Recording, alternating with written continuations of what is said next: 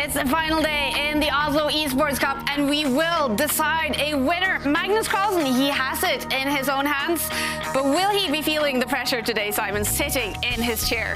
Well, Magnus is in the position he wants to be in. If he wins the whole competition.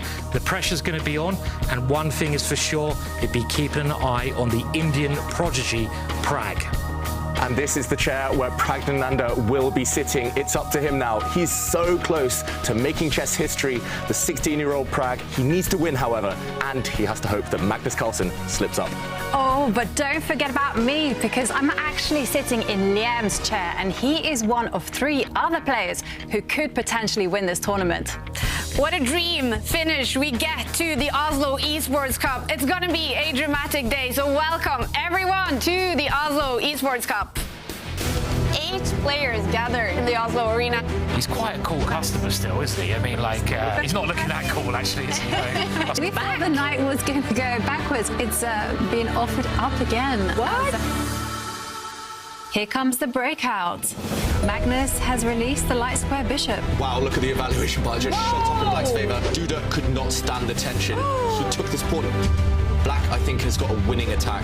And there's a big threat on the board. It's going to be checkmate. He's shaking his head. Oh, look at the bar.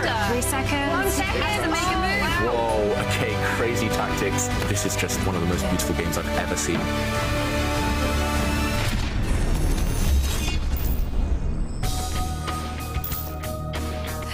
the final day, everyone, in this very first major in the Meltwater Champions Chess Tour 2022.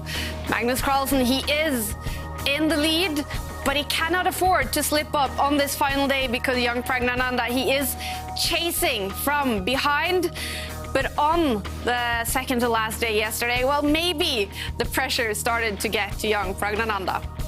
How do you get the black queen into the position? Okay. Oh, he's done it. Lovely manoeuvre, that one. I love It is a those. lovely... Well, it looks lovely, But but the pawn comes forwards. Yeah. Yeah, actually, and it does. 2 squares from queening. How does he get the black queen in? Pragg shaking his head. I think he missed this one. He's panicking under 5 seconds again. He has to move. The queen. Make a move. Okay, he moves his queen. Okay, he has a deadly threat on the board. The queen is going to swoop down Can to the White second just row. take that, Jovanka, now? Maybe Yes. he can. He has done. White is about to make a new queen. White's about to win a rook. He resigns. It's over. Jan-Krzysztof Duda wins game 1. Wow, He pushed the wrong pawn. No, this is... This is either very Wow. good or it's, I was about to say, either very good or very, very bad. White only has 1 move to stay in the game. Everything else is pretty much hopeless for Pragg. He doesn't find it. Oh, dear. How Surprising. It's really surprising. It's so natural to bring the other rook in. Oh, this is a killer blow from Duda. That rook is unfortunately untouchable. Now the black rook can take everything. Taking a pawn with check, taking the knight as well, and Praggnanandhaa resigns. Eric, I think, has got a sneaky idea in mind, and there we go. Magnus doesn't play the move we thought, doesn't put pressure on the black rook, and we have to jump in because this game might still go for a little while.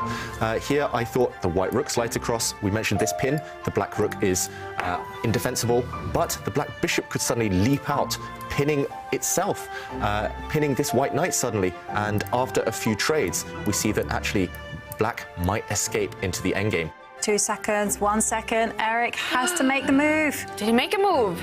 He's lost on time, it looks like. Oh no, worst kind of ending to the day for Erik Hansen. Another win for Magnus Carlsen. He decides the match. Magnus, he won in 3 games to Erik Hansen, gaining all 3 points, and then major upset for Praggnanandhaa, losing to Duda. So 0 points there for Pragg, 3 for Duda. Liam Le, he won against Mamedyarov-Carlsen to gain all 3 points. And Jordan and Shakhriyar, they went all the way to tiebreaks. Shakhriyar, he eventually won to gain 2 points, 1 point for Jordan. So these are the standings with 1 round to play in the Oslo Esports Cup. Magnus Carlsen and Praggnanandhaa both on 12 points, but Magnus winning the match is on top of the table. Liam Le and Jan-Krzysztof Duda, they have 11 points, 1 point behind the 2 in front. So there's a lot of scenarios today, David. First of all, Magnus, if he wins his match, he will be the winner. What is it about for Praggnanandhaa? For Praggnanandhaa, he knows he needs to win. For Magnus, the equation, as you mentioned there, is simple. If Magnus wins, that's it. In the rapid portion? If he wins in rapid. Aha. If he wins in the first 4 games. But for Pragg, he has to hope maybe Magnus goes to tiebreaks, or Magnus doesn't even win his match, and then the door is open for Pragg. But Pragg really needs to win in the rapids if he wants to stand a chance. If he doesn't, then the door is open for Magnus and even some other players behind him. And Jovanka, we do have those 2 players on 11 points. They're not out of it. What is the chance for Liam Le and Jan-Krzysztof Duda? Well, first of all, they have to win their matches, probably in the rapid portion. Definitely don't go to tie breaks. But, I mean, we have seen Liam Le. If he ties with Magnus Carlsen, he's actually beaten Magnus in their individual matchup. So, you know, there is certainly some chances there. Simon, who will win the Oslo Esports Cup? Magnus. Are you that sure? Yeah. Why is that? Well, I think he's now taken control again. He was a little bit rusty at the start, and he's gaining in strength. Yeah. He does this a lot, actually. At the start of tournaments, whether he's ill or not, he does play a little bit suspectly. But as he goes on, he just like finds his reserves, and he really is rolling at the moment. And maybe it's like the opposite for Pragg. Saying that, Magnus has got to play Mamedyarov. Ah, that's true. And Mamedyarov is just a lunatic, an absolute lunatic. He's a genius when he plays well. The last time they played, White won every game. So if Mamedyarov is on top form, he can beat Magnus, no doubt about it. He is a genius. And if that happens, then Pragg, if he wins the whole thing. So there's so much excitement in store for us today. Definitely. I'm glad I am a chess fan today and not a chess player in there. It's going to be dramatic for them. And this is what Magnus said yesterday about this final day. Just gotta play a good match tomorrow. Yeah, last couple of days haven't been great, so I gotta raise my level. When they're not great, you're sitting in a secret lab chair, you're in an esports studio. Do you wish that every tournament can be played in a situation like this? Yeah, it's been a nice experience. It's been ups and downs, obviously. So I just hope to end on a high and win any tournament that I play, regardless of the setting. Do you think Magnus is going to give you a chance tomorrow to still win this? I will see. I'm not really thinking about it right now. I just want to play good chess tomorrow and see. Good luck to you. Yeah, thank you. And Praggnanandhaa today will face Jan-Krzysztof, a tough match, but Anish has been struggling over the last few days. And then, of course, Magnus-Carlsen against Shakhriyar, Mamedyarov-Carlsen against Jordan van Vries today, and Erik Hansen against Jan-Krzysztof. We will keep an eye on all the matches, but definitely follow Mamedyarov and Magnus-Carlsen and also Praggnanandha's match. And Sverre, I guess the players will now start arriving the arena. What is the mood like out there in the lounge? It's pretty tense, actually. And today, the incredible thing happened. Magnus has already showed up. Praggnanandhaa is not yet here. Ooh. And maybe that is a Magnus who's taking this quite seriously, because it's tense. He did not want to do an interview right now. Most of the guys have shown up. Everybody is quite loose, but Magnus is really getting his game face on. But it's couple of players who are here. I know that Praggnanandhaa is only seconds away, because I believe I heard he's entering the arena quite soon. But as we can see, Giri is here. He stopped for a friendly chat. He's in there deciding a little bit of the outcome today with playing against Praggnanandhaa. We have this guy, Shakhriyar Mamedyarov, who's playing Magnus-Carlsen. But we also have the man in the moment as well. It's Praggnanandhaa Rameshbabu, the young Pragg, who is very much in the seat of contention. But you need Magnus to give a point away to be able to win. Do you think he may give up that point? First of all, I want to play my match good, play my games best, and then see what happens. If I play and if I win the match, it's good for me. It's fine if I don't win it. It's just important for me to play best today. Are you happy with your play so far this tournament? Yeah, some of the games I played really well, and some of them I played really bad. So yeah, it's overall a good performance, I would say.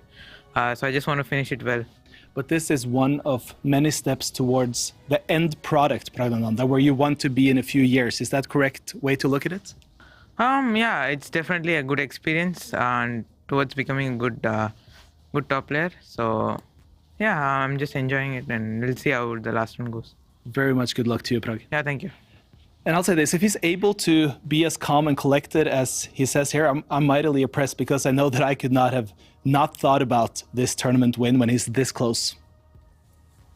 Thank you so much, Sverre, for that live report just minutes before it all starts in the Oslo arena. Pragg, do you like the way he's approaching this final day? Yeah, I mean, he's got such a great support network around him, Pragg. They will have been keeping him grounded, and such a mature approach. He wants to win his match. Even if he doesn't win the tournament, he knows it's going to stand him in good stead long term. Long term, he wants to be winning these tournaments consistently. Absolutely. Let's take a look now at the schedule for this final day in the tournament. Remember, 4 rapid games to decide each of the matches. And if anyone are tied, we will head straight to Blitz and potentially Armageddon tiebreaks. But we're also going to have fun today. And after the first game, we're going to show you how some of our chess geniuses did when we challenged them to crack some difficult codes. So Stockholm is... Stockholm is for sure north. Stockholm is in north, huh? Sorry, northwest. I'm sorry, man. Northwest. I think this is the toughest one, yeah? Is it? Hey, there we go. Oh yeah, it works. But what did we unlock here, you know? It's a pity that we unlock something and it doesn't open. Oh, nice. We're a very clumsy team. We have like unlocked so many things, but we don't really open them. Magnus Carlsen arrives with a smile on his face a few minutes ago to the final day in the Oslo Esports Cup. Music on his hair, very focused today. Magnus Carlsen to face Shakhriyar Mamedyarov, and this is what Shak said to Sverre a few minutes ago. Today, Shakhriyar, you play one of the leading roles, even though you're not at the very top, because you're playing against the man in front. Does it give extra motivation? I'm not sure it's extra motivation. Of course, it's every time to play against the world champion, world best player is very important. Yeah, maybe some motivation, maybe no, but I know it, for me it's important, and I will try. In the past 3 matches, you've gotten off to a bad start. You finished very well. Do you think you can? Do you have any plans for getting off better in the first game already? I don't know any plans. I'm just try to play chess. I don't know. I will try to play chess. No plans. I wish you the best of luck, and I hope you get to create some excitement for the tournament. Thank you very much. Thanks. And Mamedyarov, Simon, he called him a true genius. And when he faced Magnus in the match in the tour finals last season, we definitely had some drama. I remember the tour final when you played against Magnus. You won with a white, then Magnus won with a white, then you won with a white, then Magnus won with a white. And in Blitz as well, white win for both. And then Armageddon, I think. Yeah, Armageddon played with white, yeah. Yeah, of course, it's every time to play against Magnus is big pleasure, and it's very nice to play against him much. I mean, in one day, 10 games is very nice, very interesting. I say after match, I say with my second, maybe I am only chess player in the world to beat Magnus Carlsen one day, 3 games and lose match. Yeah, that's true. Yeah, nobody can beat 3 games Magnus Carlsen one day and to lose match. Yeah, I mean, it's for me interesting. I mean, I was very happy with this match. And how incredible it is that this will be the matchup on the final day. Mamedyarov has definitely proved that he can cause major upset for Magnus Carlsen. Yeah, you know, he has an aggressive, creative style. You know, he told me himself he plays from the heart, he plays with passion. He cannot play in a very quiet, boring manner. That's not him. He will be going all out for the win. And we saw it there, you know, he will be enjoying the fact that Magnus needs to win against him. And he's going to start out with the white pieces, David. You commented on that match in the tour finals. How crazy was it? All the white games ending up with the winner. It nearly never happens like that, Kaja. It's normally an advantage to have white, but for every game to go in white's favour, that's extremely rare. These two players, especially because they're so solid with black when they want to be, especially Magnus. Imagine Mamedyarov winning 3 games that day. If he does it again, that's great for Pragg. And Magnus eventually won that match because he chose white, of course, in the Armageddon. Here comes Pragg, and he's going to have those white pieces. What do you expect from that first game, Simon? Well, I hope he comes out fighting, which he always does, so I think we're guaranteed that. And I hope we see a sharp opening, so something where Mamedyarov, he loves sacrificing a pawn. Will he be able to do that? I'm expecting he'll push the queen's pawn, just a little guess, and try to get an early initiative going. If he can do that, then, you know, he can put the pressure on quickly. Yeah, it might depend on Magnus as well. Magnus will need to take risks at some point, so it depends on how the first games go. I think if Magnus takes the lead, it's going to be hard for Mamedyarov to fight back. But yeah, as you mentioned, Simon, Mamedyarov starting with white is a great sign for him because he's much more dangerous with those white bits, white pieces. Magnus Carlsen, he is looking happy today. Entering now the Oslo Esports arena for one final match. If Magnus wins in the rapid portion today, he will win the Oslo Esports Cup. As he gets up, is that a sign? Slipping up on the final day. Yeah, chess players are very superstitious, and Magnus, he'll want to forget that one moment. It's the banana I left there, just to slip him up a little bit. Here we go, you guys. Final day in the Oslo Esports Cup. Yeah, and will we see another slip up from Magnus in this game? The game has started. It's a queen's pawn opening, like Simon called. This is Mamedyarov's calling card. He always tries to control the center with white. And Magnus just pushing a pawn forward, getting ready to fianchetto the black dark square bishop. Will he go for the Grunfeld defense, the King's Indian defense? Let's see what he's got in store. Mamedyarov just flexibly bringing out his knight. And yeah, Magnus just I think it all depends on the opening for him. If he chooses something really wild and allows Mamedyarov to show his quality, show his kind of fire and ferocity, then yeah, it's going to be an uphill struggle for the world champion.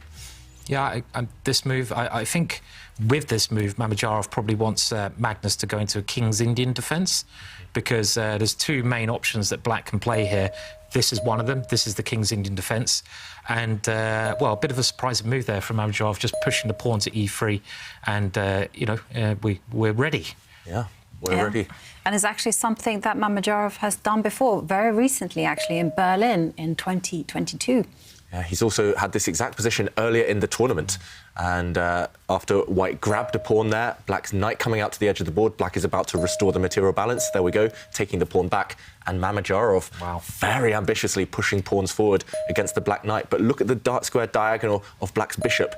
It's nearly open. OK, Shak had to play this move. White's bishop now on a good square itself. But this is double-edged.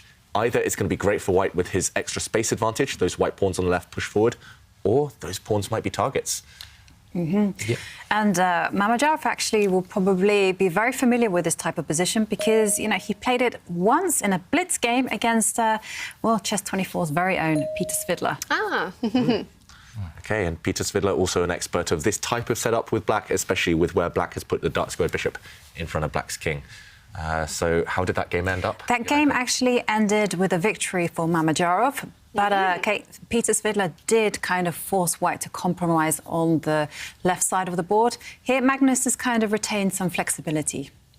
And I think he lost to Eric Hansen, wasn't it, actually? I think Eric beat him with the black pieces earlier on in this tournament in a variation similar to this. But, I mean, White has a little bit of a space advantage. You can see that White has two pawns up the board, which is nice. I think Mamedyarov is most effective when he has the space advantage because you can use that to generate an attack and to gain the initiative. It's a bit harder to play actively when you're cramped. So I think that's a good sign for Mamedyarov. But Magnus doesn't really have any weakness here and just playing some very sensible moves at the moment. Yeah, maybe Magnus has been scarred by those previous defeats against Mamedyarov in last season's tour final.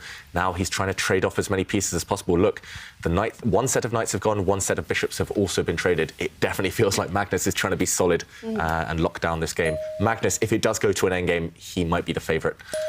So it's all about whether the queens stay on, and Shak gave a check with the white queen, and the black knight went back to block the check. So small advantage for White here, because White has these pawns on the left side. He can push them at any moment. But, as Simon said, no weaknesses in the Carlsen camp. And he's looking very calm, Magnus. A draw for him with Black is probably a good start because he'll have the white pieces next. So we see all of Shak's pieces are sort of are around his king, except for that rook. But he does have those two pawns. Yeah. Will those become very important in this game? Definitely. It might depend later on. Once the white rooks centralise and come to more open lines, it might depend on whether White can push the pawns forward safely or whether Black will actually target those pawns. If you imagine the queens and the rooks may be coming off, then those white pawns on the left side might actually be weak. They might be hard to defend. But it's just about the strength of the major pieces. Here, it's very, very easy for White's rooks to come to the centre. Look at the Black rooks. It's less easy for them to find good homes. So White's king is super safe, as you mentioned. Black's king, for now, is safe-ish, as long as it's got a knight around it. And, yeah, it's just about whether Mamedyarov can bring the white rooks to the centre and find a productive plan. Often, in these types of situations, planning is the problem. White might kind of set up the dream scenario. White's queen on a great square, White's knight on a great square. The white rooks will find good squares, but what next? That's the big question. Especially if your opponent has no weaknesses, like Black's camp here. It's very hard to find a plan. Yeah. And it's going to be quite straightforward for Magnus, actually, to find a plan. You know, he's just going to push up his pawn, his d pawn one square, move the queen to connect the rooks, and, well, try to eventually target the one white pawn that's not supported by a fellow pawn, and that's the c4. I always find in these positions, though, if you're playing with Black, you are very cramped. Look at Black's pieces. They haven't gone further than the third rank, if you look at it from his point of view. But White's got 3 pieces on the fourth rank.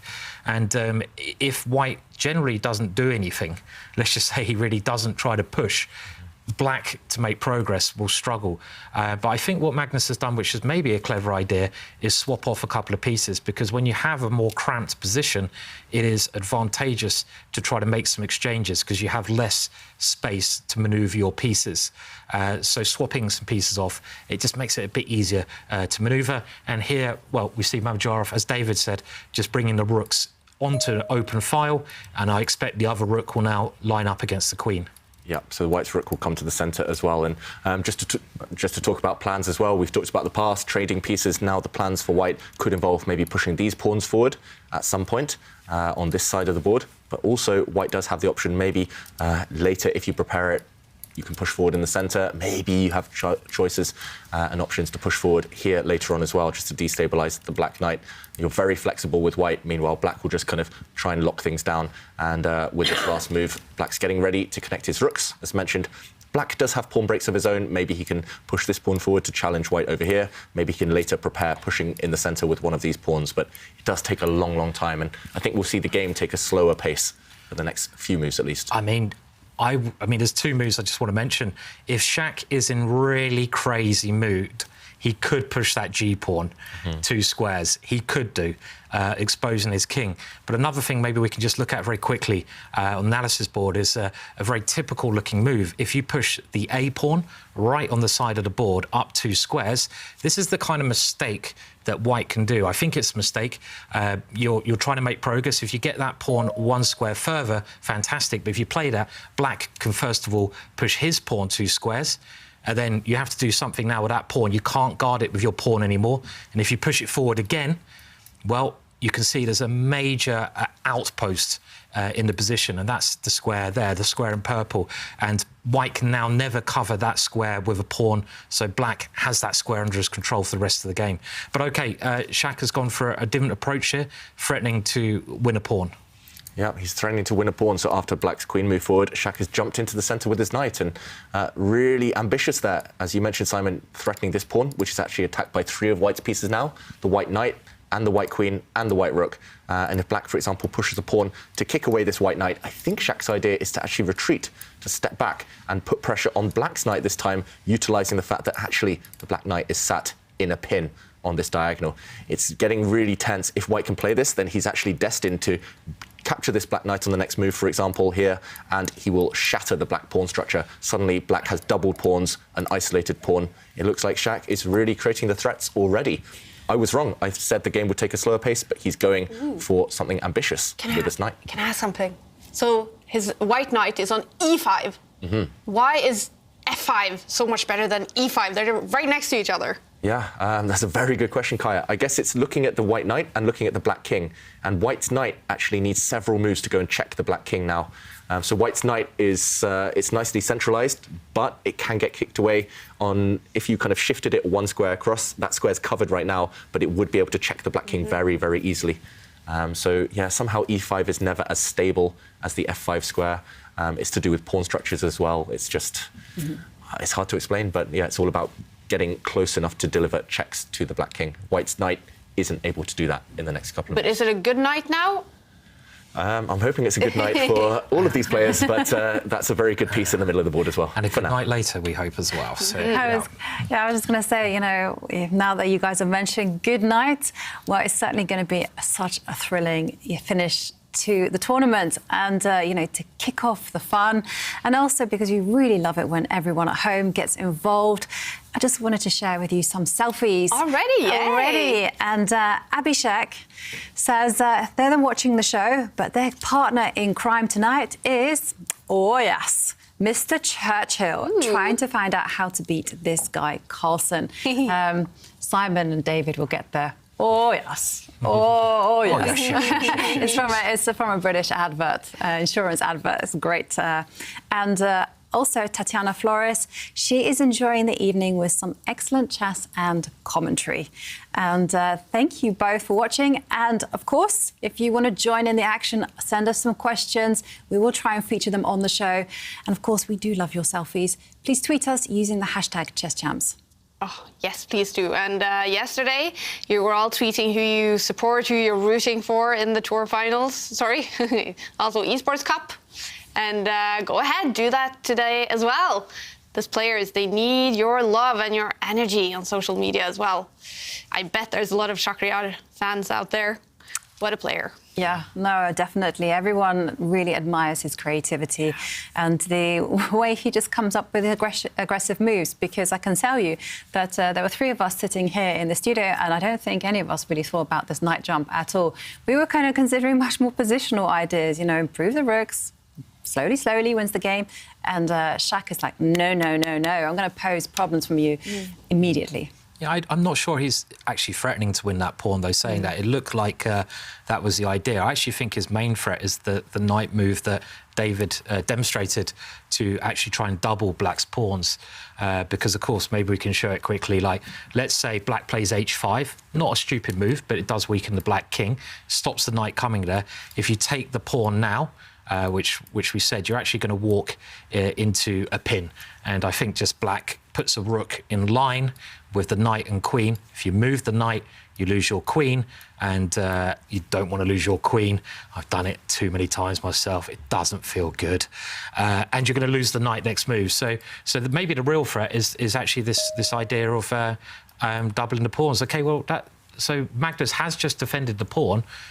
But what's he going to do after the knight jump you pointed out there, David? Very good question, and the evaluation bar up in White's favour now, because the idea behind White's move, as you mentioned there, is to simply drop back, put pressure on this Black knight, on this diagonal, and it's impossible now to stop. Knight takes knight.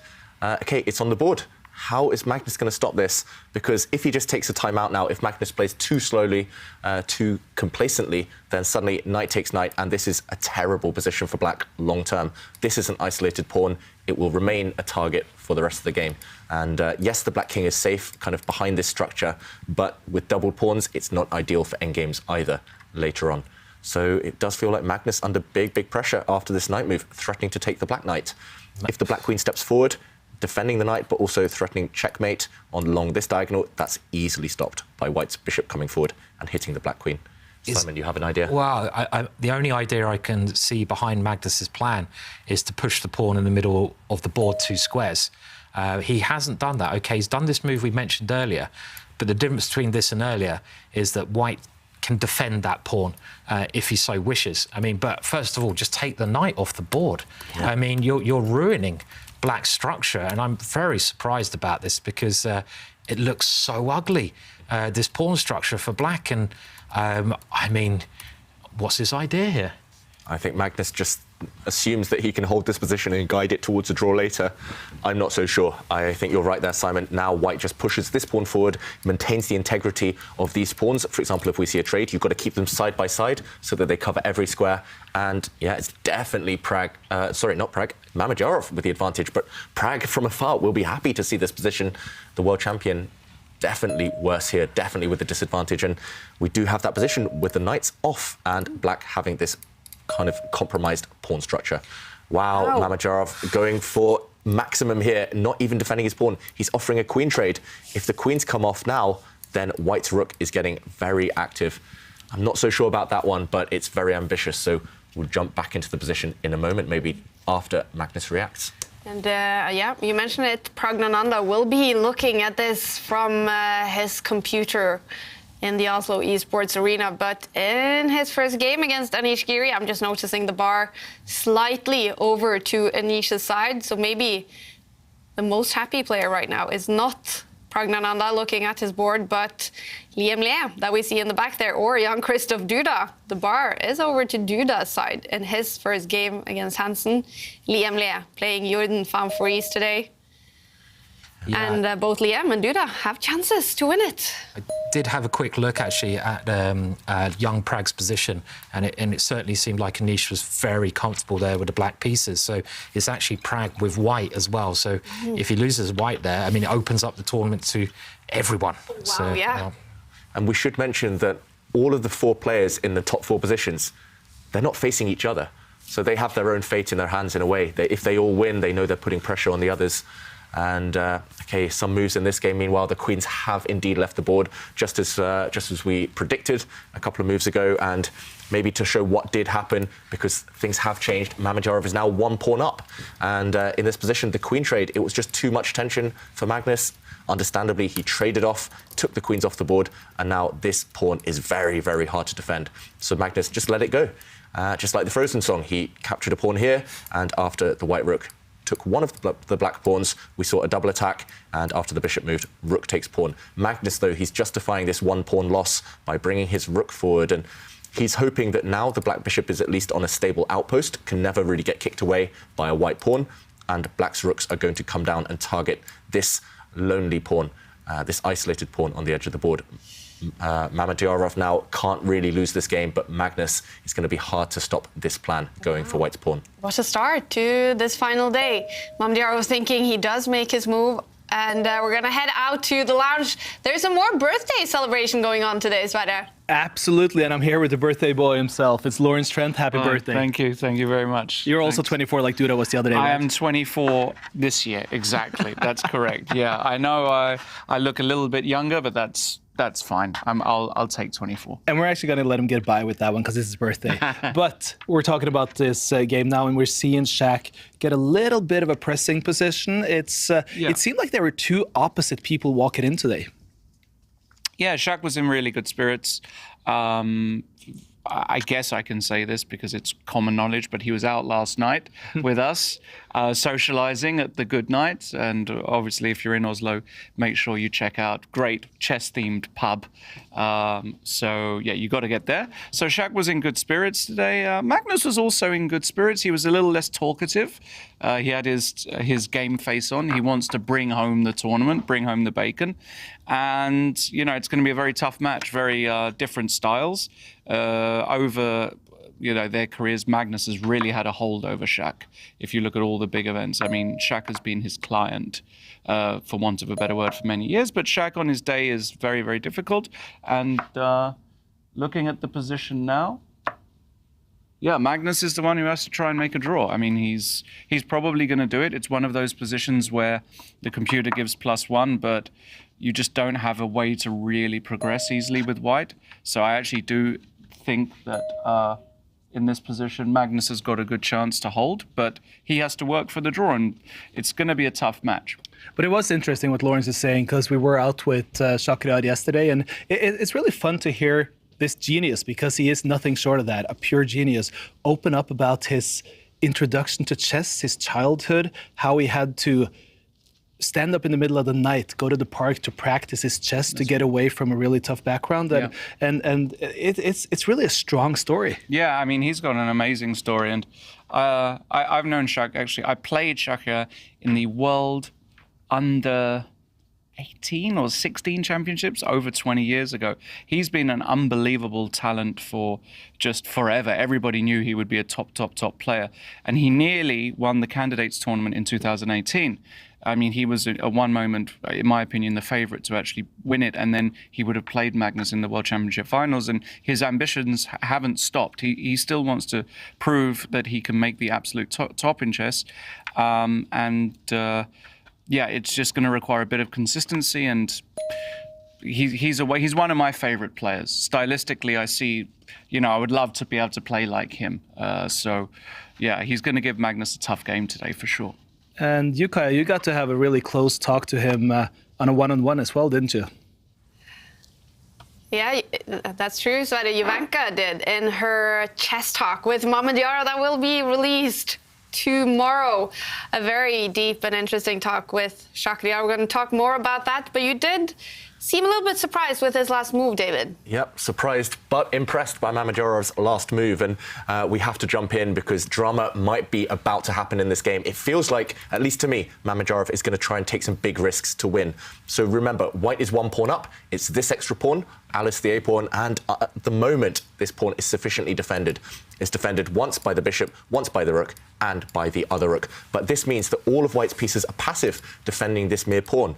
And now Magnus, he's been bringing his king towards the centre on the last few moves. Clearly, his plan OK, he's changed his plan, but I was about to say his plan was to bring the king towards this white rook to try and trap it even. But I think Mamedyarov here had a sneaky plan in mind. He was going to give a check to the black king, force it to declare its intentions, and after the king moves towards the rook, for sure here, Mamedyarov, he loves to sacrifice. He was actually going to give a check with his rook, giving this rook up for the black bishop, but suddenly, after the rook is captured and white takes back, look at white's position. Two beautiful passed pawns here, connected, and also active rook, active bishop, and this position looked phenomenal for white. Therefore, Magnus said, OK, the black king cannot activate itself yet, but if the black king doesn't bring itself towards the white rook like this, then black is just stuck, no plan. And Magnus pushing pawns, but that's not really going to get him anywhere. I think the white king now is going to start entering the game, and just as I say it, Mamedyarov does play that move. The white king might even start shifting over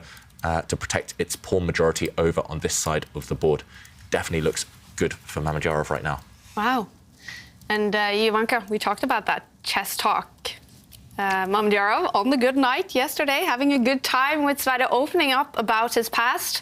And when that chess talk is released tomorrow to Chess24 premium users, they really can get a good look into his past with it. It's very interesting. Yeah, no, he's incredibly honest about his journey. You know, he tells all the stories about how he had to work super hard, how it was a struggle in moments.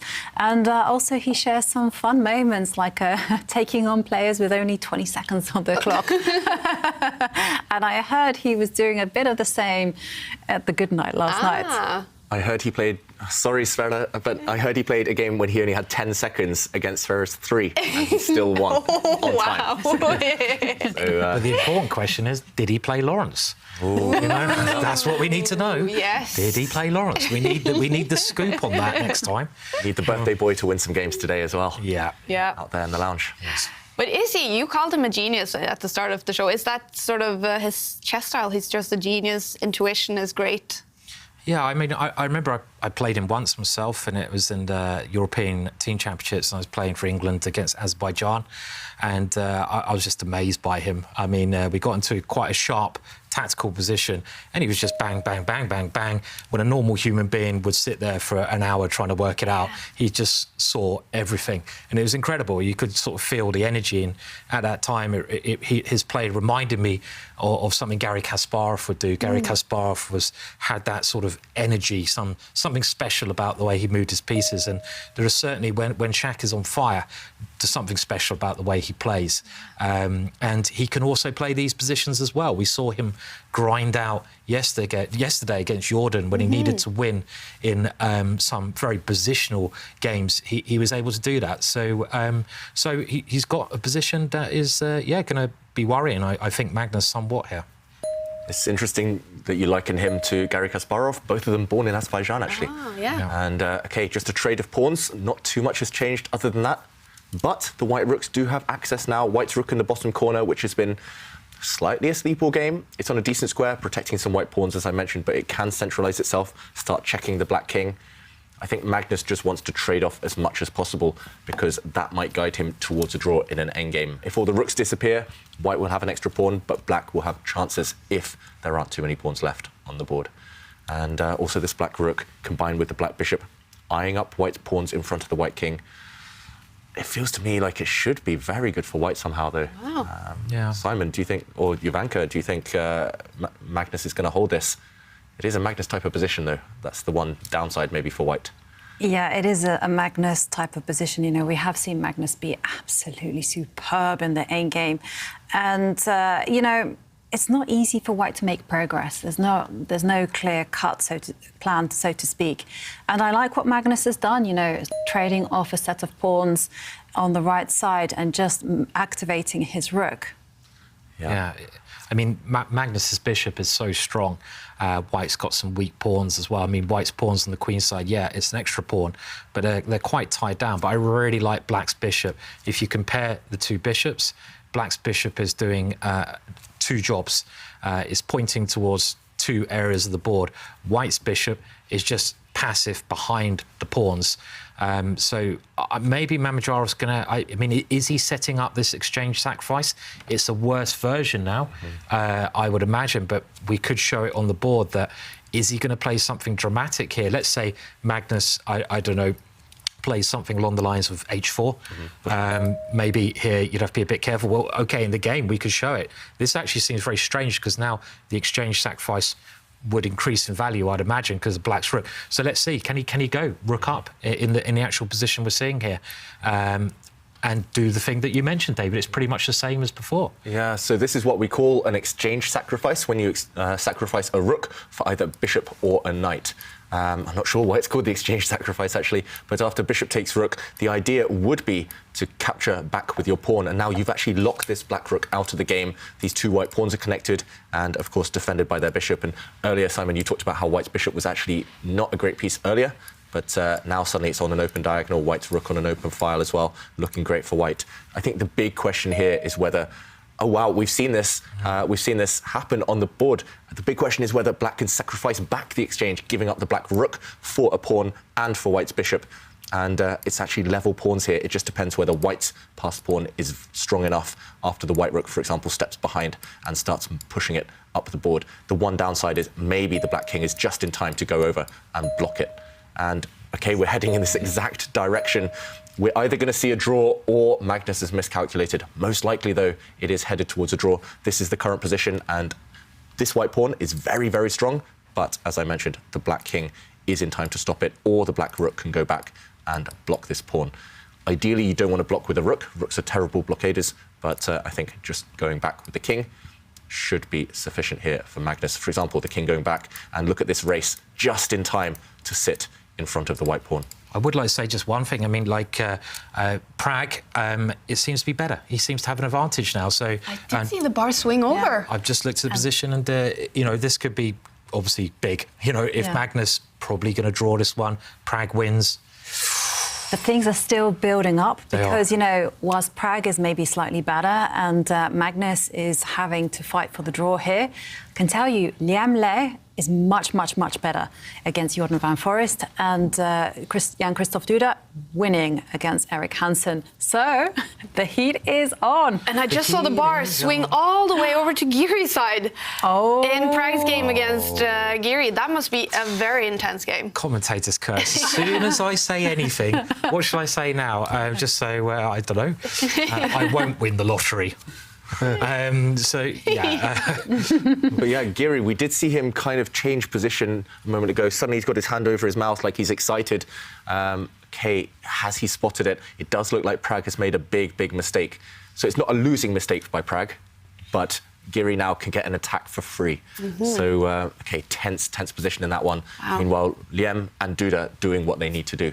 Imagine the pressure on Pragg and Magnus as well. If Liam and Duda continue to win, if they win their matches in 3 games, suddenly pressure will be on. Yeah. Oh, drama. Yeah, sorry for putting that tune on in your head, Simon. Can't get this, yeah, I'm going to have it there all the time now. Yeah. It's just going to be there for the rest of the show, and you'll hear me bobbing along. Da-da. I mean, this, as David says, the current position here, I think the black king is just in time, and we're probably going to see mass exchanges. I mean, I don't know, because the white rook can come for the F pawn, maybe the Freddy pawn. Still a bit of work to do, right? Yeah, still a little bit of work. I kind of wrote off the position as a draw, but there's one last trick maybe in the position. That's after white. OK, Magnus shaking his head, white giving a check here, hitting the black king. Maybe he's missed this one, because now you have to calculate. After the black king moves forward, going after the white pawn, suddenly there's a nasty check, and after king takes pawn, suddenly white's rook and white's king are closer to these pawns than the black pieces, and we're heading in this direction very, very quickly. It all depends on whether the black rook can go back and defend. Maybe the black rook can come across and defend its pawn this way, but if the black rook goes back, the key question is this holdable for black? Look how far away the black king is from its pawns. It's a race. The white king will suddenly go up, and I think the white king is winning this race. The black king too far away.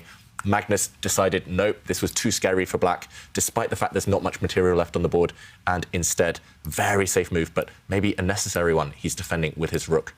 This one's going to be a draw, I think, any moment, because the black king now at least can gain time against the white rook. And if the black king gets towards its pawns, if it gets to this square in the centre, defending everything, it's a dead draw. 3 pawns versus 3 pawns, no way through. Okay, we did see Magnus raise his eyebrows, though. Is he feeling the pressure, or does he feel like he's gotten away with it? He's bopping away now, so I think he thinks, yep, I have the draw in the palm of my hands. So I think he's pretty safe. 3 pawns versus 3 pawns. It's just a question of getting the king closer to the right side. As we see Duda leaving the Oslo Esports arena. He won his first game now to Erik Hansen. Duda is one of the players fighting to win the tournament if Magnus and Praggnanandhaa slips up. And Duda, he did have a sneaky look over at Magnus Carlsen's screen just as he was walking out. So Duda knows if he keeps winning, big pressure now on Magnus Carlsen. And, OK, White's king attacked the black rook stepping back. And Mamedyarov still trying to create threats. The white rook maybe has the intention to slide across 2 squares, offer a trade for black's rook. And remember, the black king's quite far away. So if the rooks disappear, White has some chances. Maybe. What do you think about this? Because I'm sure Magnus is thinking about this king and pawn ending. You know, he steps forward with the king. The rook will challenge its counterpart on f5, and then I guess the trade happens and the king makes a beeline as quickly as possible out. We're seeing it. Yeah, we'll see a king and pawn endgame. We might even see king versus king at the end. And this is the key move, locking White's king out. Look how the white king can no longer step forward onto the 5th rank. This was the move that secures the draw. Magnus stopping the white king from advancing. And now nothing else to do. You can trade a set of pawns, but you're just running out of material. A draw is inevitable.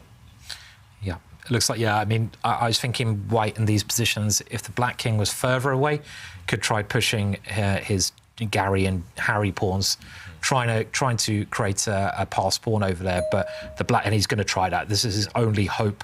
But the problem is the black king is just too near. So here you can try pushing the Harry pawn. You will get a pass pawn. In a king and pawn ending, having what we call here outside pass pawn, it's on the outside of the board, is normally incredibly strong. But the black king, here it comes, just in time to take it off the board, and you can't get a more fighting game than that. Maybe here, White is a little bit better because he has the opposition, but it's a draw. Yeah, only the kings left on the board. First game with Mamedyarov and Magnus ends in a draw. And that's good news for Magnus. He will have the white pieces in game 2, fighting to win the tournament. Shakhriyar gave us a great fight in this first game. The next one will start in a little less than 30 minutes. Let's head out to Sverige for some reactions. If anybody stops by as they're walking by, it's Magnus who starts out defending quite well here, Magnus. Yeah, I made one really sloppy move early on when I played queen c7 when I should have gone d6 instead. And he got the structural advantage and a very pleasant position. I was pretty happy to liquidate to this ending pawn down since I thought I could hold that. It felt like the only interesting idea he had was to give up the exchange with rook b5 the way he did, but I don't think it was ever dangerous. Congratulations on good defense. Oh, thank you. Magnus, he seems upbeat after not getting off to the best start in the game. He liquidates well, as he's saying, and that's what it takes right now for him with black pieces. Absolutely, Sverige. Thank you. We're jumping into game 1 with Praggnanandhaa-Giri. The bar now, okay, it's closer to the middle. What's happening in this game? It's closer to the middle for now, but strategically, it does look very, very good for black. Okay. If you look at black's pawns in the center of the board, there's a nice chain there. Black's pawns all defend each other in the center. And white's pawns, meanwhile, the white queen now going over to try and defend some of them, but white's pawns in front of the white king, they're doubled, they're loose. Black's knight, a fantastic piece, controlling central squares. It feels like all of black's army is trained towards the king side. And if you look at some of white's pieces, the white knight unable to kind of find a good square. White's rook in the bottom corner, still asleep. Giri is temporarily 1 pawn down. Prag's a pawn up, but the quality of the pieces, the quality of the pawns is all in black's favour. Is that what you think, guys? Yeah, I totally agree with you there, David. The only thing that perhaps Pragg can be thinking about, or maybe have at the back of his mind, is that out of all the players, I think Anish has been the most unfortunate. You know, he's had quite a few mouse slips and some kind of terrible reactions here and there, and somehow he's panicked just when things were looking great for him. So, OK, Praggnanandhaa has to do what he's been doing best. Just keep on fighting. swindle mode needs to be activated, I think. The white rook in the bottom corner, you just need to move that. I don't see anything else to do. Struggling to even come up with one move here for white, I must admit. Simon, can you see anything at all for Pragg? He's got less than 1 minute now against Giri's 3-minute 50. It's looking difficult. It's looking very difficult. I'm with you, David. I think you just get your pieces to the best squares if you can't do anything. And White's rook in the corner is not doing anything, so let's just bring it to the centre or to the open file, probably the centre. OK, he's brought it to the open file, and the hope is at some point that rook can come in. This is resembling kind of a middle game you can get from the King's Indian defence opening. But normally in that kind of middle game, White has far more counterplay by now on the queen side. I mean, Black even here can just think about moving the Black knight, which would, I think, win the pawn and open up lines straight down. So maybe we can quickly put that on the board. The Black knight, let's say, retreating. I'm a little bit cautious about this, but it does win a pawn because now the rook is attacking that pawn. The problem with this move is you give away a square, and you give away a central square, and the white knight can now come into that square. It couldn't come into that square before because Black's knight was covering it, but here you could, after the white knight did move in there, you can just take the pawn on g4. But this is something that's always there. You don't have to rush this, and going back to the game, it seems that Anish realises there's no need to rush this, and he's trying to actually take control of the other side of the board. Oh, well, if the knight goes backwards, then that's really doesn't It look looks good. ugly, I understand that, but at the same time, it is trying to hold the position together, because the move that you pointed out, winning a pawn. Yeah, the moves are happening really fast here. Black's knight has just jumped forward and White's knight offering a trade. And yeah, it's all about winning a pawn. And the knight trade, it's not clear who that benefits, but it's all about these pawns. And I think Black's just going to take this pawn off the board immediately. All of White's pawns are falling, and these pawns are just going to win in the endgame. They're connected and they will march forward. And Pragg in big trouble now. The white queen attack, she has to step back.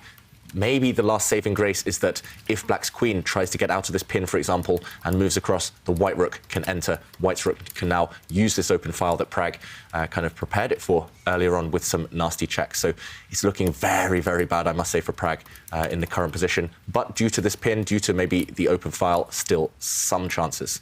Well, I guess he's thinking about the check. Oh, no, he can't do the check now. Sorry, my mistake. But what's he thinking about? Under 30 seconds. Wow, well. OK, he counterattacks against the black queen, hitting the black queen, hoping for queen takes rook, because then the black rook is no longer defended. So trying to distract the opponent, but maybe Black doesn't have to deal with this. Wow, it's still a complicated position. If the black rook takes the white queen, then the black queen falls, and we might see a turnaround, or at least a holdable endgame for white. I think it's really complicated. I think the key move here, can the queen move up 2 squares, allowing the white queen into the position? That would take nerves of steel by Giri. Yeah, definitely. But he's got time. If he finds this, it kind of, I mean, if it works, because all of a sudden the white queen, it looks so scary allowing the white queen into. Can we see the Stockfish evaluation, Stockfish moves here, the move suggestions, because does Giri only have one move? He does. It's one winning move for Black. That's moving the queen away, not taking the white rook, not taking the white queen. Those are the 2 most natural moves. Instead, bringing the queen forward. And the whole point of this is you can actually allow this check. It looks like a checkmate. White has covered these squares, but Black can actually retreat the rook and block. You block, and actually Black is winning, because next move, Black is going to take this pawn, come down, and checkmate this white king. This is the winning move in the current position, but it's not an easy one. Bringing the queen forward. Do you think he's going to find it, guys? I don't know. He's struggled in these positions, hasn't he, Ivanka? Like, yeah, I think in the past. I'm just taking a look at the webcam, and I'm thinking, yep, he's seen this. OK, so this is the move that we're expecting to see maybe from Giri. If he doesn't find this, all bets are off. It's anyone's game again, and Pragg is fighting. But if he finds this move, Black should win. He's found it. He's found it. Anish Giri showing his class. He brings his queen forward, and now Pragg in big trouble. As we mentioned, nowhere safe for the white queen. If you step back, rook takes pawn. If you step forward, you just get blocked. And big trouble coming. The black queen infiltrating soon. This move I was wondering about, this seemed like a very good try from White, and it does look so scary to Black with 2 pieces on the 7th rank like that. And this is where you've got to rely not on general terms, but actually on just pure calculation. And here, I mean, Black's still got to be careful. I mean, the computer says it's winning, but you play the wrong move, you get mated. For a human, having the rook and queen in your face is not ideal. The black king's still in big trouble, potentially, but no threats. Maybe Black could just get away with taking a pawn. Any check from the white queen will be blocked by the black rook. Let's go back to the players because it's heating up, and Giri, he's walking a tightrope, but if he manages, then he will win. Okay, the black rook going back, that's very safe. Yeah, I like this move. From a practical point of view, you know, no more checks allowed. And of course, it resumes the threat of queen taking the pawn, a deadly threat along the H-line. And, OK, Praggnanandhaa moving quickly, offering a queen trade. He had to, I think. He had to. Nothing else to do for white. The white queen and white rook looked great, but they weren't threatening anything. So a queen trade, who will that favour? That's the big question. It looks like it should favour black because black will go a pawn up. But black's pawns on the other side are a bit weak. But it's also not necessary for black to capture the queen. But it's Anish Giri, and one flaw in his game, at least in previous years, was he trades queens when it's not necessary. I mean, he shouldn't trade queens. No. Black should keep the queens on, but will he give in to his old instincts? No, he doesn't. He doesn't trade queens. Yeah, and again, yeah, I'm not sure I like about this one. I don't like the trend of this one, because the rook was such a nice piece on h6. It was attacking and defending. But Giri could repeat the position if he wants. The black rook could go back where it came from, and then he'll have another chance, but he's going for the win now. This seems like a great move. I mean, time to attack now. He's gained a tempo from that rook move, and he could just try to burst through and have some fun himself now to the white king here. And Praggnanandhaa having to make moves with like 15 seconds on the clock, and the position is really, really difficult to navigate. The white king, I think, is just weaker than the black king. It's maybe somewhat counterintuitive. It looks like white had so many pieces around the black king, but white's king, it's just coming under heavy fire. Black's king super safe in the corner. The pawns are marching forward. The white rooks are blockading, but this won't last for long, this blockade. I mean, I wonder if you can go pawn takes pawn here. It's a little bit flash, but you can't. Well, I don't think you can quite, but it's nearly. Giving well, up maybe you wouldn't play that with his time on the board. Well, he's gone for a better one, which is simply rook takes rook. You know, remove all the defenders, and this is. Actually, it's game over. It is game over, but this is also super worrying for Praggnanandhaa, because his trend is when he loses, he collapses. When he wins them all. Yeah, and white didn't take the black rook. If white had captured the black rook, the position would have opened up. The black queen and rooks would have come down to checkmate white. White's king is running away. It's not to safety, though.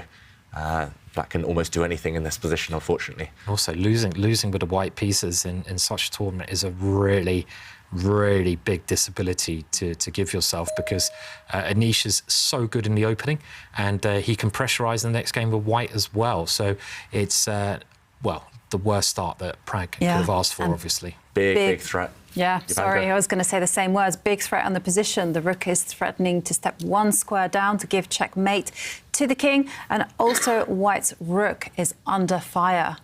Yep, some checks, we call them spite checks, when you know you're losing, but you just throw in some checks anyway. White checked the black king. The black king simply marching up the board, actually, and the white queen running out of ideas. This pawn has been thrown forward, offered up as a sacrifice, but it can simply be captured by, I think, the black rook. By every single piece, apparently. And still it's be that winning. safe. Black doesn't even need to capture this pawn. Black can even step in front of it with his king. And that should be good. Basically, any move at all wins. Anything, you can't go wrong here. You can't even lose. Just take that pawn with your rook. Yeah, just any... 10 seconds for Giri to make a decision, and he's chosen to capture with the king. OK, so he has allowed a queen trade. This is slightly surprising. So he found the queen trade. He found the queen trade in a net of mating ideas, which is who needs to checkmate your opponent when you can grind them down in an end game? But I do like where the black king's heading, David. Yeah, it's heading towards the centre. It is. And the black king, we're expecting it to march towards its own pawns now to protect them. You don't really want to go to the edge of the board here. Actually, if you go to the edge of the board, maybe your winning chances disappear. So you have to march towards the centre. Oh, he has gone to the edge of the board. But now a queen trade, black's pawns dropping off in the centre. Maybe it's still good enough. Maybe it's just good enough for black, but... Yeah, OK, well... Surprised. Yeah, definitely a surprise. I mean, I thought it was natural to protect the pawn, but OK. It's nerves from Giri, I think. He's just been scarred too many times. 3 seconds. OK, Praggnanandhaa down. Oh, he made that move with 3 seconds. A queen trade.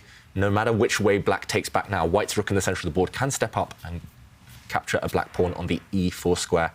Suddenly, some vague saving chances, drawing chances for Pragg. First, he gives a check. And Giri, is he going to march forward with the Black King? He hasn't been brave in the past few moves. He's allowed Pragg to survive, but he does march forward now. You can be brave once queens have left the board. And, OK, this block should secure it for Black now. Black's King 2 active and Black 1 pawn up. Yeah. Any saving chances? I don't. No, I got briefly excited that the white rook could come and give a kind of spike check on the h4 square, but nope, does nothing. Yeah, the Black King just too good now, too active. It's pawn up, very strong pawn as well, and it's about that king activity, isn't it, here? So so Pragg, I think this is a wise choice. You've got to, if you're losing, you keep the pieces on the board because you've got more chances of complicating and creating some opportunities. So that's what he's trying to do here. He's trying to keep the pieces on the board, and now he's exchanging rooks going into an ending.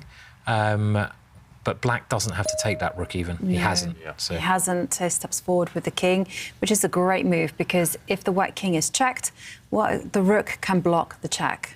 Yeah. The one thing I will say about Pragg is when he beat me when he was 12 years old, it was in a double rook endgame. And actually, I went back to check afterwards. He played every single top computer move in that double rook endgame. So he's very good at the endgames, despite the fact he's so young. I think he needs a third rook here, though, really. Yeah, he might need another piece. But he does keep both rooks on the board, and I think that's a good practical decision. You're losing anyway as white. You might as well keep more kind of ammunition, more chance for your opponent to go wrong. The computer obviously won't like it, but if you traded one set of rooks, it was maybe a slower death anyway.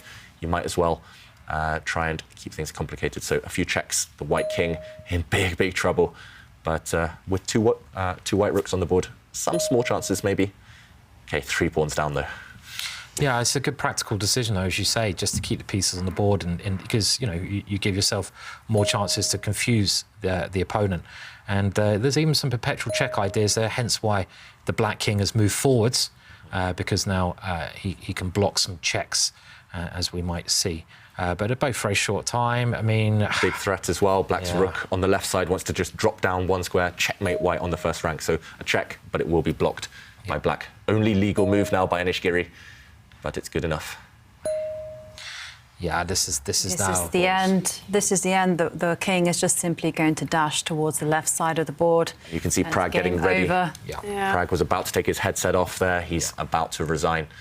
The Black King is just marching that way. 1 pawn on the right half will distract the white king and the white rook. The other black pawns will win the game, and Pragg just meditating. He knows this game is gone. He needs to win the next one now. Is he already starting to forget about it, do you think? I think he's trying. It won't be easy, but he's a very, very mature player. I really liked his attitude, like when he was interviewed before the match. He's not going to think about the other matches, he said. He's just going to concentrate on this one, which is completely the right way to go. But, he's got Black in the next game, and it looked like Anish played very well here. He kind of needs an off-form Anish, and there he goes. He's resigned now. It is over. A loss for Praggnanandhaa in the first game to Jan-Krzysztof, and that means he has to make a comeback at some point. He wants to win his match in the rapid portion today to challenge Magnus-Carlsen for the victory. Jan-Krzysztof looking upbeat. Will they give a reaction to Sverre in the lounge? Anish, he's taking a little bit of a break. We'll have a quick chat with Praggnanandhaa to see if he could have a chat. It seemed to be a clever endgame and very good technique by Anish here. No, I think when he went for an endgame, I thought instead of king at 6, he could just take queen at 6, and I didn't see any way. I mean, I thought it was already very bad for me. But endgame, I thought I had some chances, but probably it was nothing. I just want to focus on the next games and try to make a comeback, hopefully. You got the fighting spirit going. Yeah. Good luck to you, Pragg. Yeah, thanks. So that is a very, very upbeat and also a very, very courteous Praggnanandhaa who takes the time to talk to us, even though he's just lost his first game. Absolutely. It's a tough start to the day. So what is it about for Pragg now, Jovanka, to make a comeback? Yeah, I mean, he said it himself. He needs to focus on the next 3 games ahead of him. And he simply needs to handle them on a move-by-move basis. And it's all about just recovering your composure and just forgetting about the competition, about anything else that could be bothering him. And, And I just saw that there was a result, actually, that Liam Le has actually defeated Jordan van Forest. So anything could happen. What an interesting first round on the final day in the Oslo Esports Cup.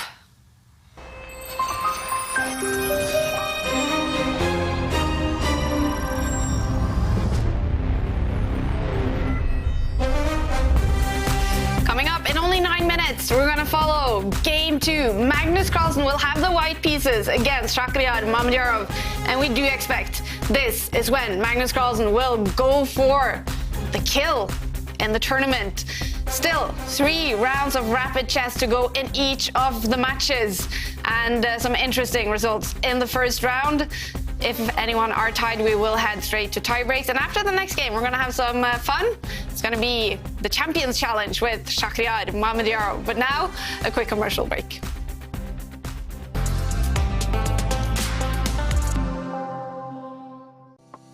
Welcome to the new Chess24 playing experience. Play in light mode or dark mode. Choose from a range of time controls or create a custom game. And get paired with players from around the world fast.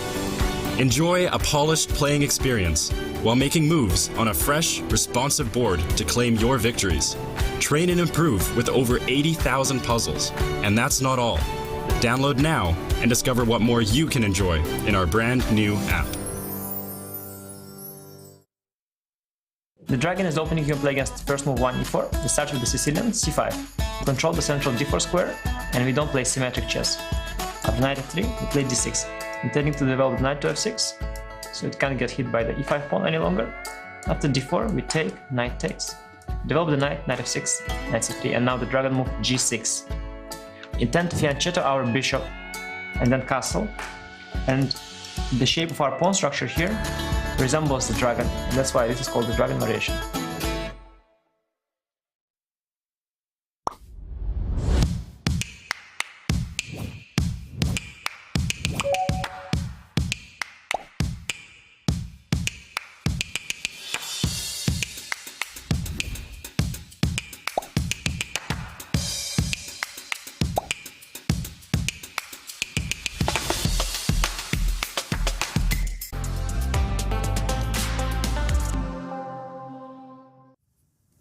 Welcome back to the Oslo Esports Cup. This is the final day. But before the tournament, we did have some challenges for our players. One of them being chess geniuses. We challenged them to crack some really difficult codes. We have 12 different boxes. The average time is 20 minutes per box. So for 1 hour, you should have done 3 boxes. Ready, set, go. Even if you open this one, there will be a lock inside. So It could be 7 locks inside. So in one box there is 7 locks? Could be. It could be. Don't be average, okay. Pragg. Don't be average. There is some question here. Yeah, maybe there's a question. Oh, I didn't realize. 2 mountains will give you access. 2 mountains will give you access.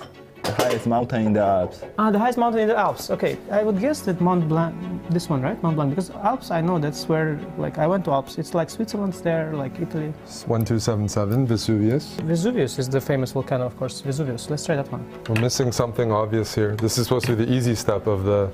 Is checking in phone allowed? No. Yeah, I don't think so. There we go. Oh, there's a lock here. So you're saying B because it's unique, because there is no other. Yeah, and there are 2, everything else. Spread. So this is A for sure. This is for sure C. Oh. But this one is. We can try 4 times. Smart. That doesn't matter. 1, 2, 3. Yeah. Nice. I like that. Yeah. There we go. Oh wait, it's a magnet. Yeah, here's the key. You can take it using the magnet. So we need to free that thing. And once you have a magnet, you can draw it like this, draw it out and take it. But this one is attached. It would be nice to use this one for that one. To your right, yeah, down a little bit, yeah, and now left. Wait, can you try to move there and see if it affects through the wall? Through the wall, yeah, move it. Yes, through the wall. Oh. Excellent. Yeah, you have to go a little left, and then come down again. Oh, sorry. Yeah. No? Yeah. Okay, great. So many. Easy. So Stockholm is... Stockholm is for sure north. Stockholm is in north, huh? Sorry, northwest. Sorry, I meant northwest. I think this is the toughest one, yeah? Is it? Hey, there we go. Oh yeah, it works. But what did we unlock here, It's a pity that we unlock something and it doesn't open. Oh, nice. We're a very clumsy team. We have like unlocked so many things, but we don't really open them. So we want to find something different, maybe about the pose. Like these animals, they're fed by, like by the mother's milk. These two maybe can also swim. Penguins lay eggs? Let's say they do. What about Komodo dragon? No? Do they lay eggs? Penguins? These ones for sure do eggs, right? These birds, they always have eggs. Yeah. Bat? I don't know if bat egg? Batman? Batman? Because it came from an egg? Don't think so. Don't think so. I would try every single one from 1-0. Oh, 105. Actually, the last one I checked. Zebra is running away from lions. Yeah, but maybe zebra. Yeah, zebra. Yeah. Running away. Okay, fine. Ooh, yeah, that's what they said. Chess. Rooks. Some rooks. This has to mean something. Yeah. Oh wait. What is this? What is this? This means something. Like Yeah. G-E-B-C-C-E-G-C. Like. There's 2 G's. We have 3 E's. You just have to really think about this for a second. Oh, G2? No. Oh, G2, C4. Okay. Yeah. And then C4. C4, yeah. Whoa. This is genius. Yeah. So C4 V1. Oh. That's not good. That's not good. One time he was brilliant, by the way. There were like 4 numbers, and we had 3. And instead of figuring out the other one, he just said that let's try all 4. That was just brilliant. We were just stuck on some things. Yeah, sometimes very easy. I'm not very good at this, but can do better than this. Maybe next Champions Tour event, just this, no chess, because anyway, like, what's the point? We already know the Magnus will win, and here it's quite exciting. Praggnanandhaa-Giri, they eventually won the code cracking challenge, solving the most boxes. Giri also applauding Pragg, saying it's a little bit of a genius, this youngster. I think he's got many talents, and if he wasn't so focused on chess, probably he could do many things. But yeah, it's interesting to see the teamwork as well. Yeah. Pragg and Giri getting on very well, but now fighting on the board today. Definitely. Let's take a look at the results, you guys, from the first round on this final day, because Anish Giri, he was able to win game 1 against Pragg, and that means Pragg, he has to win one of the 3 last rapid games to have a chance to win the tournament. Magnus-Carlsen, a draw in the first game against Mamedyarov. We did have 2 other wins. Liam Le fighting to win the tournament, winning his first game, and Jan-Krzysztof Duda winning his first game against Erik Hansen. And Duda, of course, after winning that game, was interested to see how Magnus did as well. Great start for you, Jan-Krzysztof. You were spotted having a little sneak peek at Magnus' screen as you were walking out. Do you still have faith that it could be exciting for the win? Yeah, I don't believe I have very good chances to win this event. Yeah, I'm just enjoying playing chess. Yeah, and the game was pretty short actually. It happens when you miss tactics here and there. I'm pretty sure he missed knight a5 first and then knight d5, which was actually kind of knockout. I mean, his position was totally collapsing and there was nothing he could do. It's very interesting to see your games now as opposed to when you started this tournament. You've been going on a very upwards trajectory the whole time. Do you feel like you're playing good chess now? Yeah, at times. I do feel so. Good luck to you, Jan-Krzysztof. Thanks. Perfect start to this match, Liam. Did you manage to do exactly what you set out to do today? Yeah, I think this game I played really well. He missed this bishop takes to g6, and after that I was up a pawn and I converted, I think, with good technique. Good technique. That bodes well for the rest of the day as well? Hopefully, yeah. Good luck. Thank you. Liam Le and Duda, they are in the lead in their matches, but it won't matter if Magnus Carlsen wins his rapid match, because he will then be the winner of the Oslo Esports Cup. And Magnus, he will now have the white pieces. Simon, do you think this is when Magnus will go for the kill? I think he's always like Predator who's ready to go for the kill. But with the white pieces, it's a big advantage. We saw him in the last competition against Shaq win every game with white.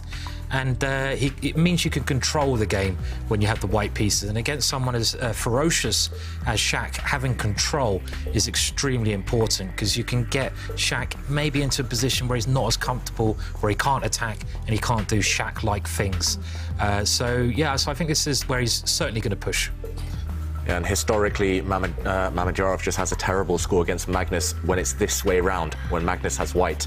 I remember countless over-the-board clashes where Magnus just wiped Shaq off the board, and remember that tour final where he did win every white game. I think just that draw in the last round for Magnus, that was the key. And now he's got a foundation to build on. And I would be surprised if we don't see Magnus try to go all in this game, try to secure the first win to calm his own nerves. And it's not very often we see it. Magnus Carlsen is again first to arrive in the arena, waiting for Mamedyarov to play game 2, and here he comes.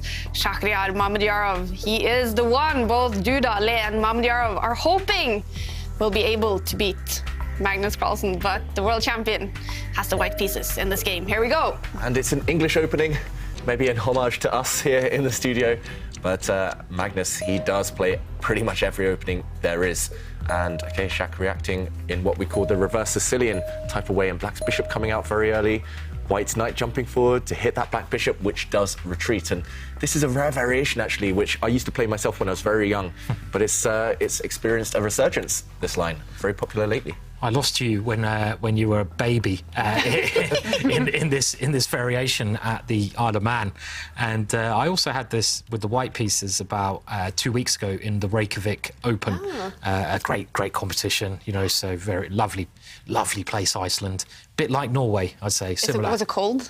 It was all right. It was sunny. Actually sat outside at some point in a beer garden. Really? Can you believe it? Yeah, it was nice. Did you try the lagoons? I didn't blue really. lagoons? I was too busy losing at chess to have an opportunity to try them. But yeah, as David says, this is quite a well-known variation where this is a key move that Magnus has played, and I think Alexei Shirov, a player, very aggressive player, was one of the first people to play this line with the black pieces.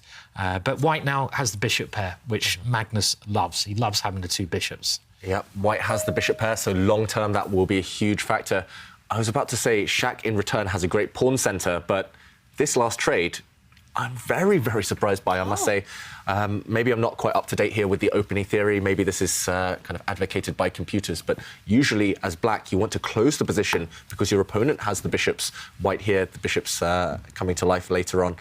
Instead, trading pawns, opening lines will help those pieces later. So, okay, surprising. It is surprising, and I'm just checking the engine to see whether it's the top choice. It actually is a little bit of the top choice. Other moves are actually developing the light square bishop. But in terms of human games in the database, no one plays it. Yeah. Okay. It's very positionally dubious, as you say, David, because when you're playing against the two bishops, as Black is, White has the two bishops. Bishops are like arrows. They shoot across the board, and you want to keep them closed in. You want to keep them inside. You don't want to let the arrows come out into the open fields. And by playing like this, you're allowing the bishops to play. So I think the only justification I can think of is that Black has to use his pieces quickly and maybe try to break in the centre with some quick push to open it up, because White's not castled yet. Yep, so Black does have a small lead in piece development. Black has already got his king to safety. Black does have pawns that he can throw forward. For example, the white knight in the centre of the board looks nice and pretty, but Black can kick that away with a pawn on the next turn. So maybe Black is just trying to gain a bit of speed, gain tempi, as we call it in chess, when you gain several moves in a row. And yeah, maybe Magnus still has the problem of how to develop. Magnus needs 2 moves to castle the white king, and Shak, in the meantime, clearly with the help of preparation, just judging by the speed with which he's moved, Shak will be trying to push forward. And okay, the rook move prepares a pawn push in the centre. Shak trying to blow open the centre over the next few turns. He's playing super fast so far, Shakhriyar Mamedyarov. The first game ended in a draw. Let's quickly hear what Shak said to Sverre after that game. Shock, but then Magnus seemed to liquidate quite well. Yeah, it looks slightly better. Maybe it's good advantage for White, but after, I don't know. I just want to play some good moves, but it was too long. I mean, to play e4 or something, rook b4. I don't know. It looks very good position for White, but okay. I mean, I think he did good defense, and draw is okay. Is it a good feeling to at least be pressing in the first game already? Of course, when you play with White, it's normal. I mean, yeah, it's good. Thank you, Shak. Thanks. It's good. It's good, says Shakhriyar Mamedyarov here in game 2 with the black pieces. Is it a good start to this game for him? Yes, but still very early days. I think Shak will be very happy with his result in game 1 if he can hold this game as well. But if he ends up losing this one, black now against Magnus, then yeah, it will look like great match strategy from the world champion. Meanwhile, a couple of moves, white did indeed castle, as predicted, and now black is gaining some time against this white knight in the middle. That white knight now has to step back, most likely, and then black is going to break in the centre. Should we explore what's about to happen, Simon? Because it could liven up any moment now. Yeah, definitely. I mean, the white knight is attacked. Let's say you bring it forwards, because I'd love to reroute it to the best square. And the idea of this, I want to come back and then control outposts. I'm always looking for squares that can't be controlled by my opponent's pawns. And the whole point of this, though, is that black now has the opportunity to break. And he gets rid of that kind of backwards pawn, you call it, because it couldn't be defended, that hole in front of the pawn, and he breaks. And this is the point behind Shaq's opening play. Let's say you have an exchange of pawns here. It looks as good as anything. The black knight comes in, and now you've got to say, well, that's a lovely black knight in the middle. Look at the black rook. The black rook is lined up against the queen, and it seems that black's pieces, which are not doing much at the moment, they're all lying at home on the queen side, but they can quickly come out. And this is clearly the idea, hoping to get some equal position. White also a little bit cramped here, but he does have the two bishops. Yeah. Temporarily, at least, this bishop is asleep and doesn't have a great square. Ivanka, are you surprised by this one? This knight retreat instead? I'm not entirely surprised, because that was my first reaction as well. I don't know why I timidly thought about retreating, but I did. I mean, the main thing that I could see is that when black breaks out, white has to find a great hiding place for the queen, because, you know, if she gets kicked around, it's going to be super unpleasant with all the extra time that black is getting. Yeah, and already, for example, if you try to develop this piece, which is asleep, if you try and bring it forward, once the breakout does happen, then it's Ivanka's point. Where is this queen going to sit? No matter where she goes, she might get kicked around. If you move forward, you might get hit by one of the black knights. Kind of if you slide just one square to the side, then you're still in the way of the two rooks. You want to connect your rooks in the middle game. That's just a very good rule to live by. But now black's pieces come to life. Black occupies all the light squares, and actually these two bishops are not impressive at all. So, yeah, maybe great opening preparation by Shaq. Magnus down on the clock already significantly, more than 5 minutes, and he just has to try and stop this breakout, this pawn push. It's about to happen, and if it does happen, black is doing well. So, in your chess talk with Mamedyarov, Ivanka, I guess it becomes obvious he started quite late with chess. So David said in the start of this game that Magnus, often with the white pieces, is quite dominant against Shaq. Is that a result of him starting with chess late, that he's not that good in the opening, or?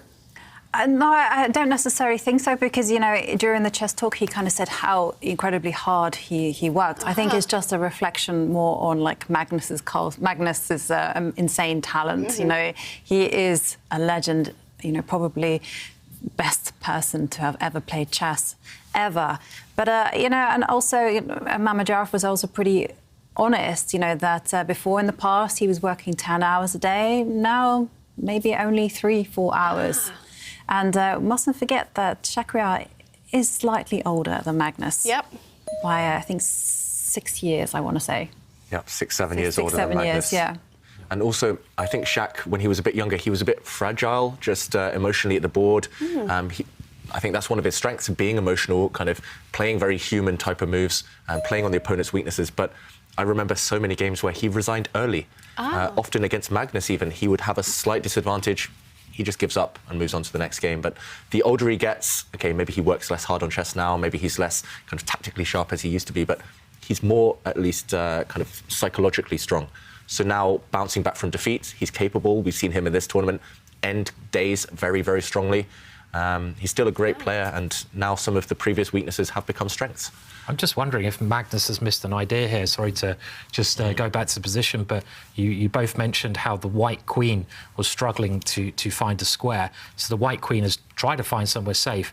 But how about we bring the black bishop out to line up against it, a very logical move.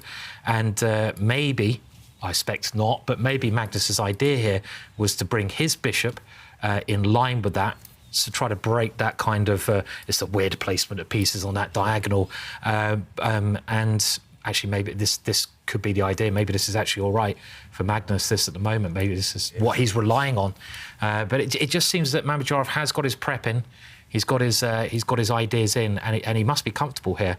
But yeah, this must be the idea, actually. Maybe it does work for Magnus. It's actually very rare to see a complete diagonal occupied like this. Yeah. Every single piece, every single square, sorry, on this diagonal is occupied by a pawn or a piece.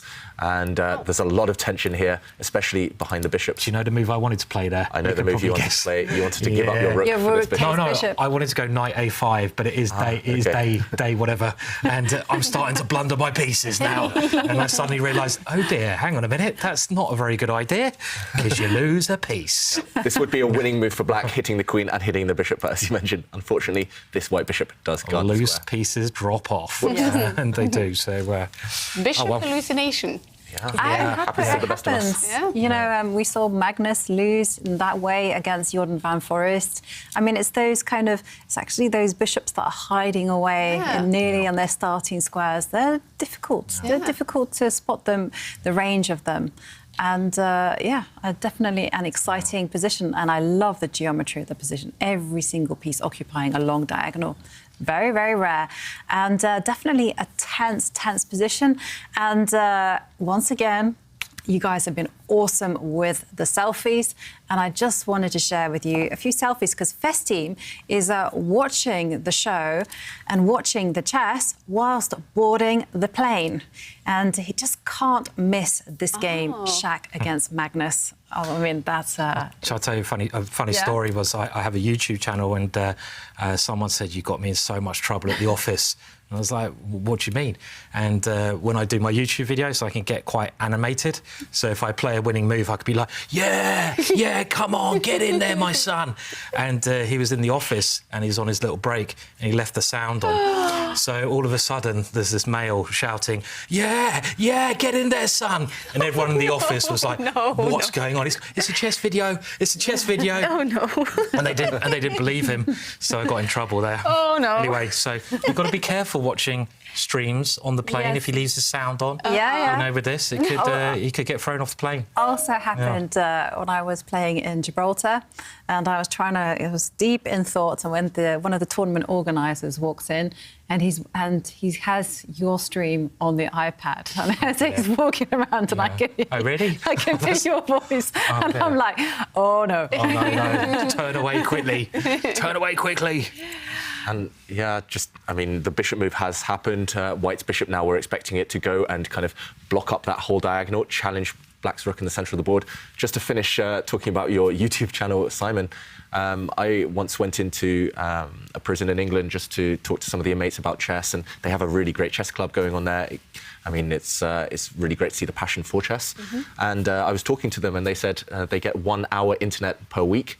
And one of them, one of the inmates there, he said he spends it watching Simon, the Ginger GM's YouTube channel. Apparently, I'm very popular in prisons. I've heard that before. Heading that way yourself? With your cake stealing? Well, it's funny you say that, Kaja. I nearly got arrested today. Sense of deja vu. So I had breakfast. I was meeting a friend in town. Well, I thought I was going to get arrested, and I got on the tube, had my coffee. So I'm getting on the tube, chilling out. It's only a couple of stops. Then I saw at the end of the tube a ticket man coming, and I thought, oh no, I've forgotten to get a ticket. Oh, no. And he's coming nearer and nearer, and I'm like, what do I do? And I go, oh yeah, the phone. So I'm downloading the app, and he's like, getting a little bit nearer. Tickets, come on app, getting a little bit nearer. Come on, his ticket, and it's like, yeah, there you go. Just got there in time. So he was very slow checking the people. I had the app. I just had to buy the ticket. Oh yeah, and it takes forever, right? And I'm going under a tunnel. Wi-Fi down. It's like, so, whew, 2 days in a row now. What a dramatic start to the day. 2 days in a row. Hopefully that bodes well for more drama on the board as well in the tournament today. For you, Simon. Simon heading for prison one of these days. Knock on wood. Yeah, hang on a minute. It's a little bit harsh. I only avoided getting a ticket. I forgot. And I like my cake. It's not... Sure, so, you know. Community service, I think. Dramatic Oslo travel here for Simon Williams. Is it starting to get dramatic on the board, David? It is, because White's last move was actually really, really provocative. White's dark square bishop moved out the way. So look at the tension on that diagonal. The white queen Okay, it has been occupied now, this diagonal. I was about to say the white queen was about to come under heavy fire, but with this last move, Magnus is attacking black's rook in the centre. And Shaq, we see his screen. He's hovering over the black rook in the middle of the board. He's about to retreat it one square.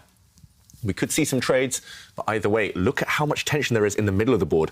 All the minor pieces, all the knights, the bishops, they've just gravitated towards each other.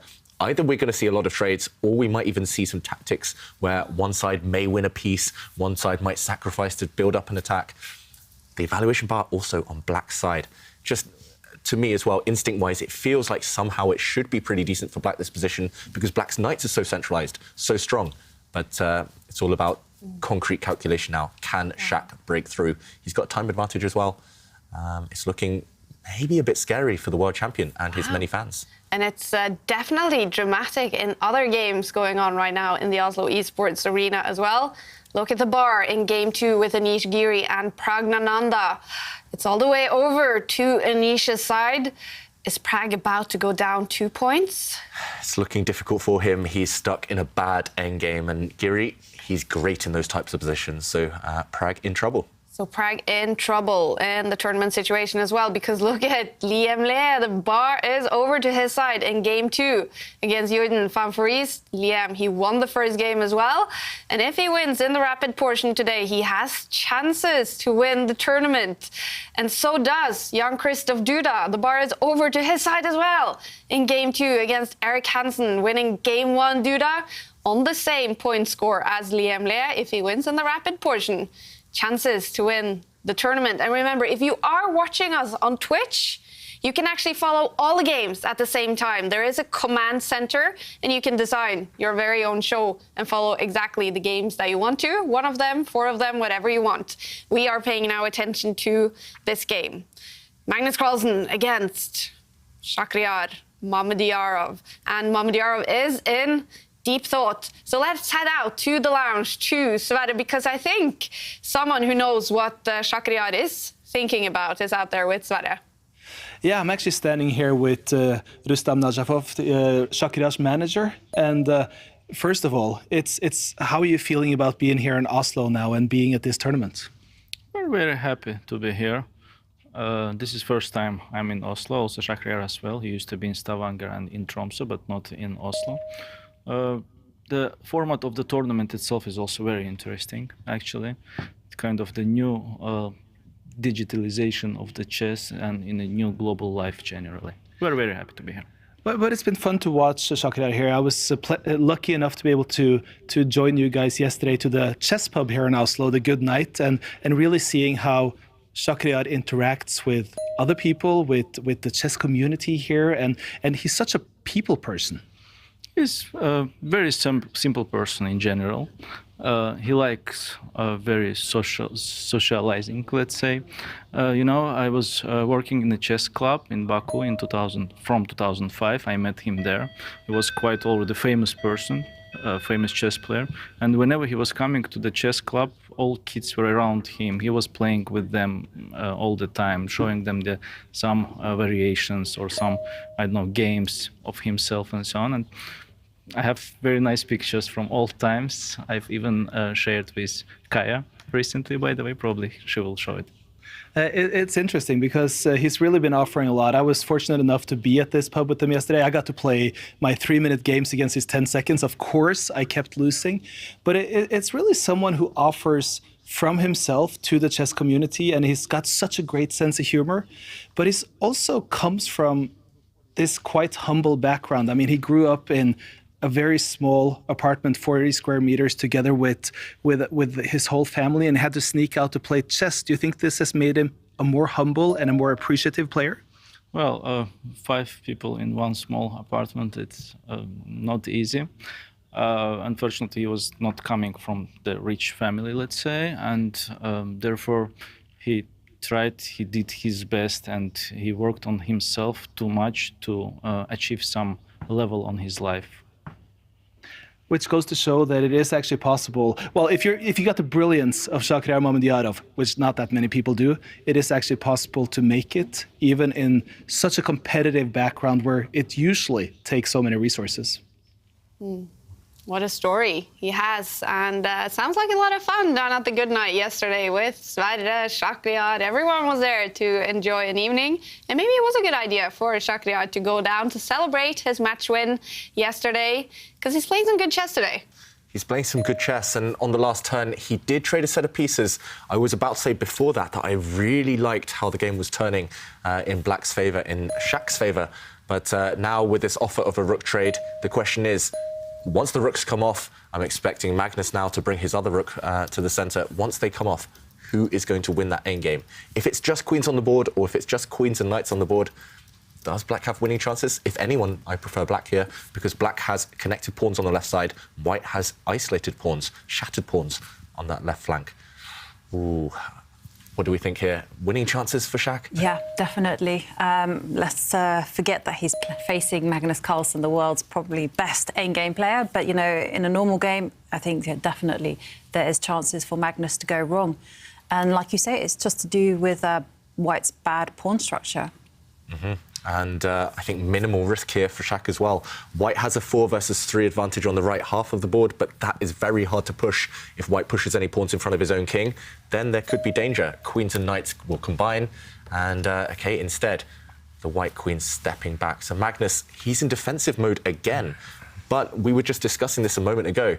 Magnus, he might be in a must-win situation in this match, because Liem is winning his match, and if Liem wins in the rapid section, Magnus, if he doesn't win in the rapid section, Liem is going to overtake him. Liem beat him in their head-to-head, and that's the tiebreaker. It's dramatic already. Oh, my, wow. Yeah, I mean, Liam's played fantastically well, and he's actually got a very good tiebreak, because he's beaten a couple of the key people in the head-to-head battles. So he's an outside card at the moment because he's not at the top, but the way the match is going, he could steal it at the finishing line. And he has, you know, he's an ex-Blitz world champion. He's a fantastic player, and you know, and he's such a nice guy as well. Just the way, very humble, very easy to chat to, and we always root for those kind of guys. Yeah, and remember, that was the day that Magnus was really unwell, really ill, and Liam beat him. And also, there was a big mouse slip in one of those games, and maybe that will decide the fate of the title. This game, it's looking anything but a win for Magnus Carlsen. All the rooks did leave the board as we predicted, and look at this. Mamedyarov, he's getting ready to start creeping forward with those black pawns. And what is White doing in the meantime? White has centralised the queen, very typical of Magnus Carlsen, centralising his queen. The White knight looking good, but not much influence on that left half of the board. Black has an easy plan of pushing pawns. Mm-hmm. It's Magnus on the defensive again. Yeah, maybe it's now time for the White Queen to switch roles, and instead of being centralised, you can maybe just switch over to the left and start to attack. It's a horrible trap. Oh, no, I fell for it. Major trap alert. OK, we have to show that one, because, Yeah, so here the black pawns are about to start moving forward, mobilising, and this wouldn't be great for White. For example, if White's king steps forward, we might see a trade of pawns, and Black has an easy route to a passed pawn later. Maybe this will decide the game. And OK, Magnus doesn't fall for the trick, but it would have been very natural to try and stop this pawn push with the White queen swinging it across. But this is why you always have to look for checks and captures in every position. A check would have hit the king, hit the knight as well. It looks like White can solve both of those problems by stepping forward, but always look for captures. Every position, queen takes knight is a check, giving up your queen, but luring the White king forward into the path of the Black knight. This is a check, and actually on the next turn, no matter where the White king goes, the queen will drop off. Black emerges with an extra knight. And Magnus, he's played a similar idea, but he saw that trap. He didn't fall for it. Instead, he retreated his queen. Same idea to stop this Black pawn marching forward, but at least now preventing the Black queen from coming down to deliver a check. White's queen is covering that key square. Yeah, I fell for that trap. Hook, line and sinker. It's understandable. It's a very easy trap to fall into, though. And Magnus, of course, spotted it, but mere mortals might have made that big mistake, bringing the queen over. So the queen coming back now. I'm expecting Shak to move his knight just, I'm not sure where, backwards, forwards, any square, just to defend his pawns over here. He can play it slow as well. There's no immediate rush for Shak. And, OK, he retreats his knight, also very, very natural. And Magnus now, knowing him, he'll step forward with his king, or maybe push his pawn forward. Actually, maybe pushing the pawn forward now just to control the Black knight jumping. That would be very logical and, yeah, very tense endgame. Magnus, can he work his magic? He needs to start winning now. Yeah. And it looks like Praggnanandhaa could be about to be out of it. If he loses now game 2 against Giri as well, then the best he can hope for is 2 points, winning in tie breaks and winning the 2 final rapid games. And it's looking difficult now for Pragg. Yeah, he looks done for in that endgame. Giri covering his head with his hands. Normally that's a sign that Giri isn't doing so well, but this time on the board, Giri's in full control, barring a miracle for Pragg. See, much more focused today, Anish. Just the fact that after his win, he went out and he was offered the chance for an interview, and that's the first time I've seen Anish turn down an interview after he wins. So ever, yeah. He's normally very happy to go and speak to whoever's asking him, but this time it's like no. And I think in some ways that shows that he's really up for this one. You know, he wants to finish on a win, which is kind of bad news for Pragg, because it's much better playing out of form people, especially someone as strong as Anish. It can be quite liberating just playing the spoiler role. Just Giri, he can just sit back, relax, spoil Pragg's tournament, kind of have an influence on the destiny of the title. But for Pragg, of course, it's a very, very sad situation for Pragg because, you know, he's been playing so well in these previous matchups. I also have another theory. So the first day, I didn't have breakfast with Anish, and he won. And then the other 2 days, I had breakfast with Anish. He lost, so I thought, oh, no. Us chess players are a little bit superstitious, so I'm going to stay away. But I was still in the same room, and he lost. He did better. He lost on tie breaks. And today I decided I'm not actually going to go to breakfast. It's a bit dramatic. So, wow. And I decided no breakfast, and he's doing well. It's very noble of you, sacrificing your food for. I didn't sacrifice my food. I had a burrito from last night. You didn't have any cake though. No. We're all scared of the cakes now. I was going to bring Eric some cake in today, and I forgot. No. Oh, it's gone wrong for Eric on the board. Oh no, I should have brought his cake in. You brought a cake? No, I was going to. Remember yesterday I was saying I think Eric needs a bit of cake because he was a bit upset yesterday. And I forgot to bring him a bit of cake in. OK, I have to buy him a beer instead and shots and looks like a man who needs either cake or beer. Yeah. Erik Hansen struggling today as well. It's been a difficult few days for Erik Hansen. Meanwhile, a big decision in the Magnus Carlsen game. He's just gone for a queen trade, and traditional wisdom would say don't go for a queen trade in this position because Black has the potential for what we call an outside pass pawn. You remember the 3 versus 2 advantage Black has here on the left side of the board. But, OK, surprising as well. Why not bring the Black king towards the centre? Because now White's knight can jump into the middle of the board. Very surprised by that last move because taking him to king was much more natural. To stop White's knight now coming towards the queen side. These endings I find incredibly tricky to play myself because it's so hard to predict how knights move around. Like a bishop, pretty straightforward. They're pretty straightforward people, like accountants or something. And knights are, I don't know, what is a knight? They're like really tricky. They're like musicians, aren't they? They're jumping about everywhere. Politicians. Slippery. Oh, I think they're a bit nicer than politicians. Yeah, obviously. You know, especially English politicians. God, let's not even go there. No, let's not go there. But it's a very tricky ending to play. But I mean, here it comes. Yeah, the knights come in. And the only justification for Black is that the Black king is going to reroute itself and snake towards that white knight, try to destabilise it. And Magnus, look at what he's doing with the white 4 pawns there. Yeah, I was going to say, this one could turn because it's that 3 versus 2 advantage that Black has on the left side. It's always better to have outside pass pawns away from your opponent's king because then your opponent needs to go all the way over and distract their own pieces. I would far rather be Black here, I must say. That queen trade just shocked me, took me a bit by surprise. And I mean, Black's knight is very bad, isn't he? He has to reroute that knight, I guess, at the moment. But you're correct. I mean, if you can get a pass pawn as well, it's a bit of pressure. Much easier for Black to do that, get a pass pawn.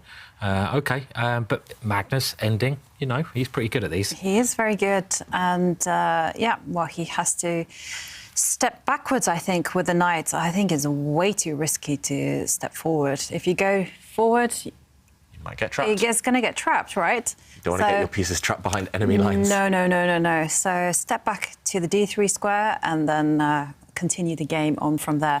I mean, Magnus is doing all the right things, though. You know, we talk about pass pawns. That's the aim of the end game. You know, either to checkmate the king or to promote your pass pawns. And there you go. But it was a reluctant move, though. We saw Magnus just kind of Sigh, exhale, just thinking, oh, I have to retreat. It's not ideal. Also, while you guys were discussing the politicians, Magnus visibly shook his head a couple of times. So he's not too happy at all that he's landed in this endgame. Maybe he's aware in the back of his mind that Liem, if he wins this match, forces Magnus to try and win in the rapid section. And he's not going to win this game, barring a massive turnaround. Yeah. It feels like it's a 2-result game. Black is the one trying to win this one. White just trying to kind of line up the pawns, create a barrier. And yeah, I mean, Shaq. Yeah, I mean, those white pawns though, they could slowly come forwards, and you know, I wouldn't rule Magnus out. Potentially, you know, he could still win this game. It's an endgame maestro. He is, and his pawns, all the white pawns on the king side, where the king is, they're already just a step forwards bit by bit. And that one great tactic when you're playing against knights, I like what Shaq is doing here, rerouting that knight to find some targets. But one brilliant idea is to try to restrict your opponent's knight with your pawns. So if you can use your pawns to take away the squares of your opponent's knight, just by moving them up slowly, you should nearly always do so. But that black knight now coming to a better square. Yeah, this is the pattern to remember. If your opponent has a knight on the 6th rank, then put your pawns on the 3rd rank opposite it, and you will dominate that knight. For example, the knight can't jump into this square or this square because white's pawn controls it completely. That's why Shaq has to retreat. And this is actually a common theme that we see in openings, middle games, and end games. Knights dominated by pawns, forcing the knights to go and look for fresher pastures. And actually, this is quite a nice maneuver, as you mentioned there, Simon. This pawn is very loose. White does have these 2 isolanis, as we call them, isolated pawns. Isolanis? Like pepper armies? Isolanis? Yeah. I don't know why I decided to call it that now. Is that the Italian way of saying it? You must have heard isolanis. These 2 isolated pawns, which are social distancing. Wait 1 second, guys. Is there a tactical opportunity? Yeah, white stepping forward, pushing a pawn, and this one is extremely risky. I would never even have dreamed of looking at this move, I must say, because even if you win a pawn as white, you've given your opponent the best thing in knight endgames. Now, black temporarily a pawn up, white getting greedy, grabbing a pawn, but it's all about these guys. And, OK, white blocks these pawns. I was about to say, knights are terrible, really bad at stopping these corner pawns, because knights could only stop them from one side. A pawn in the centre, knights can stop from any part of the board, but pawns on the side of the board, knights are terrible at stopping them. And Magnus, he's blocked. He's hoping that these 2 pawns are not that great. They are doubled, and meanwhile, white has a majority on the other side, and white has a pass pawn here. But if black can now somehow challenge this knight, I'm thinking kind of coming round this way maybe to start challenging this white knight. Oh, he's doing it. He's going for it. I fear for Magnus here. Look at the bar. It's so, I mean, in endings, having the outside pass pawn, as David said, pawn on the side of the board, in knight endings, in king and pawn endings, is nearly always winning. Yeah. The idea of just swapping knights off, I don't think Magnus can swap knights. I mean, I think that would just be simply a losing ending. Unless, I don't know. I don't think he can anyway. Yeah, just to show, Simon, because if white plays the most natural move, bringing the white king towards the centre, then this is what we're trying to say. Swapping the knights off. Yes, white has a lot of pawns here, but this pawn is simply going to act as a distraction for the white king. For example, no matter what white does, this is just game over immediately if the knights come off the board. One pawn distracts the white king, and while the white king is distracted dealing with this pawn, the black king has a free ride to go and capture all of white's pawns. This one is simply game over if the knights come off. And Magnus, he's realising in the current position, this is almost a winning plan now for Shakhriyar, offering that knight trade. Magnus in massive trouble. I didn't expect any of the results that are happening today to happen. Yeah. I thought Magnus was going to cruise with his score against Shaq. He's actually struggling, especially in this game. Pragg is not having, well, he's having a terrible day. And Duda and Liam are putting the pressure on. So anyone can still win this competition. Magnus avoiding the exchange of knights there. Yeah, Magnus also flicked in a pawn check. If the black king had taken white's pawn in the centre of the board, white would have won a knight. So things are changing, but it's all about that black pawn on the edge of the board. Will that black pawn cost white his knight? It's going to be hard to stop it. White's knight at the very maximum is going to be left as a pure blockader. White's essentially going to be playing without a piece. That trick you mentioned earlier, pushing that pawn forward, Jovanka, it crossed my mind. I just ruled it out immediately. I just thought, you cannot ever give your opponent a pawn like this. But maybe Magnus was trying to win. Yeah. Maybe he was just going for a win. Maybe it's the tournament situation that's getting to his head. Well, maybe he just got excited, you know, because he saw that, hey, he could capture a pawn. And sometimes we're not looking at the bigger picture. And, yeah, Shakira advancing the A pawn.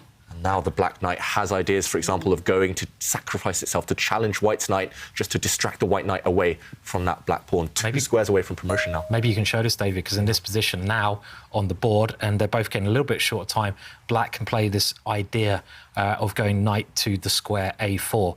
And the point is, if you get a queen, that's what you're trying to do in the ending, you win the game, and you're trying to divert White's Knight away from the defence of that square. So after the capture, the Black pawn goes forwards, and there's no way you can cover that Black pawn becoming a queen. So little ideas like this. The problem with a Knight against a side pawn, a pawn on the side, is you can only defend it from one side of the board. You can't move the Knight off the board to defend it from that side.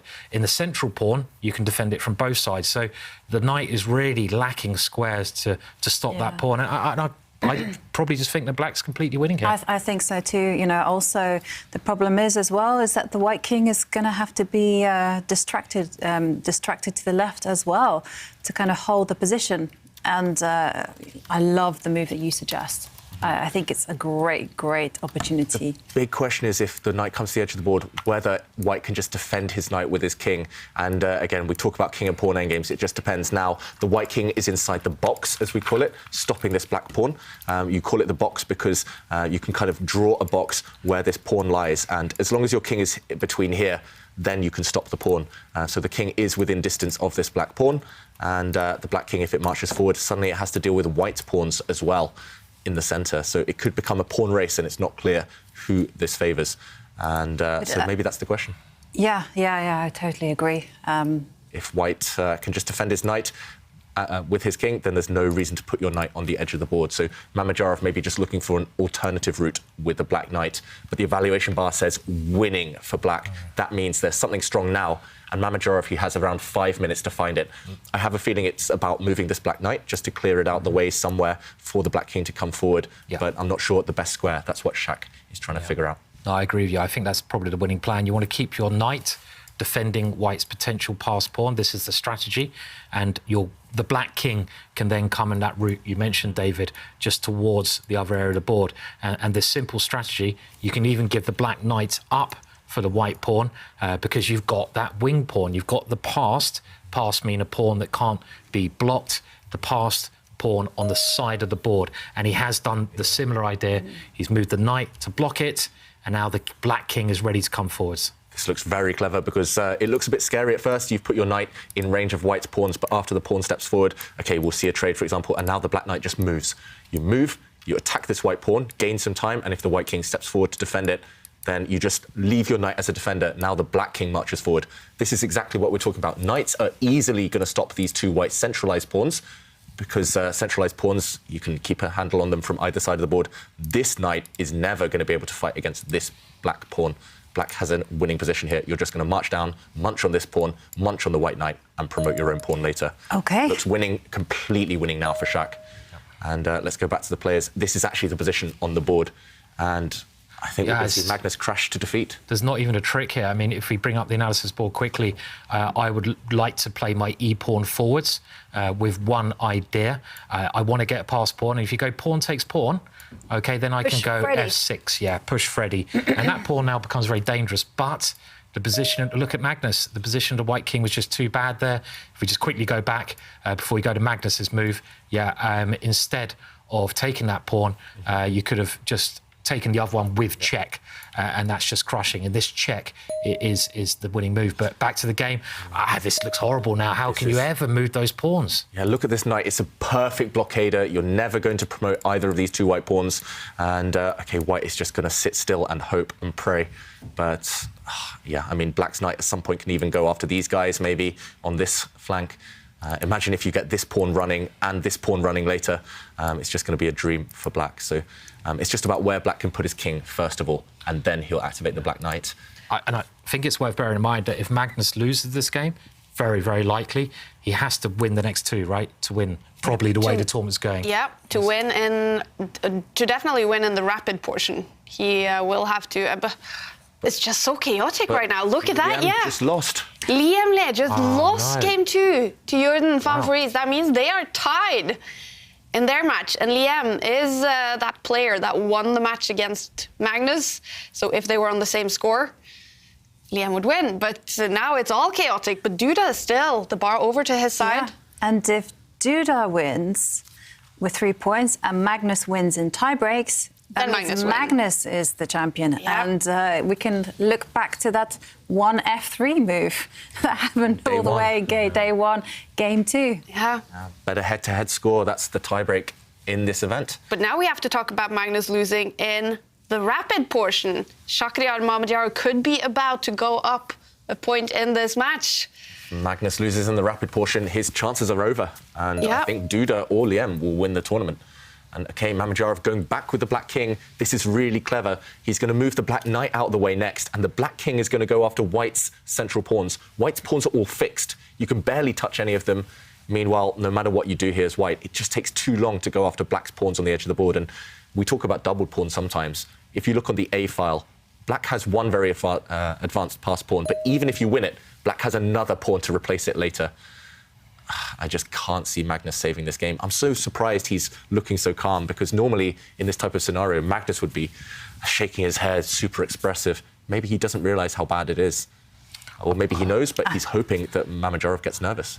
Yeah, I mean, I'd be amazed. I mean, if he didn't realise here how bad his position was. I mean, you know, he's probably the best endgame player of all time, Magnus Carlsen, and well, he's getting outplayed in the ending here. Yeah. Which is, I mean, let's just think how impressive that is for Mamedyarov. Yeah, I mean, he's done this to Jordan, but he's doing it to the best endgame player of all time. That's really special. That is definitely. I think Magnus, just looking at the screen, I think he knows that it's super bad, but he also knows that he has to be 100% focused if he is going to save this game. Yep. And meanwhile, Mamedyarov just blocking the advance of White's pawn. That makes a lot of sense, maintaining the status quo. And Magnus, how is he going to survive this one? I don't think White can ever really play for the win again, unless Black completely loses control, or unless Mamedyarov miscalculates. Maybe the clock times, they're around level. Maybe the clock will play a big factor in the end of this game.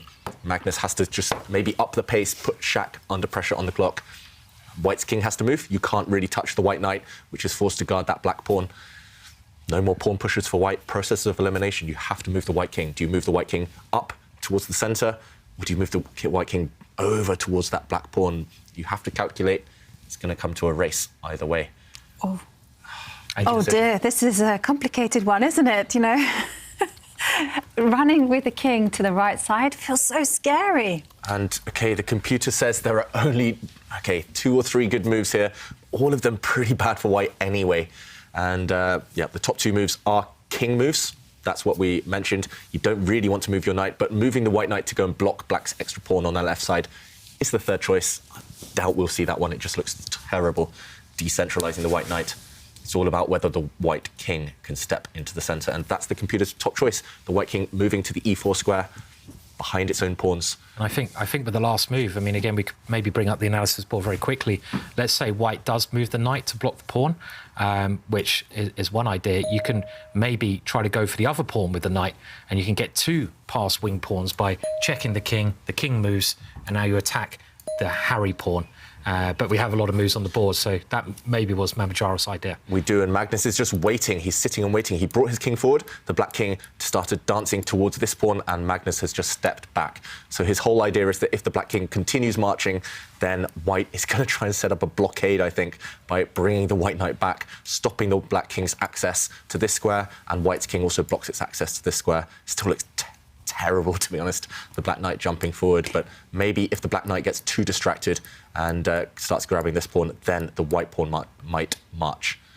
So really complicated position. It is dramatic. Liam Le, he has finished his game with a loss and out in the lounge with Sverre. He did have some thoughts about what's happening on these other boards. Let's hear from Liam. Pragg is a bit in the trouble in his match. Magnus is struggling now in his second game against Shakhriyar. You're suddenly in the discussion. Does this create extra nerves? No, not really. As I said, I will just focus on my games and whatever happens, happens. Thank you. Thank you. So Liam, not focusing too much on this. He is tied with Jordan. We did have a few moves. Is Magnus heading for a loss? What's happening? Maybe he's finding a sneaky way to defend. Shakira has given White a few moves. So White's king, it was in the center of the board just 3 or 4 moves ago. Now it's all the way down. And now the White king is going to take over the knight's role. The White king is going to stop the black pawns and the White knight is free. And Jovanka, you think that maybe Magnus has found a miracle save? Yeah, I mean, I was thinking that now that the White Knight is free to roam the board, it can actually start looking at the F7 target and just restrain Black's forces there. Yeah, so again, we have to jump in because this is getting really critical now. The Black King wants to march into the centre, taking the white pawns, but this would be met possibly by a knight check. And suddenly the Black King, once it takes this pawn, would drop a pawn of its own. Suddenly things are disappearing and maybe White is getting closer to the draw, depending on whether he can eliminate all of Black's pawns. But instead of this king move, we saw Shak jump in with the Black Knight, hitting this pawn, and White going after the black pawns himself. And we mentioned wing pawns being the key. Evaluation bar swinging, though, is Magnus going to be able to eliminate this pawn, start marching his own pawn forward, or has Shak got this one under control? I mean, I'm struggling to calculate here. Taking this pawn. But yeah, you can. Yeah, I think you. Sorry, I just saw kind of an idea for White to how to eliminate most of the dangerous pawns. So you take the. I don't know, just say you take the end pawn. Yeah, White also returns the favour. And say you come forward with a king. Yeah. Mm-hmm. Maybe the idea for White is you just kind of leave this structure and now Black is running out of pawns, so you just march forward with your king and eliminate these guys. Maybe Magnus, with this idea, can eliminate Black's pawns. I don't like what Shak has done and advance this pawn because it's within range now. And, OK, things are heating up, both sides around the 1 minute mark. This knight check is aimed at taking these pawns all in a row, but suddenly this black pawn is dropping. I think maybe Magnus is going to save this. Wow, and at the same time, look at the bar in Giri Pragg game 2. It's down to the middle, so maybe Pragg is also back in the mix now, saving a draw in that game. Wow, miracle save by Pragg, miracle save by Magnus, both on the cards now. Both of them still fighting for the draw. I don't think either will win, but momentum change every move, every moment. Wow, the drama on this final day, you guys. Magnus-Carlsen fighting to save a draw in this game 2. And snapping on their heels is Jan-Krzysztof Duda, of course, who's won his second game against Erik Hansen. So, yeah. Duda is basically about to win that match and gain all 3 points, putting so much pressure on Magnus and Pragg to win the tournament. Yeah, Magnus and Pragg, they know they have to win their match, whether that's in rapid format or in the tie breaks. And yeah, Magnus, once he finishes this game, he'll realise the other results and how dramatic it is. But he needs to save this game first. 1 minute now for Magnus-Carlsen, low on the clock. And still, the white pawns are about to drop off. The black king is about to get really, really active. I mean, I think if White can just get rid of the one black pawn around the 3 black pawns, he should be all right, because you see where the White King is. The White King is now perfectly placed to blockade those pawns on the side of the board. But can he get rid of that pawn? I'm not sure he can. Where's he going with the White Knight? And this is very peculiar why he's gone this way, because that pawn now behind the Black King is going to just run up the board and try to become a queen. So I mean, to be honest, night endings, as I said, they just confuse me so much. Magnus is getting nervous. He just changed his mind 3 or 4 times. You saw his computer screen. He clicked on his king. He eventually did play that move, but he changed his mind. He was about to bring the white knight forward instead. What about a check now? What about, can you go pawn check, or am I missing something? Just to, the knight can't be taken here. So just try to, and he has. He's checked the king. So the white king has to go back. Otherwise, that black pawn would have promoted. Just and now this is a free move for black. And now he can advance the king and start motoring with the f pawn. I think Magnus is in serious danger. He's losing. He's he didn't get rid of that f pawn. That was the problem. The pawn near the black king. He had to go for that pawn, and I think that pawn is now going to start coming up the board. I think you said it the other day with 2 bishops. It was the 2 pawns. What was the saying? It was a bishop can't dance at 2 weddings. Yeah, maybe it's pawns as well. Pawns can dance at 2 weddings. Does that work? Not really, does it? No, it doesn't work at all. It's not quite the same. But you can't stop both those pawns. A knight can't stop two weddings. It's just about the placement of the kings as well. White's king is just an eternal defensive piece. It can never join the action again. Those two black pawns on the left side, they completely lock down the white king. Black is playing with an extra king, and look at this, he's just going after white's pawn. And it's all about that black f pawn, as you said. He's kept it in reserve. He's never touched it so far, Mamedyarov, that black f pawn, but he's going to start pushing it down the board soon. And here we go, it's rolling. And it's going to cost white his knight. How is white ever going to find a way out of this dilemma? It's not. Pawn's just going to push. This is game over. Total lost, here for Magnus. Black King pawn takes pushes pawn. again, though. And there we go. Have we seen a result? I think Magnus has just resigned. And there we go. Yeah. Big result for the tournament standings. Massive result. What a result by Shaq. Black pieces. Yeah, with the white pieces, Magnus Carlsen loses this game to Shakhriyar Mamedyarov. That means he is down by 1 point in the match with only 2 rapid games to go. Magnus Carlsen will have to make a comeback at some point because other players are also pressuring for the tournament victory. I mean, it's so open right now. Who's going to win the Oslo Esports Cup? I mean, at the minute, it's actually looking like it might be Jan-Krzysztof Duda. It might be just suddenly a dark horse, just appearing from nowhere. Incredible scenes on the final day of the Oslo Esports Cup, and totally unexpected. Definitely. What do you expect now, David, for the 2 final rapid rounds? I'm glad I'm not a betting man because all bets are off. I'm expecting Magnus to just throw everything at his opponent now. Pragg as well has that luxury. Pragg can go all out for the win. Pragg still has some chances, but Duda, I predict him winning his next game and then sitting back in the lounge and watching his rivals fight. I still don't know. I can't call a winner.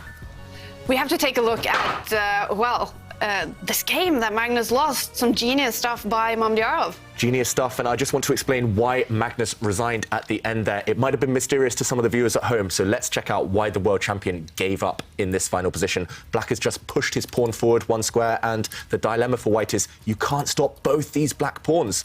It's just too difficult. You're too stretched. If, for example, you take off black's knight from the board, then the black pawn steps forward, and there's actually a trick in the position. White's knight can leap into the center, hitting this pawn, hoping that the black pawn promotes into a queen, because now you can... Wow, actually, I was about to say there's a knight fork, but this is actually check as well. So this is completely winning for black. But likewise, if you had tried to stop the pawn with your knight, then it's hopeless. Yes, you cover it, but after black's king marches forward, this pawn is going to cost white the knight. You can never, ever touch this black knight because, look at this, a new queen about to enter the board. That was a hopeless endgame, and Shakhriyar Mamedyarov, credit to him for winning it in style.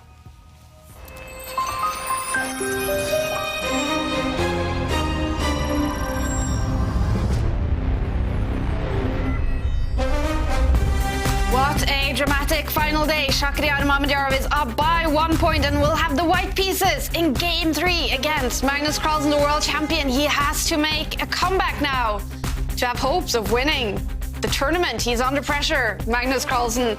Ooh, Sverre, what is the mood like out in the lounge right now? Well, I mean, I'd like to convey to Shakhriyar the sentiment of the studio. Shakhriyar Mamedyarov is playing absolutely exceptional chess, is the general sentiment. Do you agree with him? Okay, I played good game. I think we played against Jordan in this tournament, this line, opening line. And for this reason, I preparing some moves. And I got to, after the opening, no problem for black. But after he started to play not very well. But I think in end game, it looks easy winning. But I cannot find how to win easily. And we played long game. But okay, I think it was just good technical game. When you feel on top of your own game, do you think that you are one of the hardest players to stop because you find so many creative resources? No, I don't think about this. I just try to play chess. Normal moves. During the game, I just think about moves, normal moves. Not about how, why. Just normal play. The past days, you've been the comeback kid. Now you're ahead. This is a new situation for you. Yeah, it's absolutely. In this tournament, I think it's the first time like this. Okay, I think it's much better, much better. But we will see. I mean, for Magnus, I know it's very important, and we will see how his match will finish. Thank you. Thank you very much. Mamedyarov, he's decided to play havoc with this tournament leaderboard. He's saying for Magnus, this is very important, and that's pretty much an understatement, I believe, from Mamedyarov. Absolutely, Sverre. No longer the comeback kid here, Mamedyarov. He is in the lead in his match against Magnus Carlsen. And remember, tomorrow will be released Jovanka's chess talk with Shakhriyar Mamedyarov. My guest has been one of the world's top super grandmasters since 2007. He's been world champion in rapid chess, and today he is famous for his creative genius. Here to share with us his inspirational story, it's Grandmaster Shakhriyar Mamedyarov. When I was 14 and a half years, and I see my chess career is going not very well. No sponsors and no tournaments, no computer, nothing. I start to learn chess every day. And it was my program wake up in 4 o'clock, in 5 o'clock in the morning. Yeah. 4 o'clock in the morning, you would wake up? Yeah, 4 o'clock, and I go to in park with my books, but not chess boards. And when I go to school, I put not school books, I just only chess books in my, I go to books, I open chess books in the school, I open and I learn again chess position, chess every day. I'm looking so much forward to listening to this talk with Mamedyarov. He has such an interesting story, and actually his manager, Rustam, he announced in an interview earlier that he had shared some pictures with me, and we want to show these pictures to you guys as well from Shakhriyar's background. This is with his 2 sisters, I guess. Yeah, this is Zainab, his family. Zainab, his older sister, and Turkan, his younger sister. And both of these, his sisters, are actually incredibly strong players. I think they're women grandmasters or even international master level. A great family. And this one I really like, because Shakhriyar has announced to me earlier that he loves cars and driving fast cars. He just loves it. So he's, you know, not only fierce on the chessboard, he likes speed on the road as well. Some more nice chess pictures. And this next one is very interesting. Take a look at this next picture. It's actually Shakhriyar. It's in Dubai, in the tournament that Magnus Carlsen became a grandmaster. Yeah, and some other really famous faces in the picture. You see the boy in the red shirt. He's a grandmaster, Eltaj Safali from Azerbaijan. Actually, the guy at the back in the white suit, he's Vugar Gashimov, a great grandmaster who actually died a few years ago, unfortunately, and Magnus, of course, and Magnus's sister there. So yeah, famous faces in that picture. What a fantastic picture, and another one. Shakhriyar is doing a lot of work helping kids in Azerbaijan to excel in chess and get better. What a great player he is now in the lead against Magnus Carlsen. The next round is coming up. It's going to be a dramatic one. Let's hear from some of the players after round 2. It's starting to look very good for you in this match now, Jan-Krzysztof. What are you doing correctly today? Yeah, I don't know. I'm just, you know, trying to play good chess. In this game, I actually got very pleasant position out of the opening. Like, I had a stable advantage, maybe not very big, but yeah, it was relatively easy for me to play and with no risk whatsoever, which was kind of very suitable in the situation I was given. Yeah, and I managed to convert it. Of course, I guess it should be defensible, but it's very, very difficult actually for Protein players to defend it, because the stronger side can push forever, basically. Are you paying attention to the other matches? I haven't seen what's going on. I will see in a moment. It's looking like it may be a very interesting end to the day. Yeah, hopefully. Good luck. Thanks. First of all, that was a brilliant save by you. Pragg, you're still very much in this match. How would you summarize? Yeah, I'm just happy to draw that position. I think, completely lost at some point. My king was weak. I was 2 pawns down. Yeah, I'm just happy to save this one. And even though you're 1 game down, does it bring confidence when you manage to save a lost game like this? It doesn't bring confidence, I guess, but because I didn't play so well at the start. But it definitely brings half a point. Yeah, that's better than a loss. Good luck, and it will be very, very exciting to see the finish to this. Yeah, thank you. He saved a draw, Praggnanandhaa, so it's all chaos now. Who will win the Oslo Esports Cup? Magnus Carlsen entering the arena for Game 3 after losing Game 2. He now has to make a comeback with the black pieces against Mamedyarov. Wow. What do you expect from this game, David? It's not going to be easy for Magnus. Not only does he have black, but he's facing Mamedyarov in great form. Mamedyarov, that last game, was a bit of an endgame masterpiece. And now Magnus has to pick himself up, go again. He knows even a draw in this game, Magnus, and his fate is no longer in his own hands. So difficult times for the world champion. Mamedyarov, meanwhile, can relax, continue playing that spoiler role. And knowing him, he'll go all out for the win anyway. And if Mamedyarov wins this game, he will win the match. It is a must-not-lose situation for Magnus Carlsen. And if he loses this match, we can say almost 100% certain he's not going to win the tournament. Yeah. And actually, there's only one player in this set of games. There's only one player who can actually win the tournament now, and that's Duda. If Duda draws or wins his game and Praggnanandhaa and Carlsen lose, Duda is the champion. So, wow. It's, and also Liam, outside chance, but there's a lot of permutations. We'll keep you guys updated as the results tick in, as we see the evaluation bars change. But Mamedyarov, do you think he'll go for a safe approach and just provoke Magnus? Maybe Magnus has to take some risks. I think he has done with his last move. Magnus picking a very risky opening. The King's Indian defence, a really exciting opening. And I do suggest, if you want to learn more about this, there's a chessball course out by our friend, English Grandmaster, really strong player, Gawain Jones, one of the strongest players in England. And he's done a brilliant two-part course. And I'm being serious here. It's a course I want to get because I love the King's Indian defence. I actually managed to once beat Korchnoi in it when he was very old. But it's an exciting opening. He's going for a win. And Mamedyarov just like, OK, I'm not going to go for the centre. I'm going to play what is the pan-off. I'm going to play this positional move, which kind of stops Black having as much fun as he wants to. Magnus lashing out with c5 and trying to complicate the position. Magnus risking it here, I think. Yeah, Magnus definitely risking it. Actually, this is, I was looking at it and I was like, this is very familiar to me. And it's actually a repetition of one of their games during the tour final.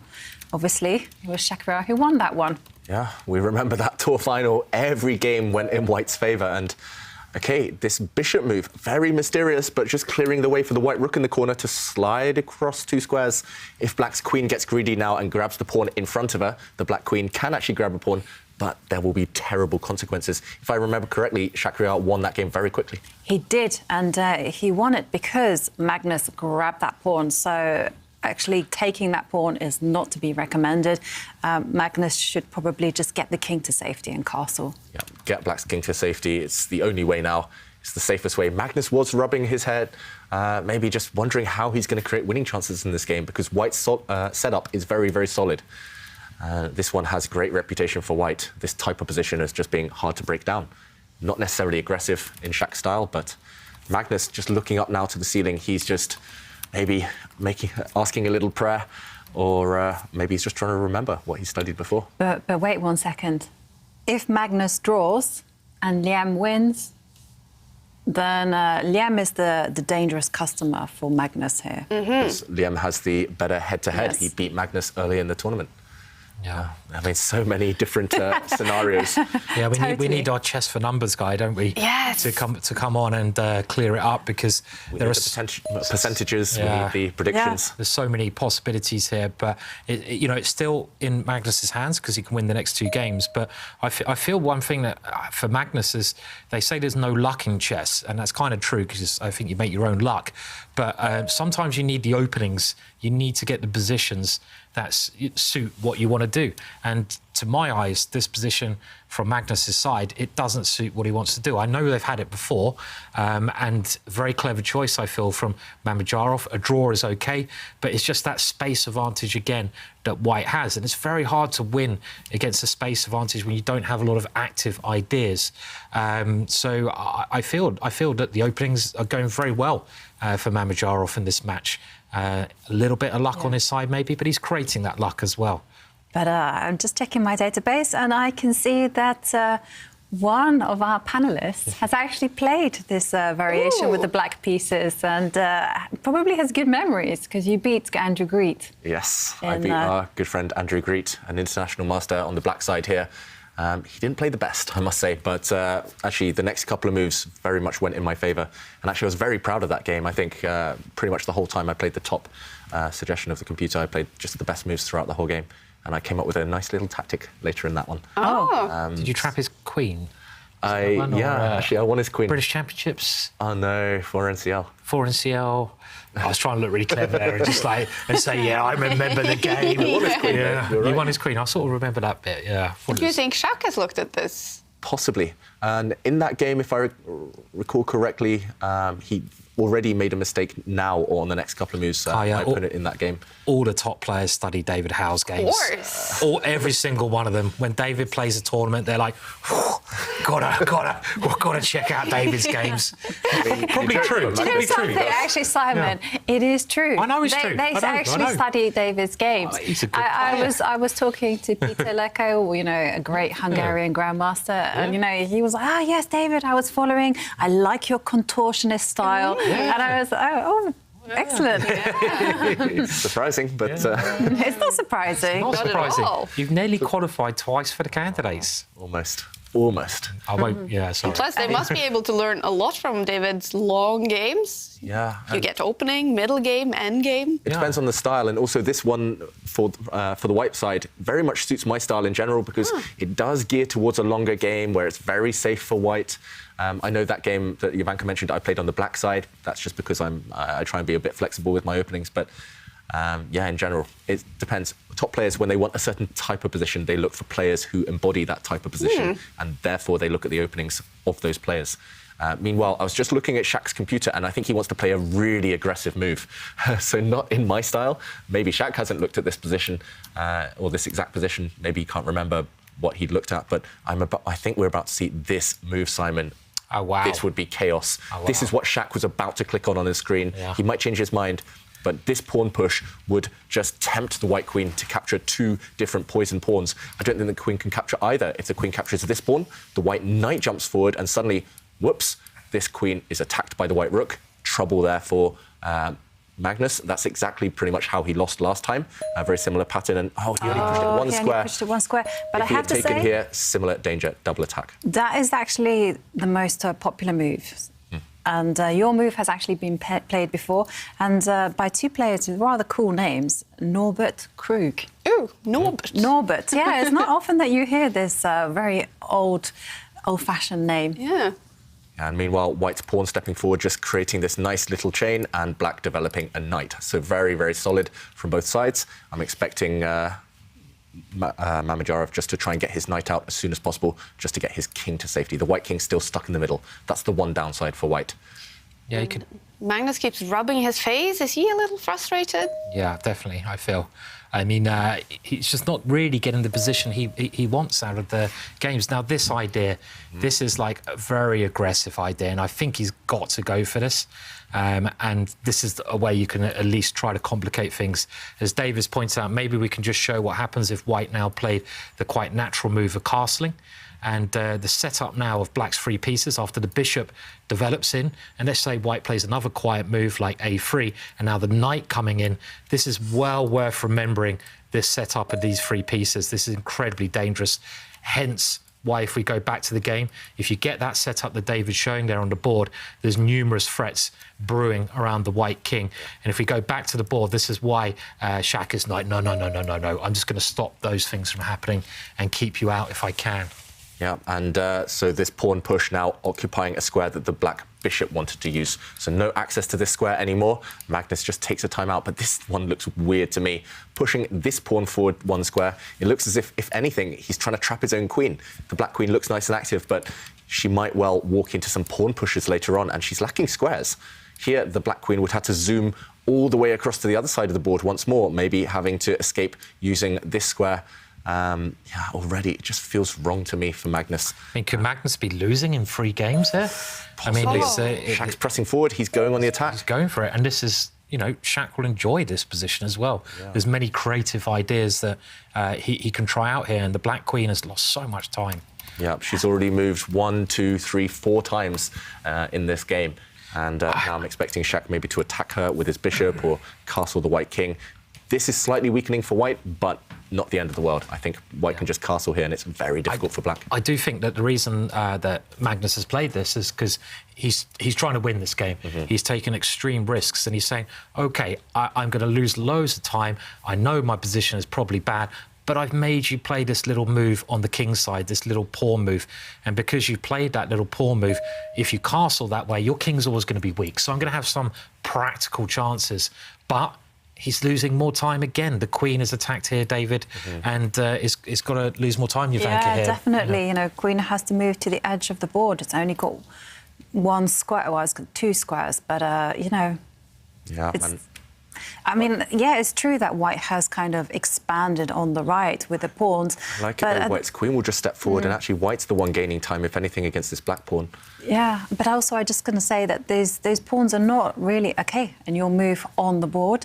And it doesn't really feel like a weakness. It actually feels like a strength, you know. And, wow. Magnus is trying everything he can to... What a surprising move. Imbalance the position. He's pushed his pawn forward, allowing White to continue the advance. White for sure is going to play this. You don't really want to do anything else. You don't want to allow Black to capture your pawn. So why not step forward, kick away the Black Knight from the centre? And you say surprising, Jovanka, because it looks like Black's pieces are just getting worse and worse. Yeah, but maybe he had to do that, actually. Maybe, you know, it wasn't possible to play the most natural move, which would have been just defending the pawn with the king. Yeah. Because, unfortunately, maybe there didn't look natural to me at all, putting the king there. But, OK, yeah, now this pawn push has happened, and Magnus is going to retreat with his knight. And the problem here, isn't it, is that when the Black Knight does move, which we're going to wait and see, as you're showing on the analysis board there, is that White has this fantastic square in the middle of the board, and this is also a risk-free, nice advantage. The queens are coming off, you've got no weaknesses as White, and look at that knight. That knight is just attacking everything. You don't even need to move the knight in there straight away, but it will come into that position at the right time. This is beautiful. Black is very cramped, and look at Magnus has got his head in his hands there, and I think we can understand why it's not what he wants here. Yeah. Not only is this, OK, this is actually happening on the board, this knight is beautiful, but this white bishop as well, indirectly threatening a lot of stuff. I mean, this just looks glorious for White. This is my ultimate fantasy, getting a position like this one from an opening. I mean... Is it really your ultimate fantasy? One of my... Your ultimate chess fantasy? Exactly, yeah. OK. I mean, it's just beautiful. You have this pawn chain, you gain space, you have this beautiful knight on the centre. I mean, what is Black doing? What are these pieces doing? Still asleep. Black's pawn structure as well, not active. Let's go back to the players. Magnus already on the back foot. And remember, if he loses this one, he's got almost no chance of winning the tournament anymore. Yeah. Yeah, I mean, he's out of it, isn't he, really, with everyone else biting his heels. And he's picked a very risky strategy by playing so provocative. He could have played a more solid system. He's now... How many times has he moved that queen? That's the 6th time he's moved this queen. Out of how many moves has he played? That's the 16th move. So he's moved it a third of the time, you know, over a third of the time. And she's ended up on the square she started the game on. Black's moved the queen 6 times and she's back home. So, sometimes when you're like these games, you don't show them to beginners. You just don't show them, because imagine showing a beginner you're trying to teach chess to, oh, look what the world champion's done here. He's moved his queen out early, he's moved it 6 times, and he's put it back again. And it's like, don't do that, you know, but he's the world champion. He does it. I mean, very quickly, there's like a story. Hikaru Nakamura once brought his queen out and moved 2. I remember. And I was teaching at the time in a school, and I went in, the kids started bringing their queen out, and I said, I told you not to do that. You know, it's not a good idea to bring your queen out earlier. And they're like, Hikaru did it. Hikaru brought his queen out and moved 2. And I said, no, don't listen to Hikaru. And they're like, you know, it's just like bad advice. So, and it's the same here, isn't it? That queen's wandering around. That's also the problem with the Bong Cloud opening 1F3. These top grandmasters, they can get away with it because they're so good at chess, but at lower levels, it will never work. No, absolutely not. You sounded like a Harry Enfield character. I was doing Harry Enfield. No. That's what, that was actually directly Harry Enfield, yeah. So, I don't know why. Couldn't remember the name. Yeah. But, well, from a teaching's perspective, it would be actually quite instructive if Magnus were to lose. just from a teaching perspective. Because then you could say, exactly like David says, don't do this at home. I mean, this comes with risks. And on the other hand, we've seen it time and time again. Grandmasters get away with it.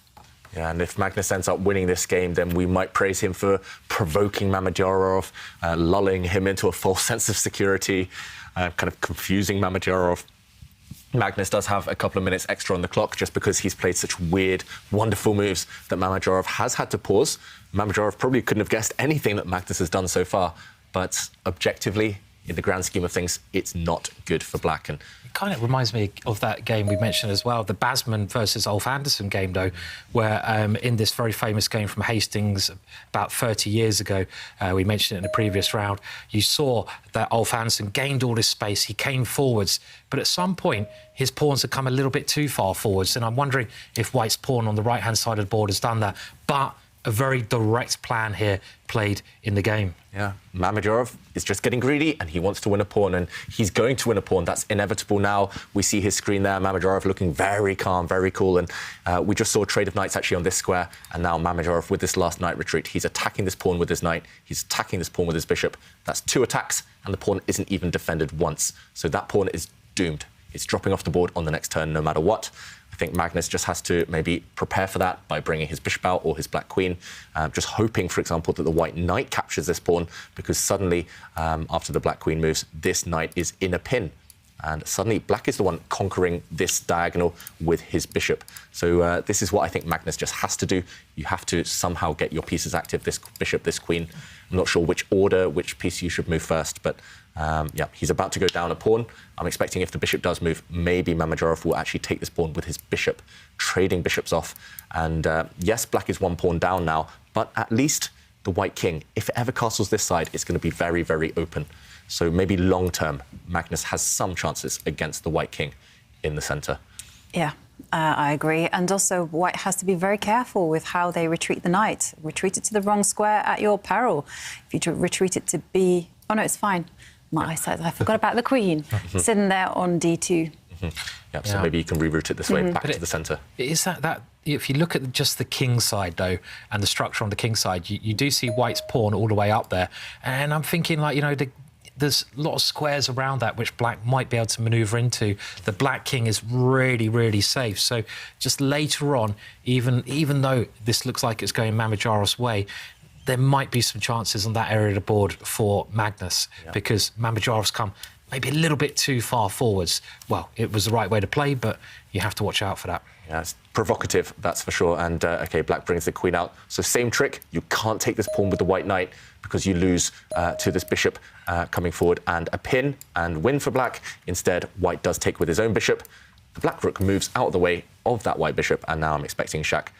I was about to say I was expecting him to retreat, but I just spotted a really sneaky move. You could even jump into the centre with the white knight, hitting the queen, because actually this bishop is poisoned. If the black queen takes this bishop, whoops, another knight fork. These royal forks happening all the time. So maybe that's possible here for Shaq, jumping forward, forcing the black queen to move for the 8th time in the game and to go back home where she started. I mean, no offence to Magnus, but if there are any chess teachers out there, we kind of do want him to lose this, because if he wins this game after just moving his queen around, it's going to be chaos in the chess schools, isn't it? I saw Magnus do this, I'm going to move my queen around. It's like, you know, no. He doesn't go for that. I was hoping Shaq would do this just to force the black queen back to her home.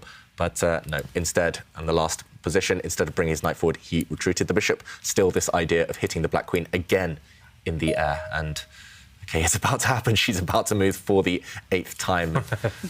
Wow. Out of how many moves? We've got, so that's 8 times out of 22 moves. So literally it's more than a third. More than a third. What does that tell us about Magnus in this game? It's not...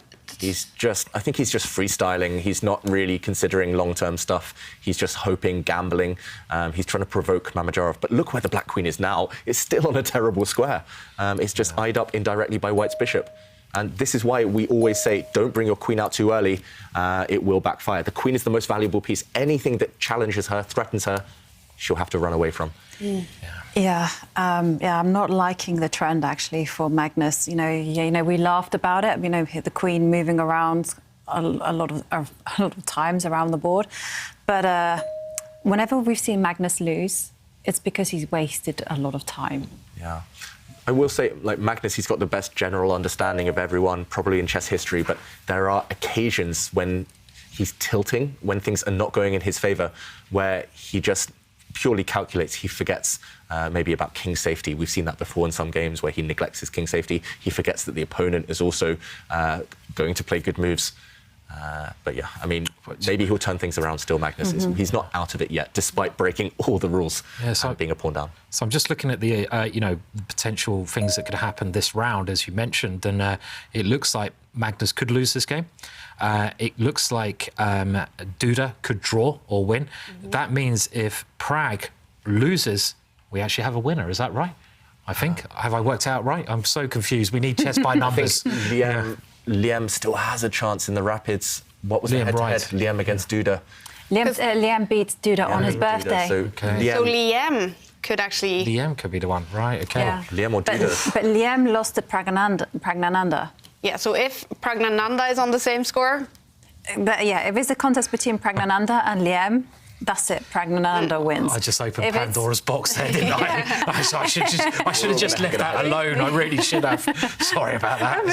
But if Liam, it's a contest between Liam and Magnus and Duda, then Liam wins overall. But it's definitely very dramatic right now. So Magnus Carlsen is in a must-not-lose situation. If he loses this game, he loses the match, and he's not going to be the winner of the tournament. And look at the bar, all the way over to Shakriar's side. And Praggnanandhaa as well. Must-not-lose situation against Giri. He is down by 1 point in that match. And if he loses that match, it's going to be over for him as well. He's not going to win the tournament. So Duda and Liam Le, they are seeing some serious hope right now about Duda about to win his match. He only needs a draw in game 3 here, and Liam Le, the bar is all the way over to his side. I mean, imagine we've been talking about Pragg and Carlsen as if it was a 2-horse race the whole tournament. Pragg leading most of the time, Magnus catching him, but it could be the two kind of chasers, Duda and Liam, who end up kind of battling it out for first place. And Duda, it looks likely he'll kind of get the draw he needs to win the match in 3 games. He's just going to be chilling. I mean, I was going to say he's going to be chilling out later. He looks pretty chilled right now. But if he's chilling out, he's just watching, relaxing, and the pressure is all going to be on his rivals. And if Duda wins the match against Eric, Praggnanandhaa is in a must-win situation right now. Yep. Yeah, so it's very tense. I mean, going back to the position here, my first thought was, Magnus has made a bit of progress here because maybe he has some targets to attack on the queen side. But then looking at it a little bit more, it's the real problem with that queen again. It's the black queen. The black queen is in a pin, meaning that the knight cannot move. If the knight ever moves, you lose your queen. And with the last idea that Shaq's played, he's just aiming to double up on the open file, a very good idea. And there's a lot of pressure on that knight. Magnus is trying to defend that knight, and Shaq increasing the pressure on that knight.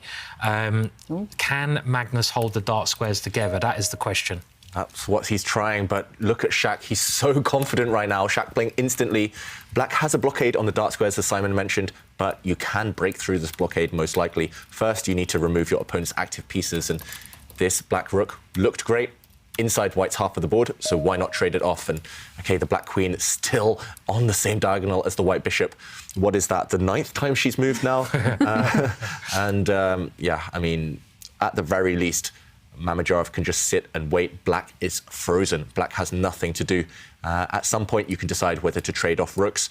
Ideally, at some point, you want to mobilize your pawn advantage. White is 1 pawn up, so these 2 should beat this 1, but they're difficult to push right now.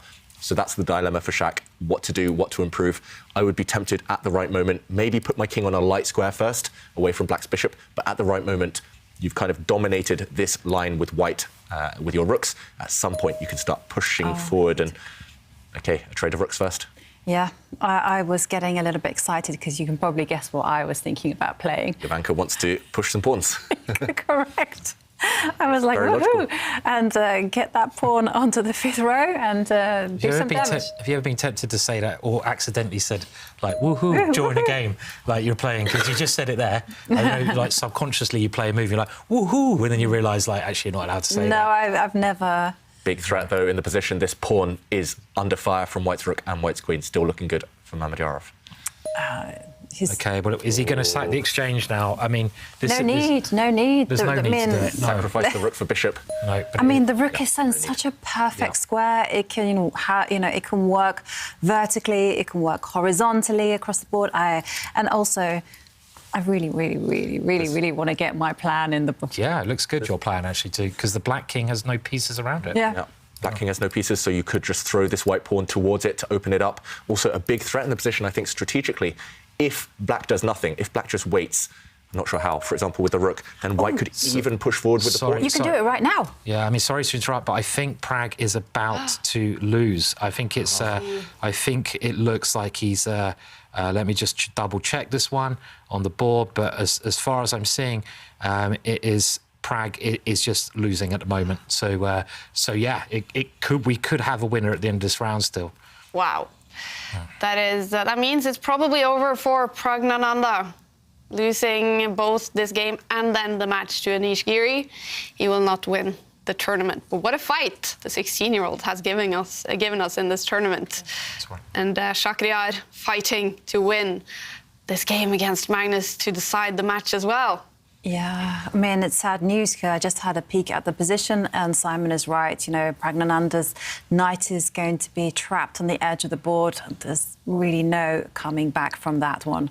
Yeah, fair play to Giri, though, after a difficult tournament. He struck back today, and yeah, it's just difficult for Pragg that it was today that Giri picked his form back up. Yeah. And, all right, and we see the screen from for Mamedyarov, thinking for now a little over a minute. Is this one of those critical moments? Possibly. He's just taking a time out, improving the white bishop. Actually, a big threat on the board, potentially. White's bishop and white's queen. Notice how they're on the same diagonal. They're maybe going towards the black king. Maybe they're going to open things up and sacrifice there. But the evaluation bar, not impressed by Shak's last move. Personally, I thought he looked pretty impressive. I didn't think there was any downside to this one. But maybe the threats just are imaginary right now. Black's king goes to defend some of its own pawns. He's got to do it now, hasn't he? He's got to do it. He's got to launch. Yeah, I mean, clearly. Everything's building up to this one moment. Come on, do it. Shakhriyar. Look at his screen. He's about to retreat his bishop. Maybe just a bit of nerves from Shakhriyar, not stepping forward on the attack. Yeah. He's still, there is a threat. Bishop takes pawn. So, OK, I can still see the position being repeated and my idea coming into fruition. Just to show the threat right now, because of the pin on this diagonal, you mentioned bishop takes pawn. For example, if black just waits and does nothing, then white can take this pawn. It's not possible to capture the white bishop because of this pin. So David, that's the idea. It might be worth continuing that. Let's say in the position, black moves the king rather than allowing that tactic to occur to get it out the thing. One thing I sort of saw that white would love to play is pushing the pawn on the A file 2 squares. Now, I don't think that tactically works, but if you can play this move, the reason you want to play this is you get a fantastic passed pawn, and we saw Mamedyarov use that pawn to win earlier on. He can't be going for a draw. No. Is he going for a draw? He's going to do... He can't be going for a draw. Yeah, the F plat. Oh, no. OK, he's repeated the position Don't twice do now. It. Don't do it. Let's go back to the players. We could see the position repeat for a third time if Mamedyarov puts his white bishop in the centre of the board. He must be getting nervous. I don't think he's going to repeat. You don't have to. You can just move the white king. You could do anything here. It's pawn up. There's no risk as well. It's a pawn up. He's got a great position. I mean, this could be disastrous for him. And I bet Magnus is there, like, please, just put it back in the middle now. Let's have a draw. I mean, you can't take the draw here, really. You just can't. You can't do it. Yeah, I mean, we could even see a situation where Magnus, if he does take the draw now, wins the next game. And if Liam and Duda all win, we have a 3-way tie for first. Whoa. And they've all beaten each other. Oh, my goodness me. Head-to-head won't solve that one. And guess what? Blimey. I'm just checking Liam's position, and he is beating Jordan van Foreest. It's not good news for Magnus Carlsen, who Liam beat earlier in the tournament. Look at Liam looking focused. He's so good as well. He, I think, has one of the strongest nerves I've ever seen, Liam. He's just so calm all the time. And Magnus, he's trying not to betray any emotions. He's got a poker face on, but a draw is on the table if Mamedyarov wants it. He shouldn't take it, of course, Mamedyarov, but he could ruin Magnus's tournament chances. He's got to play for the win, surely. I mean, can you push the A pawn? I mean, if you can do that, then you play it without thinking. Maybe it doesn't work tactically, I guess, but that idea we looked at a minute ago, I mean, but still, Jovanka, your idea of just moving the bishop out of the way, throwing the pawn down the board, attacking the king, there's not so much danger, is there? But unfortunately, he can't put the bishop on the... Well, he has to move it back again, and look, he's lost a lot of tempo. Yeah, exactly. Okay. He plays for the win. Okay. Well done, Mamedyarov. Magnus's reaction as well. Yeah. Disappointed. Yeah, he wanted the draw there. You know, one time in his life, he actually wanted a draw. Yeah. That being said, the decision did cost Mamedyarov a few minutes, and Mamedyarov, taking a quiet timeout with the white king, has given Magnus the time now to go after white a-pawn. Look at the black rook and queen lining up against white's pawn on the a2 square. Could we see a trade now? We do see a trade. White's bishop gives itself up for the black knight. Does d6 work? This is a big question. Does it work? And, OK, we talk about big questions. We have to show this. Yeah. The game is heating up. Black is attacking this pawn with his queen, backed up by the black rook, so time is of the essence, and it's a huge moment. Do you just push forward with your pawn, opening up the white bishop to attack this rook? This is the most natural move in the position. The question is whether black can just capture back, ignore you, allow the rook to drop, and give a nasty check to the white king. David, I think there's an even stronger move. I think you can now play that move I want to play. Instead of going d6, d6 very strong probably. I think that works, but I love... let's push the a-pawn. Okay, He's gone for the more tactical idea. Probably also good, but he had that chance to really just have complete control of the position there. It's difficult to spot this pawn move because instinct-wise you see, oh, en passant, and black is about to promote to a new queen, but white's rook could have come across, and you skewer and actually you win a piece here. At the very end, black's bishop might drop off, but instead we see the position we did just show. Wow, things are heating up. This pawn pushed forward, attacking this pawn, but also attacking the rook in the corner from white's bishop. So black decided, OK, he can give up the rook, he captured, and after a trade here, we see now this material imbalance. It's actually level pawns, but white has a rook for the black bishop. First of all, this check. How do you deal with it? Can you get a bit crazy and can you block it with your queen? Possibly. I guess you can block it with the queen, hoping that this double attack you can just step out of. You can retreat and maintain this pin. The problem is, I think maybe by stepping forward with your queen, you just give up a very important pawn, this pawn. And I can see this position going wrong for Mamedyarov. Yeah. The reason I say that is, again, we talked about the king side. White's king side is very weak. And even though you'll exchange up, the bishop, to me, looks pretty good. The pawns in the middle are active. I could actually see this going wrong. Just the fact that, you know, the rook's not very good and the white king the black king incredibly safe. So I'm not convinced this is, you know, so clear at all anymore, actually. It's definitely a 3-result game now. Mamedyarov still a favourite on the board, but look at the clock. He's 4 minutes down. And Magnus, he's an endgame magician. He can still fight back here. So, yeah, let's see whether the black queen and black bishop can fight against white's pieces. And it's a win for Jan-Krzysztof against Praggnanandhaa in Game 3. That means Giri wins the match. 0 points for Praggnanandhaa, who's had a fantastic tournament. But he's not going to be the winner of the Oslo Esports Cup. But what a tournament for Praggnanandhaa. It ends here, though. Maybe the pressure over the last few days got to him a little bit. Yeah, I mean, there is that as well, but he was also playing some incredible players. And wait 1 second, I just had to take you back to the board. What has just happened? He's just given a pawn. Is this blindness? Oh, the white rook can just step forward 1 square and capture a black pawn. And he has. And Magnus, look at him. Oh, my words. Just hallucination. He forgot this pawn was up for grabs. Could it be a mouse slip? Could he have intended to play the queen? No, because I think look at Shakriya trying to look around the computer to see what's going on. I don't think it's a mouse slip because only when Shaq took the pawn did he react. He's done 2 of these incredible blunders. He missed the bishop move the other day and he's missed the rook move today. I don't There were mouse slips earlier in the event. Yeah. It's wow. Great. I mean, this is now game, match, everything. Yeah, white has a rook and a pawn for black's bishop now, but the white rook is free. That's the clear thing. The white rook has scope over the whole board. It's game over, as you say, Simon. And look what he's done to the bishop as well. Yeah. Dark square bishop. Well, it's not a great piece because it's blocked in by its own pawns. Oh, no, like you say, Dave, Simon, it's over. I think that was just a blunder. I mean, he blundered horribly against Jordan, you know, kind of forgetting that the bishop can move all the way to the end of the board, just not seeing it. And here, he's missed that the rook can take the pawn. And I just, yeah, I'm quite speechless for first time in a long time. Something is up with the world champion. You never see him blunder like this normally. It's happened a few times this event. And look at this, the Black Queen. She did go and grab a pawn back, but she's been distracted. And now it's White's turn to attack. The Black King, no defenders around it. This is a check. And wherever the Black King goes now, the White Queen is going to start joining her rook. It's game over any moment now. Magnus, he might be out of the running for this tournament. Yeah, he's going to be devastated with us. I mean, we know what a champ he is, what a brilliant player, and just how much winning means to him. But he's not just going to be devastated with the result, he's going to be devastated with his play today. It just hasn't been him, has it? No. And big threat on the board, checkmate in one move. The White Queen, if she gets time, she'll go up on the line and capture the Black F-pawn, and the Black King is trapped. There's no way to save this game now. There's another threat of the White Queen going up to the 6th rank. The Black King caught in a checkmating box in the corner of the board. And Magnus knows it is absolutely over. There's nothing he can do. Zero chance now. Oh, look at that. Devastation. He just wants to get out there. Magnus Carlsen is about to lose this match in 3 rapid games. And that means he's not going to win the tournament. Yeah, imagine the 2 leaders today, Praggnanandhaa and Carlsen, both losing in 3 games. Almost unimaginable. Have we ever seen Magnus lose in 3 games?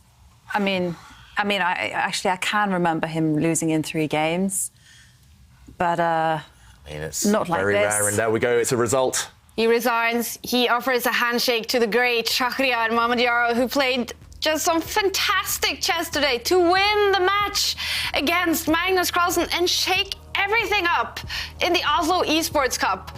We do not know who will win this tournament now, but it's most probably not going to be Magnus Carlsen. Let's go to Sverige to get some reactions.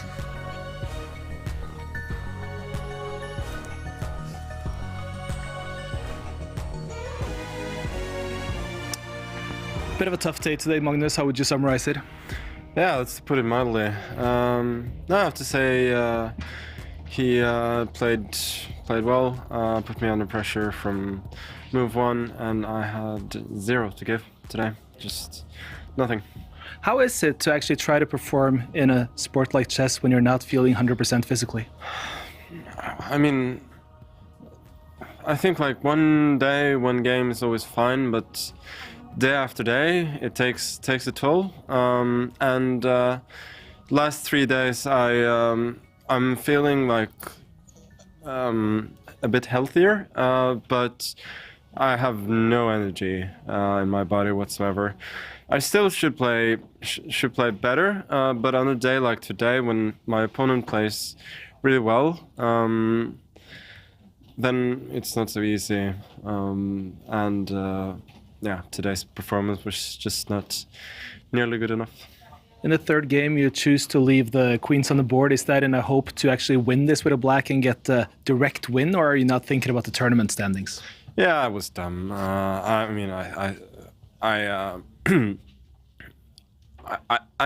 saw the standings were a little bit more favorable to me after, except my own game, of course, after game 2 than game 1. But I still thought realistically I had to win both games. There's a right way to try and do that, and there's a wrong way to do it. And certainly I didn't do the right way, but I also, if I change the queens, I'm still worse. So I think my position is even worse after what I do than if I'd exchanged. But regardless, I think the damage was kind of already done. Thank you for taking the time on this. Thank you. So it's a Magnus here who is obviously reflecting upon this pretty similarly to how the studio has been talking today as well. He is, if nothing else, very, very self-aware. But I'm also standing next here to the gentleman who has absolutely crushed Magnus Carlsen today. And how would you summarize the day, Shahryar? Okay, we normally every time sees Magnus winning tournaments, also winning all match.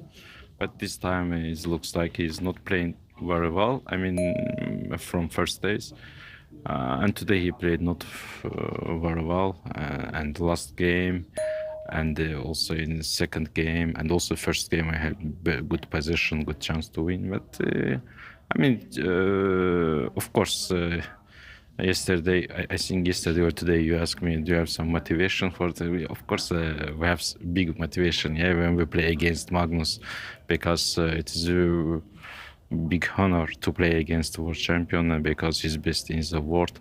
And every match we need to play very serious to try to show our best.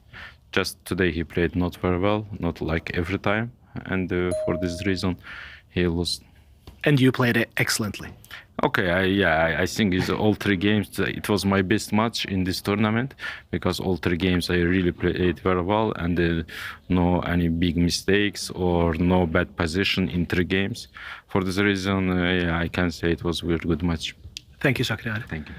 But it is interesting. Right now, with a Praggnanandhaa loss, a Magnus-Carlsen loss, how about these last two matches going on? That is actually what seems to be deciding the whole tournament now. You're absolutely right, Sverre. This is getting so dramatic. Jan-Krzysztof Duda, he's up by 2 points to Erik Hansen. With a draw in this game, he will win the match to gain 3 points, and he will then be on 14 points. Remember now, Carlsen losing, Praggnanandhaa losing, they are stuck on 12 points. But Liam Le, he has a say in all of this as well. But we're going to go into this game, Hansen and Duda, because the match might be over with this game. It could be, but this one's going on for a long time, and the other game is fireworks. Oh. And Liam, he might win, he might lose. Oh, I don't know. This is an end game where Duda should be able to draw, but he's on the defensive, and it might go for a long time.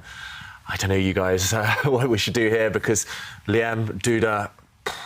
I think we should maybe switch. I think we should definitely switch. Okay. So our control room will get the other game ready so we can follow Liam against Jordan. They are tied. Liam and Jordan van Vries, they will definitely play 4 games. But if Liam wins his match in the rapid portion and Duda also, he is about to win his match in the rapid portion. If he does that, then Liam Le will be the winner of the Oslo Esports Cup because he won the match against Duda. It's so chaotic right now. It's so interesting. We will get up Liam Le against Jordan van Vries. But just what is happening in this game? So Duda needs a draw, and... It should be a draw with best play. Actually, temporarily, Black is 1 pawn up, but Black's pawns are so ugly, especially the double pawns in the middle, that I don't think Duda's going to win this game. But a draw is good enough for him. So I'm expecting him just to play it safe, maybe retreat the Black bishop right now, not take too much risk. Erik should be able to draw that game. But this one, this is crazy. White has an extra rook, but look at those 2 black pawns on the left side of the board. Look at Liam's camera as well. He is panicking. How is he going to stop those 2 black pawns? They're running.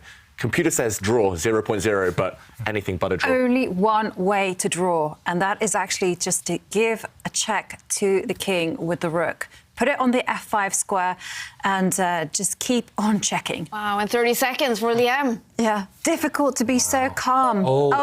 Is he blunder? He's a losing blunder. Oh, wow. Wow. And Jordan, look at Jordan suddenly stretching. Could this mean now that the dude could win? Duda? If Van Vries wins this game, Duda should be the champion as long as he avoids defeat.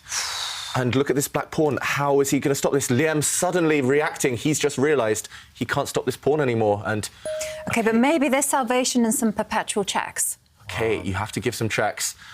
Did Jordan miss a win there, or what were we missing? I don't know. I don't know. I mean, can the king just hide it there on the f8 square? Yeah, I mean, this looks natural. If the king just... and he's able to come back. Oh, you can go back. Oh, OK, so... he should be able to save this one now, but Liam playing with fire.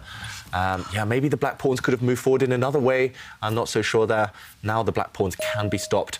And Jordan, a bit of chess humour there. Instead of promoting to a queen, he promotes to a rook. Because most likely that rook will be captured anyway. But very surprising because, OK, that wasn't a forced move by Liam anymore. Instead, OK, it's gone calm again now. You can breathe. We had that was just chaos on the board. And it looks like now it's probably going to head towards a draw. It's a rook and pawn ending. They both got 2 pawns. Rook and pawn endings are notorious for being drawn. Yeah. Draw any moment now. It's a draw, yeah. OK. Wow, and imagine the drama we're going to have in the 4th and final game between these two. If Liam wins that game, he's going to be the winner of the tournament. It's over. This one is a draw. Jürgen a little bit upset about that. He did have winning chances, but this is a draw. Liam and Jürgen will play a game 4, and if Liam wins that, he's going to be the winner of the Oslo Esports Cup. Jürgen rushing off. But we're going to jump also into Duda against... Oh, I see pizza. Yeah. Is that pizza I see? Oh. Hello. Focus, Simon, focus. Hello, pizza. And Liam, he definitely has to focus. It could be a game to win the tournament in game 4. Wow, this one, Duda with a draw or a win will win this match to have chances to win the tournament. Yeah, it's looking likely. He shouldn't, as black here, Duda, be in any trouble. He's got everything protected. He is 1 pawn up, even, as I mentioned earlier, even if black's pawns are ugly. The black king, you've got to be a bit careful it doesn't get in any trouble. It's done a very adventurous journey there, the black king, but it can step back if necessary. It feels like the status quo is going to just be maintained. White's knight is just going to hop around looking for targets, but everything's defended, and a draw very likely. We're probably going to see a scenario, OK, Duda just trading some pawns there. Slightly surprising, but trading some pawns. We're likely to see Duda drawing this one, chilling, relaxing, while Liam has to win at all costs. Is it so easy if White starts targeting the b7 pawn? Yeah, it just takes a long time. Maybe it's not so easy. I mean, I would prefer to be White. I don't know about you guys in this position, despite black having 1 extra pawn. But the black king is pretty active. It takes White's knight, as you mentioned, Ivanka, there. It takes White's knight 3 moves, 4 moves, just to go and start creating some threats. And that's not to mention the white rook as well. Yeah, which needs to get into the game as well. Ooh. OK, Duda, maybe the nerves will become a factor. Both sides are quite low on the clock. Eric under 1 minute, Duda under 2 minutes. And Eric, he's still playing for the win. He will want to end this event on a high. I think it's been a very nervy day today. I mean, the drama is just crazy, and it's remaining crazy at the moment. You know, these guys can now win the tournament. We did not expect that, Duda or Liam Lee. This position should be equal, but Eric is trying everything he can here, and the rook and knight are causing quite a lot of problems to the black king. And that black king, well, could it even walk into a mating net here? You have to be very careful where you go with the black king now. Normally, you want to move towards the centre, but if you move towards the centre, you're nearly getting checkmated. Suddenly, the black king has walked into what we call a self-mate, a mating net. You've walked into trouble of your own accord, of your own doing. So I would just run away to safety now. It's not nice to go off to the edge of the board, but I think the black king should start retreating, go back towards its own bishop. Otherwise, Duda... Oh, is he going to self-destruct? It's very much Duda style to play the maximum. Can we see his screen? Oh, he has. So risky. Move, though. The black king has no squares it can move to. All you need to do is check that king, and it's checkmate. But if you try checking it with your rook, you give a square. If you try checking it with the knight, you give a square. Yeah. So how do you do it? Maybe the threat is to simply move the king and take the bishop with the rook. Maybe we can show this on the analysis board. So, for example... What is Duda doing? I don't understand. No. I think Eric's got this one. Let's say black moves the rook to the right. What else can black do? I mean, you can't do that because you there's can't no safe squares for the rook. You have to move the bishop, right? If you move the rook this way, there's a check and a skewer. You win the rook. If you move the rook this way, there's a knight fork and winning actually everything here. So the bishop had to move. But now, Eric, can he win this game? Maybe he can move his king. You mentioned that the rook and knight actually do a good job of caging this black king. No squares for it. But, OK, Eric, he's brought his rook up the board. Now, at least, the black king later on can start running away. But where do you put the black bishop? Yeah, I was going to ask that question. Duda shaking his head. Where is it going? Yeah, maybe he has to move forward and walk into this knight check, this knight fork. But now, I don't know, maybe the black king can just try and eliminate all the pawns. This is what I would do. Nothing else I can see, to be honest. You give away your bishop, though. But wait 1 second. You can also take your time with that check. You can also... Move your king. Move the king. Yeah. Be a little bit sadistic. Yeah, because black is literally what we call in Zugzwang. And Zugzwang, pretty much wherever you move, you make a weakness to your 5 position. seconds. OK, and he has made the bishop move. So this is the key position. Eric, we think, shouldn't get hasty, should be patient. Taking this pawn, yes, you win the white bishop, the black bishop on the next turn, but you do allow black's king out of the cage. Do you know what you can? I think you can put the king on d3 here, maybe. Something like this looks incredibly strong. Something along these lines. But yeah, just take your time, because the only thing black can do... Don't take this pawn. ...is move the rook up and down. He hasn't got any moves. So if Eric finds this idea, improve the king, he's found it. OK, Eric's found a really nice move. As you mentioned, Simon, maybe the black rook just has to move, then you bring your king, the black rook moves, maybe you bring your king again, defend this pawn, and only then try and capture it with your knight. And, OK, Duda gives a check. Now the white king running to safety. Black's king still almost checkmated.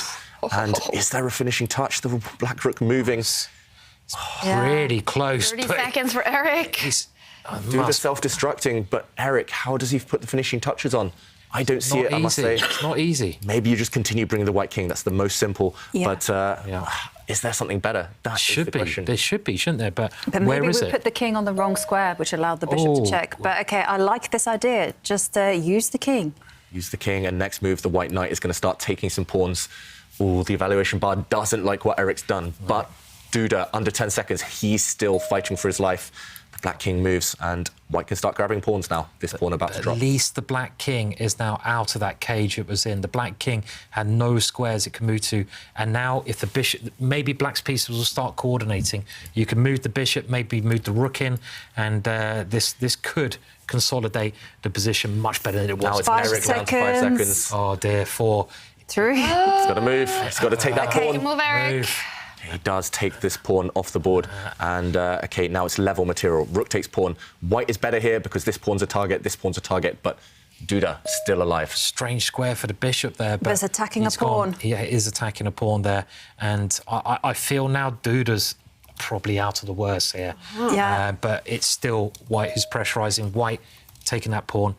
And Eric making that move with 1 second to spare. But I don't like it. Suddenly, White's pride and joy, that A pawn has dropped off, and only 2 pawns versus 2 pawns now. How are you going to win this? As long as black can give up the black bishop for White's 2 remaining pawns, it should be a draw. A rook and knight cannot beat a lone rook. So as long as black can eliminate White's pawns, no more chance. White has to go for checkmate, and it's not easy. Black will deliver these checks himself.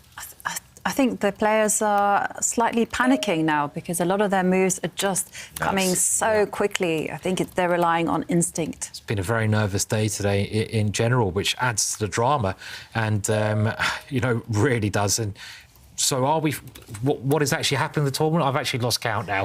So this... If Duda draws or wins this game, he wins the match and he can just chill watching Liam. Liam, if he wins the next game, can overtake Duda. 3 seconds. It's all down to Liam. Wow.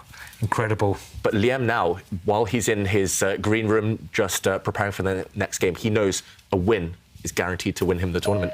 Incredible. Incredible. It's probably going to go all down to the final rapid game of the Oslo Esports Cup. We couldn't have asked for more drama and a better finish to this tournament. But Duda, he needs a draw in this game.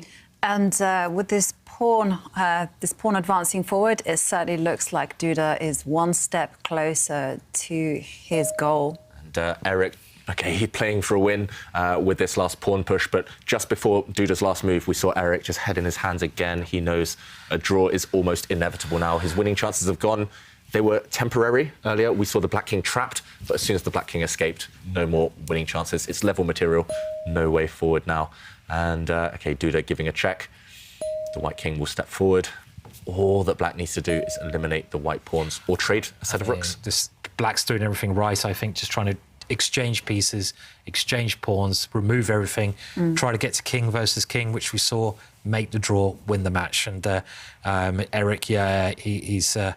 I mean, it was very hard to see a win there. None of us saw the win that Eric had, and somehow Duda just dodged the checkmate. And when things don't go your way, they just don't go your way. And I feel that's something that, you know, is just not gone Eric's way this tournament. Oh, down to 2 seconds, Eric. He did trade set of rooks with 2 seconds left and moved his king across.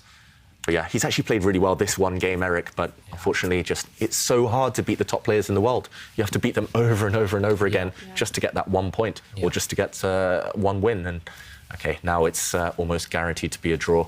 White just doesn't have enough pawns remaining. Black will sacrifice his bishop for one of White's pawns, and the Black king will deal with the other. Black's pawns as well, pretty dangerous. And a draw and a loss is the same for Erik Hansen. He will lose this match, and Jan-Krzysztof Duda will gain all those 3 points that could potentially give him the tournament victory. That final game with Liam Le will be so thrilling. Imagine all the other matches finished, just all eyes on Liam. Yeah. Must-win situation. Yeah. It's written in the stars that that was the last game. It's going to be so exciting. Yeah. And it's going to start in 5 minutes, you guys, because this is a super long game. In 5 minutes, the final rapid game in the tournament, and it's going to decide the whole thing. If Duda saves a draw in this game, which he probably will. He should. He went down to 5 seconds there playing his last move. It's definitely the nerves kind of jangling, tingling there. And, OK, we've seen this position now twice. Will we see the players continue to repeat? The White king just sidestepping, the Black bishop going back. It's hard to find other moves. I don't see anything else here for Erik Hansen. If the White knight moves, the Black bishop goes and takes a pawn. Erik down to 1 second when he made that last move. But now provoking the Black pawn forward, trying to make an advance with his king. But, yeah, here we go. Black's pawn will act as a distraction, and he can force the draw quite soon, actually, here by... Pawns dropping off the board. Yeah, just bringing the king in to attack the white pawn at the right moment feels the right way to do this. Yeah. And everything will be removed and it'll be a draw. So here we go. The king comes in, attacking the pawn. If the pawn goes forwards, the king chases it again, and it's a draw. So, yeah. Yeah, White can't keep both of his pawns on the board. Easy draw now. Inevitable. OK, 1 check from the White knight, and Duda even showing off, walking into a knight fort, giving up the Black bishop. If White's knight goes back to the edge of the board now, which it does, and we will see a draw any moment. If White could keep his pawn, he would win, but the pawn drops off, and as soon as the Black pawn is captured, we're going to see a draw. Here we go. Any moment now, and there it is. Duda wins his match. Wow. And will he also now win the tournament? A handshake between Duda and Erik Hansen. Duda takes all 3 points in this match. That means right now he is in the lead in the Oslo Esports Cup. But everything will be decided with the final game between Liam Le and Jordan van Foreest. If Liam wins that 4th and final rapid game, he will win the tournament. Any other result means that Duda wins. Oof, it's going to be intense, and it's actually going to start in 3 minutes. Okay, how are you guys feeling right now? Excited. Yeah, excited. Actually, I'm a bit jittery. What a shocker of a day. You know, Magnus losing in 3, Praggnanandhaa losing in 3, and Duda winning, and suddenly it all hinges on Le's game. And now I was trying to think about the numbers. If Jordan is the one that wins, you know, he doesn't have a chance to win it outright, but who is going to be second? I don't know. At least I'm quite happy, because at least now I know what's going on. As in, it's been so tense up and down. We know what is going to happen in the last round. If Liam wins, he wins. If he doesn't win, then Duda wins. So it's come down to this one game. Everything, all the last games, everything's just come down to this. Fantastic. Incredible. It's going to start in 2 minutes, you guys. That 4th and final game for Liam Le. David, how do you expect Liam is feeling, preparing right now? He's going to be feeling nervous. Yeah. I mean, I would be. I think anyone in the world would be right now. Everyone's watching him. Everything's on his shoulders. And it could be the biggest win of his career. I know he's won the World Blitz Championship, but this is even bigger with players like Magnus Carlsen. And I don't know how you prepare in a situation like that. You just have to kind of zone out maybe and just get into the game. But not easy for Liam. Let's take a look now at the results, you guys, because everything will now be decided. Mamedyarov with a fantastic performance, winning 2 games against Magnus Carlsen to win that match and put Magnus out of contention to win the tournament. Giri won his match against Praggnanandhaa. That means Praggnanandhaa is out of it. So it's now either Duda or Liam Le who will win. Sverre, what's happening out in the lounge? What is the tension like right now? Well, I'm standing here with probably one of the main characters who will not get a chance to decide his own fate because he's done his job. Jan-Krzysztof, it was a wonderful, wonderful day for you, but I guess the nerves are not quite done yet. No, actually, I did everything I could. I'm pretty happy, actually, to finish this match because the game was actually too tense and too long for my taste. Like it was symmetrical and totally dual position, but my opponents play very reasonably, resolutely, and I was under pressure all the time basically. So yeah, just happy to clinch it. But after the first couple of days of this tournament, did you expect to be standing here waiting for the last game to decide if you could win the tournament or not? I didn't think about it, to be honest. Just wanted to have fun and play good chess, and that was my main goal. Yeah, of course, it was difficult to expect. I mean, such a scenario after losing the first match, but on the other hand, I have always thought that finish is the most important thing, and yeah, and I had a pretty decent one. It's the standing in the last game, which is starting right now, is that for Liam to win the tournament, he needs to beat Jordan with black pieces, otherwise you win. Yeah, it's pretty good, because before this round, it felt like almost impossible. I mean, several people had to do certain results, which was kind of unexpected. Yeah, we'll enjoy the show. We will definitely enjoy the show, so I say take it away, guys, because we're running.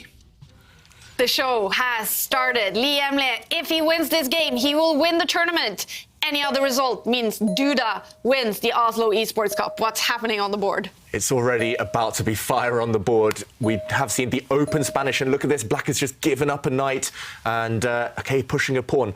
This is one of the sharpest lines in opening chess, and it's so trendy. Actually, the two players, they battled out in this opening earlier today already. So in that game, Liam had the advantage. Who knows what's going to happen right now? White has a bishop and a knight for Black's rook and pawn. But look at the white king out into the open. Liam has done the right thing. Good opening choice. And Duda is definitely paying attention to this together now with Jan-Krzysztof pacing a little bit. He will be nervous looking at this. Jan-Krzysztof Duda. Oof, what a tense finish we will have to the tournament. Jordan looks calm. He, of course, knows as well. With a draw in this game, we will head to tiebreaks between these two. But Jordan can, of course, also win this match. Yep, Jordan can win this match, and of course he'll want to win this match. And actually, when these two faced each other just a couple of games ago, it was this opening, and Jordan won. So okay. Jordan, remember, he's on site with his second, Johann Sebastian Christensen. He would have been working away, tapping the computer, checking what the computer says about this opening. Liam is here alone. Yeah, he doesn't. I think he was going to come with his wife, but that didn't happen in the end. So that's a big advantage to Jordan in this extremely sharp position. I mean, there's not even much point talking about how we got to this, because this is just theory. Yeah. It's one of those things you either know or you don't play. You just avoid it like the plague because it's so sharp. One bad move and you lose. I expect the computer's assessment of roughly equal is fair, but it's not a draw.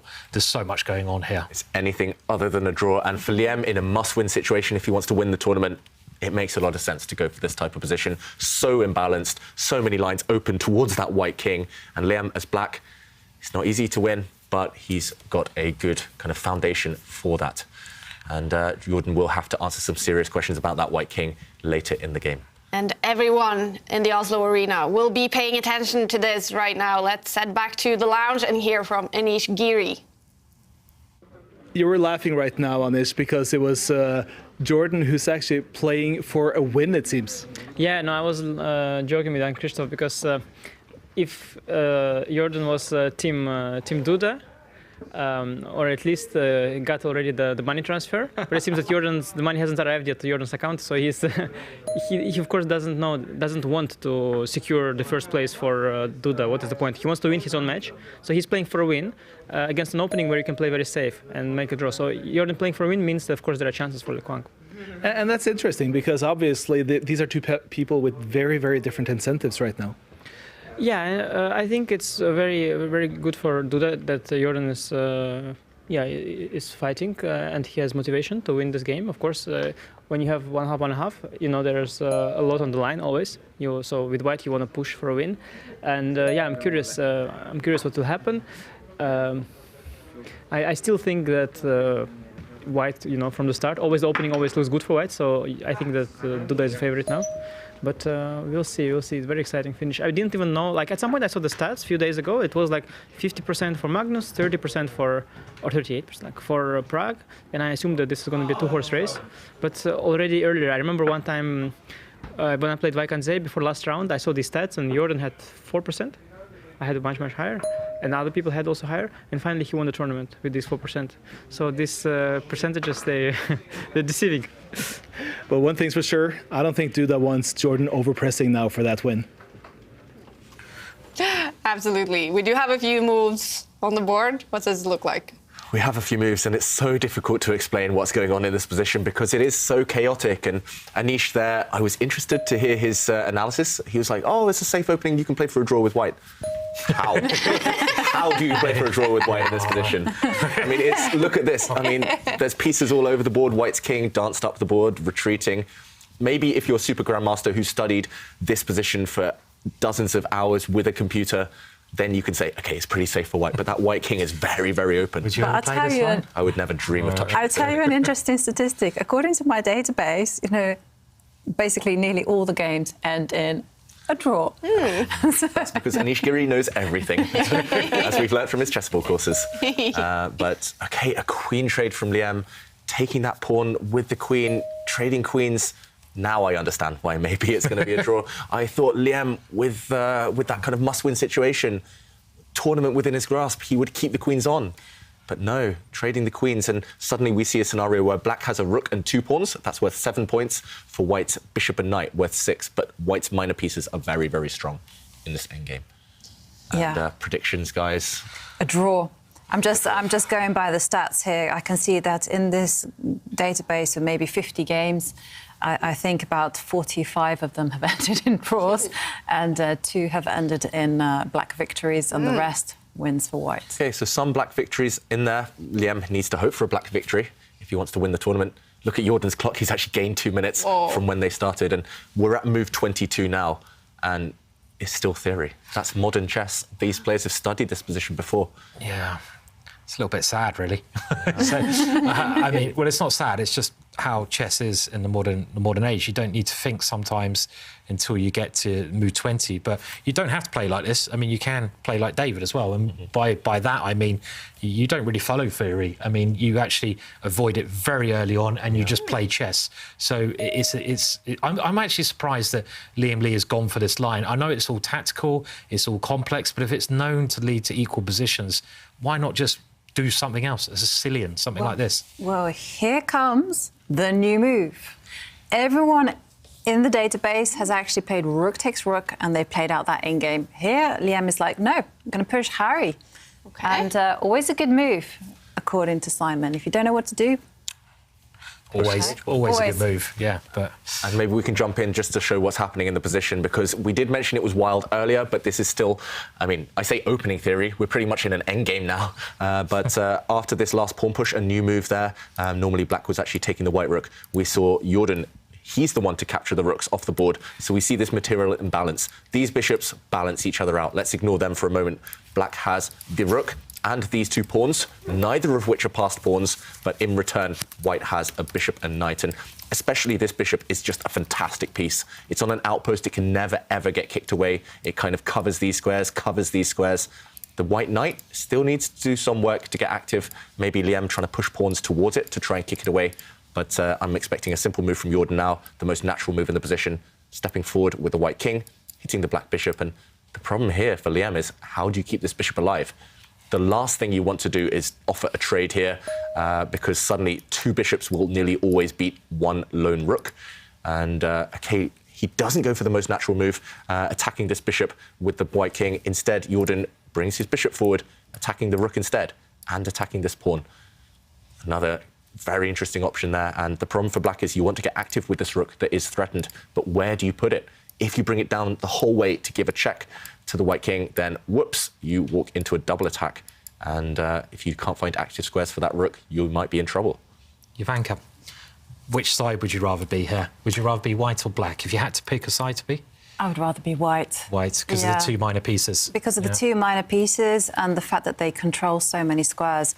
But I would say if black manages to trade off a set of minor pieces, I would just instantly be black. Yeah. I mean, sometimes the rook is so good in the ending, and it's better than the 2 minor pieces. But you do, as you say, it's a nice point. I think you need to change off your bishop for another piece to get that. If you could eliminate these 2 pieces from the board, then black's rook gains a lot of squares. The problem is, it's just, where do you put this rook? Literally, nearly every square is covered. Okay, this is one of the few. I was going to say this square is covered, this square is covered, this square, not possible. So you have to bring it forward here. But look at Jordan attacking the black rook now, and if the black rook goes back, would we see a repetition of the position? White going forward. Maybe the black rook has to choose somewhere else. Liam needs to win. You can't repeat. I mean, don't you find this opening choice a bit strange by Liam? I mean, if it's known as a niche, the Oracle knows everything, says it's actually a draw most of the time, wouldn't you have... I praised it earlier, but that's without knowing that it's all been analysed by computers. Yeah. I mean, if you know that your opponent has studied it before, it's maybe a poor choice. And, easy in hindsight, though, to say these things, of course, because you only know after something's happened, isn't it? Yeah, really? and also maybe Liam was kind of trying to second-guess Jordan and say, well, Jordan also needs to win if he wants to get up there at the top of the standings. So he didn't expect this type of endgame from him. But, OK, we see Liam move his rook to attack the dark-squared bishop. Bit of a weird square, bit of an ugly square for the rook, but really gaining time. Ugly. Yeah, I guess the idea is you gain time, you hit the white bishop, and when the white bishop moves, you do have time to maybe push Harry, the h-pawn, down the board to kick away white's knight. Yeah, normally you don't want to put your rook on files where they will be blocked. You want them on open lines, like where the rook previously stood, but it's all about tempo, gaining time. I guess the kind of thing that black would like to see here, we can just maybe quickly show it, is if the white king travels towards the bishop now, which we mentioned earlier, and now black could get that exchange of bishops off the board. So the black rook takes something, the white king takes something, and this is going to benefit black in general because you get down to that rook versus two pieces. The rook is a lot easier to deal with. I mean, even here, I'm not sure because the rook's out of place, but as a general idea, that's what black wants. Black wants to get rid of one set of minor pieces. Yeah, especially, you mentioned, Simon, it's the bishops, because we talk about the bishop pair in, OK, white stepping back away from that trade. We talk about the bishop pair, but actually here, they're phenomenally strong, these two white bishops together. If you can trade one of them off, no matter which bishop it is, you'll be happy. The one thing you don't want to do is trade off your black bishop for the white knight. You need to trade off your bishop for your opponent's bishop, and he's trying, yeah. Good move by Liam, trying to force these off the board. If these bishops depart, then maybe some decent winning chances for black. The problem is, if you don't go for that trade, if Jordan just steps back with his white bishop, then it's going to be hard to trade off these pieces later. Yes, you gain time to kind of push forward, kick away the white knight, but the black rook, it just feels so misplaced. Not on an open line anymore. I would imagine Duda is actually really feeling quite happy at the moment. He's probably watching this, chilling out, and he's thinking, yeah, I mean, come on, Jordan's not going to lose this position because I don't think he should lose this position with the white pieces. So I reckon he's a happy boy at the moment. And on that note, Simon, let's head out to Sverre. Any sight of Duda, Sverre?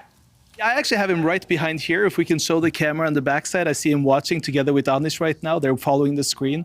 We also have Praggnanandhaa right here. So it's definitely a lobby that is paying attention to this final game here. But I'm also, Kaja, standing here now together with Johan Sebastian Christiansen, who is the second of Jordan. And this is a familiar position to you. Yeah, kind of. It's the line we prepared for this game. It's very solid, not too many... And not really risking too much and just playing very slow and going for a long game, and in the end maybe catch Lekwang.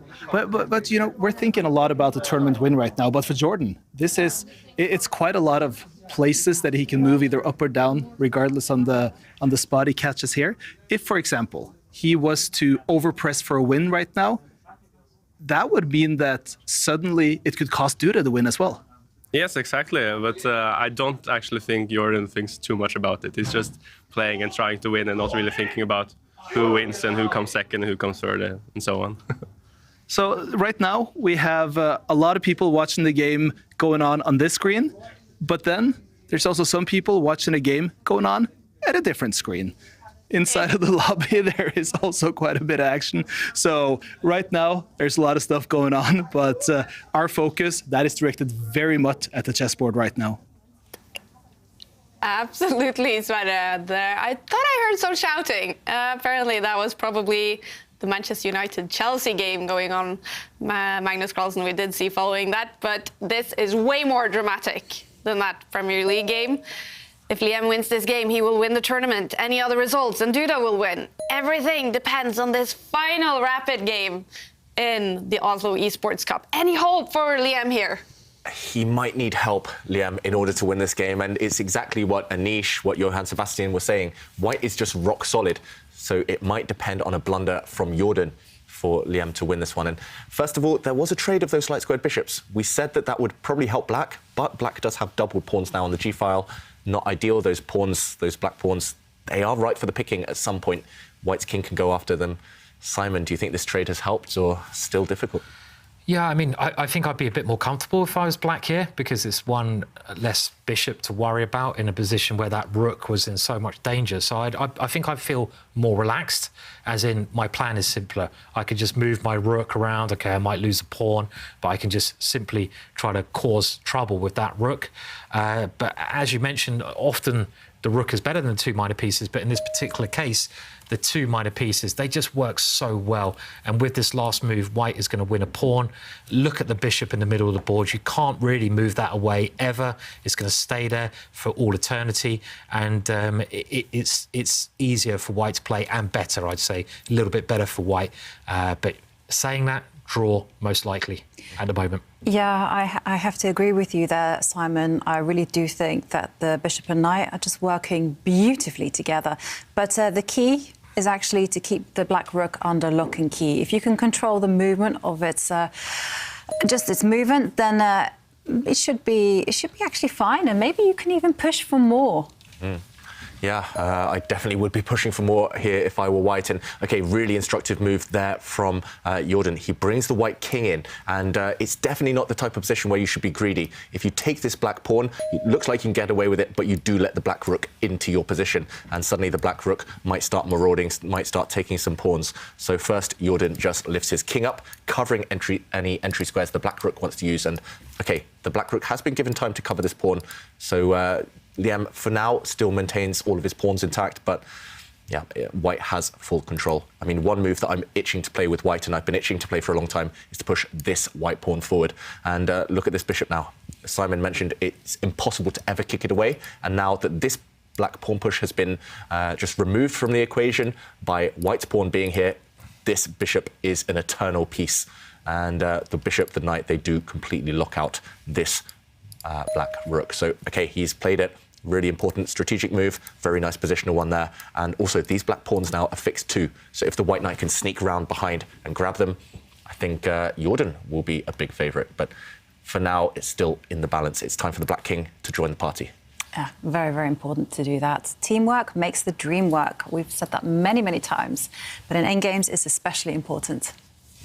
Yeah, I actually like your idea, David, to bring that knight around as well here. I mean, like, there's two black pawns on the queen side, which are both weak, and if I was white here, I don't want to move my bit. I mean, it's quite logical. I don't want to move my bishop. Bishop, fantastic. I can't really move any of my pawns. My king is OK.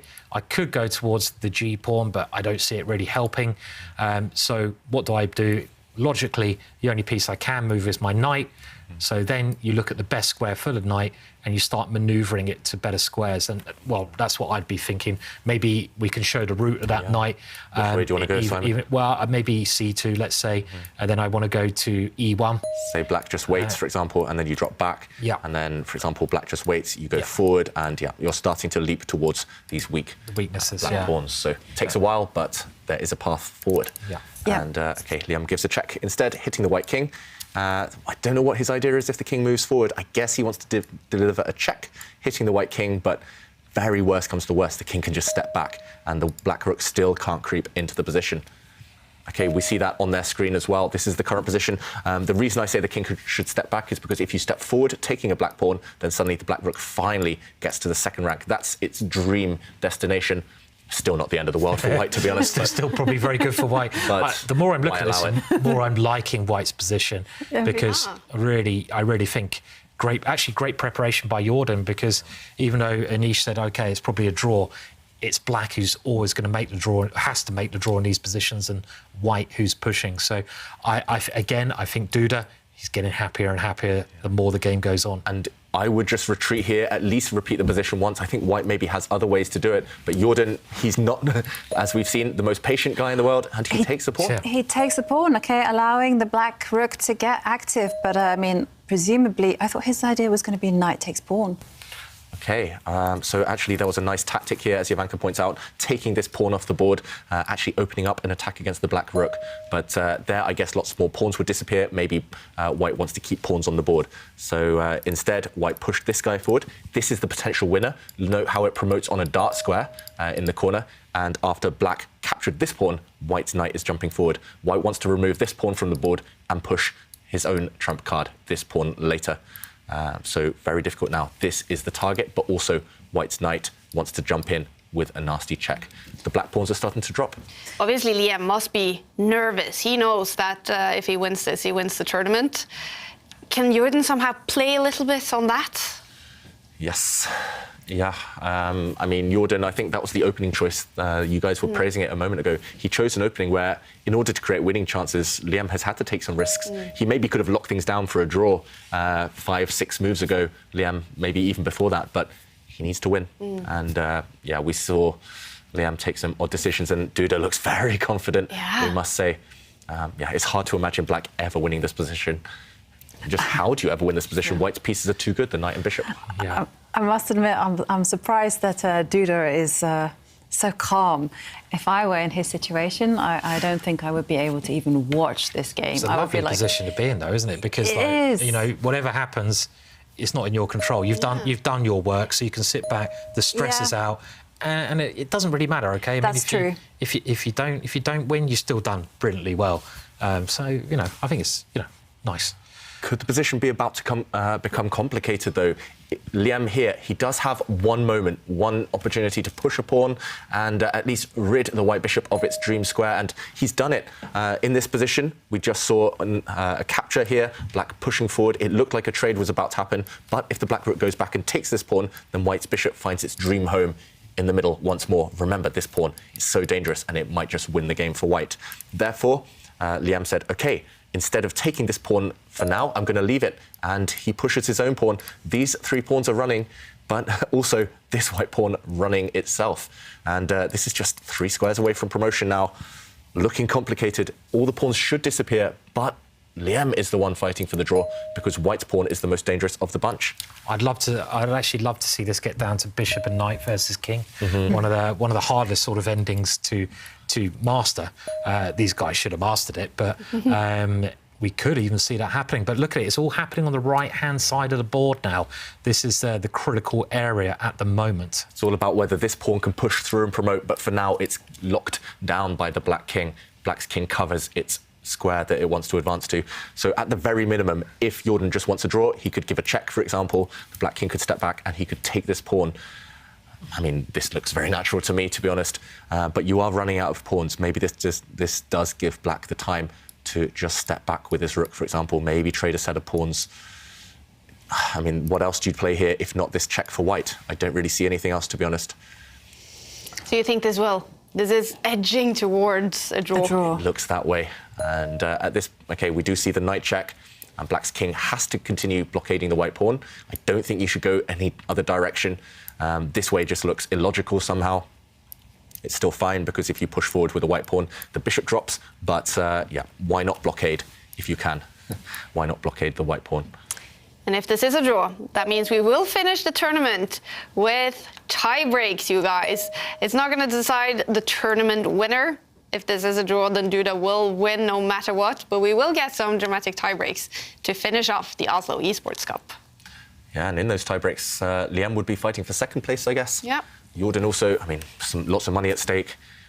Still very high-stake tournament. And, OK, 1 pawn has dropped. Yeah, and Liam actually does have to be a little bit careful because there is a big threat on the board, and white is actually threatening to push the king 1 square forward, deprive black of the black monarch of squares, and then threatens checkmate.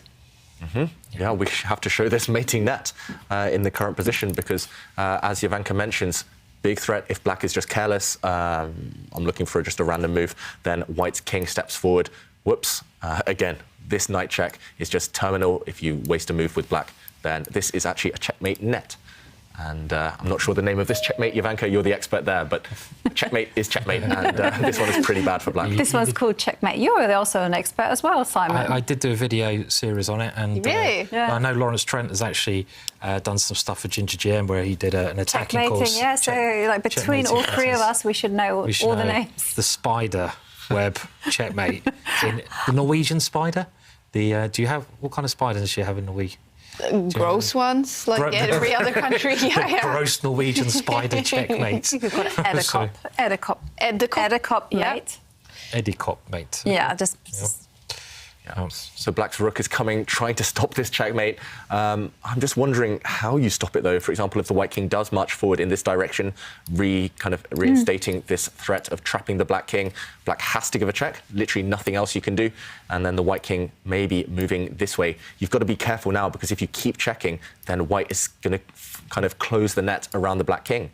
And suddenly this would pretty much end the game. So you have to be really careful here as black. In the current position, I'm expecting, because of these incoming checks, white to start centralising the king. Still, it feels like it should be a draw with best play because there aren't too many pawns remaining. If black can remove all these pawns from the board, the left side, then it should be a draw. Once those pawns disappear, black can actually use his rook and go and give itself up for this pawn and for the white bishop. That should secure the draw, but you're running out of time as black.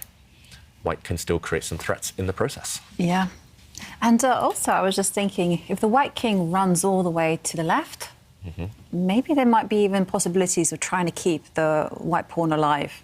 Yeah. So if white can keep one of his pawns alive, he's likely to win. It just depends on whether you can keep that white pawn on the c3 square alive. That might be the key pawn later on. But if black offers up a trade on that side, it's likely you might have to trade off. We'll see. Jordan, he knows that there's zero risk now for white, I think, which is good news for Duda. But yeah, he's looking for ways to win. So Jordan, basically, he needs to keep both of his pawns alive. At least one of them. Okay. He wants to make black give up the black rook for one of the pawns, but he also needs to keep both his minor pieces, the bishop and knight, and one of the pawn alive. Seems like a lot to do. A lot to do. That's why it's so difficult to win. But it's kind of study-like. You get these kind of studies that David showed yesterday, which are composed like positions, where you know there's this beautiful idea there. And I imagine Jordan loves these kind of things. You know, he's very good at finding the tactics in certain positions. So I think he'll be pushing for a while here. As you will mention, I don't think Liam Lee's chances of winning are great. The tournament. I mean, something's going to have to go wrong, isn't it? I think Liam just needs a mouse slip or something. Yeah, black can never really win this position because at the very minimum, white's just going to maybe give some checks with the white knight. The black king is just a blockaded defensive piece. Yeah. And the other endgame we mentioned there, Simon, and one I'm hopeful we'll see as well, is white having a bishop and a knight against just the black king. I'd love to see that. I mean, I was watching a previous show, actually, where Jovanka was lovely. You were demonstrating the W technique. Really? I remember that. Last season, I think I was at home, chilling out with a beer, watching you demonstrate it. I was in the other place, and I remember you saying how it happens. It's super easy, actually. Oh, I don't know about super easy. It is. Whoa. Many grandmasters don't know how to do that. So. Yeah, but because you just have to remember, it is quite geometrical once you memorise the patterns. But anyway, there's been a check. The bar is going up. I don't know. Yeah, I'm surprised he went backwards, Jordan, there, because I did show there was kind of a checkmating idea in the position. If white's king had gone forward, I'm not sure where the white king is going now, but either way, Liam did prevent the immediate checkmate in one move where white's knight was going to go towards the black king. Now black's king does have an escape square. So still heading towards the draw. And I disagree, Jovanka. I think in practice, if you just have a board, it's really easy, bishop and knight. But imagine in a game situation, big crowd, clock ticking, it's not easy at all. I don't know. I think my method is pretty... But there's been some cases, famous cases. I mean, wasn't it in the Women's World Championship final where one of the players couldn't checkmate with it? One of the biggest matches. I mean, she's very strong she's grandmaster. not the only one, Pishin. Yeah. But I think it's because most people take a very practical approach. They go, what are the chances I'm ever going to get that checkmate? I don't need to learn it. I'll figure out over the board. Do you think Jordan knows how to checkmate with the bishop and knight against the king? Yes. I mean, I remember once, actually, it was Lawrence Trent playing against Ivan Sokolov, and it was a much more complicated two knights and a pawn. 2 knights against the pawn and a king. And he was so upset with himself because, he knew the technique and he just didn't quite do it. What, Lawrence or Lawrence? No, Lawrence was defending. Right, okay. Okay, we have just kind of bypassed an interesting moment because Jordan's definitely playing for the win. He didn't trade off a set of pawns on this left-hand side, so white, note how he blocked things up with his own pawn, so he has 1 pawn remaining for later. Jordan, meanwhile, just choosing his playlist, very relaxed there, choosing his song. And black's pawn is only 2 squares away from promoting, but it is stopped by white's bishop at the top of the board. Look at the white bishop. It's got its eye the whole way back down the diagonal, stopping the black pawn from pushing on. And a check first from Liam. Yeah. When in doubt, give a check. Good endgame technique. Definitely. I think Liam has a really crafty idea in mind. He's going to carry on checking the white king and tempt it to go forward. OK, so hitting the white king right now, tempting this king to go forward. And if it does step forward, Jovanka? Yeah, no, actually, I wanted it to go backwards first. OK, backwards first. Yeah, sorry, Howard. You're asking a lot. Forwards, backwards, sideways. It's been a long week, Simon. So now rook check. OK. And now it's provoking. Now, if the king goes forward, say, now you can push your pawn. Yeah, now you can push your pawn. And yes, the bishop is kind of covering the square, but now the black rook also can just capture the bishop. So it's a bit tricky where to put the king in, in the current position here. But if the king goes forward, same idea. The black rook will come down, threatening to push. And this white bishop from afar, it's a bit overworked, defending its own pawn and trying to stop black's pawn. It's very difficult for Jordan. If the king comes towards the rook in this manner, I think the black rook will just sidestep. And same idea, it's going to drop down and kind of cover the second rank for this pawn to push. It's interesting, but it's very difficult to see how white ever stops this pawn now long term. Yeah, it's also very difficult to see how black will even win, even if the best thing happens and he wins the bishop. Yeah.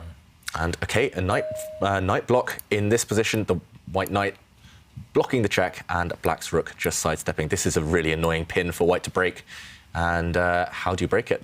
That's the problem. For example, if the king marches forward, this is a nice tactic, then suddenly black's rook can actually take this pawn off because after the bishop recaptures, suddenly black makes a queen. This is maybe the only way that Liam could win this game if Jordan forgets about the pawn pushing forward. But of course, Jordan won't forget about that. So he doesn't go away with the white king. He goes back, so still within distance, for example, if that happens again, of black's pawn. So the white king can ride to the rescue now and stop this guy. And both sides are a bit stuck. Therefore, Liam just waiting with the black king. I mean, if he moves his knight backwards now to try to cover that pawn in the best way you can, and then tries to move his king towards the black pawn, that looks like pretty decent winning attempt to me, and he has gone for this. So, and the point is, as white, if I can round up that one annoying black pawn, if I can win that pawn, and I want to bring my king towards it and sort of suffocate it and then take it, well, I should have great winning chances then. But I can put my king, on that square, then block with the knight. We can maybe show that happening. For example, if black just waits, if black waits too long, then whoops, you cut the coordination between the black rook and the black pawn, and slowly but surely you grab this guy, then you go up, and same thing again, you eventually round up this black pawn. OK, wow, Liam is playing with fire. He's marching forward with the black king. We catch up with the game. Maybe he wants to win this position still. This is maybe a mistake. How is this a mistake? Because, OK, now that the king has retreated, I was thinking that the rook would come down to the first row, just to, pin the knight. Maybe you can actually just sidestep and just go king to... Yeah, the king could march forward here because you can't actually take white's knight. Suddenly the black king, because it's run away, this pawn promotes on the next turn. It's all about the pawns. White's pawn, black's pawn, who's going to make the queen in the current position, though Liam found a nice move. He's cut off the white king on the second rank. I think this is the key move, stopping the white king advancing now. And this check from white, the question is now, back or forward? Into the centre, brave, courage, or safety first? Backwards, yeah. Yeah, but that means he can't really win this game if you're going back. No. And I think he's given up his hope of winning. I feel Liam at the moment. I think he's going for the draw and realises that that's the best he can get here. Can Jordan win it though? He needs help. If the white king, Jordan's much closer than Liam to win it. If the white king, as Simon mentions, is able to step up onto the second rank and win that black pawn, then white's definitely winning. not even a question Look anymore. at Duda. And He looks so Duda. chilled, doesn't he, now? So trying to stifle a smile, maybe. Yeah. He knows he is getting so close to winning the Oslo Esports Cup. He started out losing the match to Magnus Carlsen, and here he is getting close to winning the whole thing. Imagine he started out losing to Magnus on day one, also to 1F3, and we talk about karma in chess.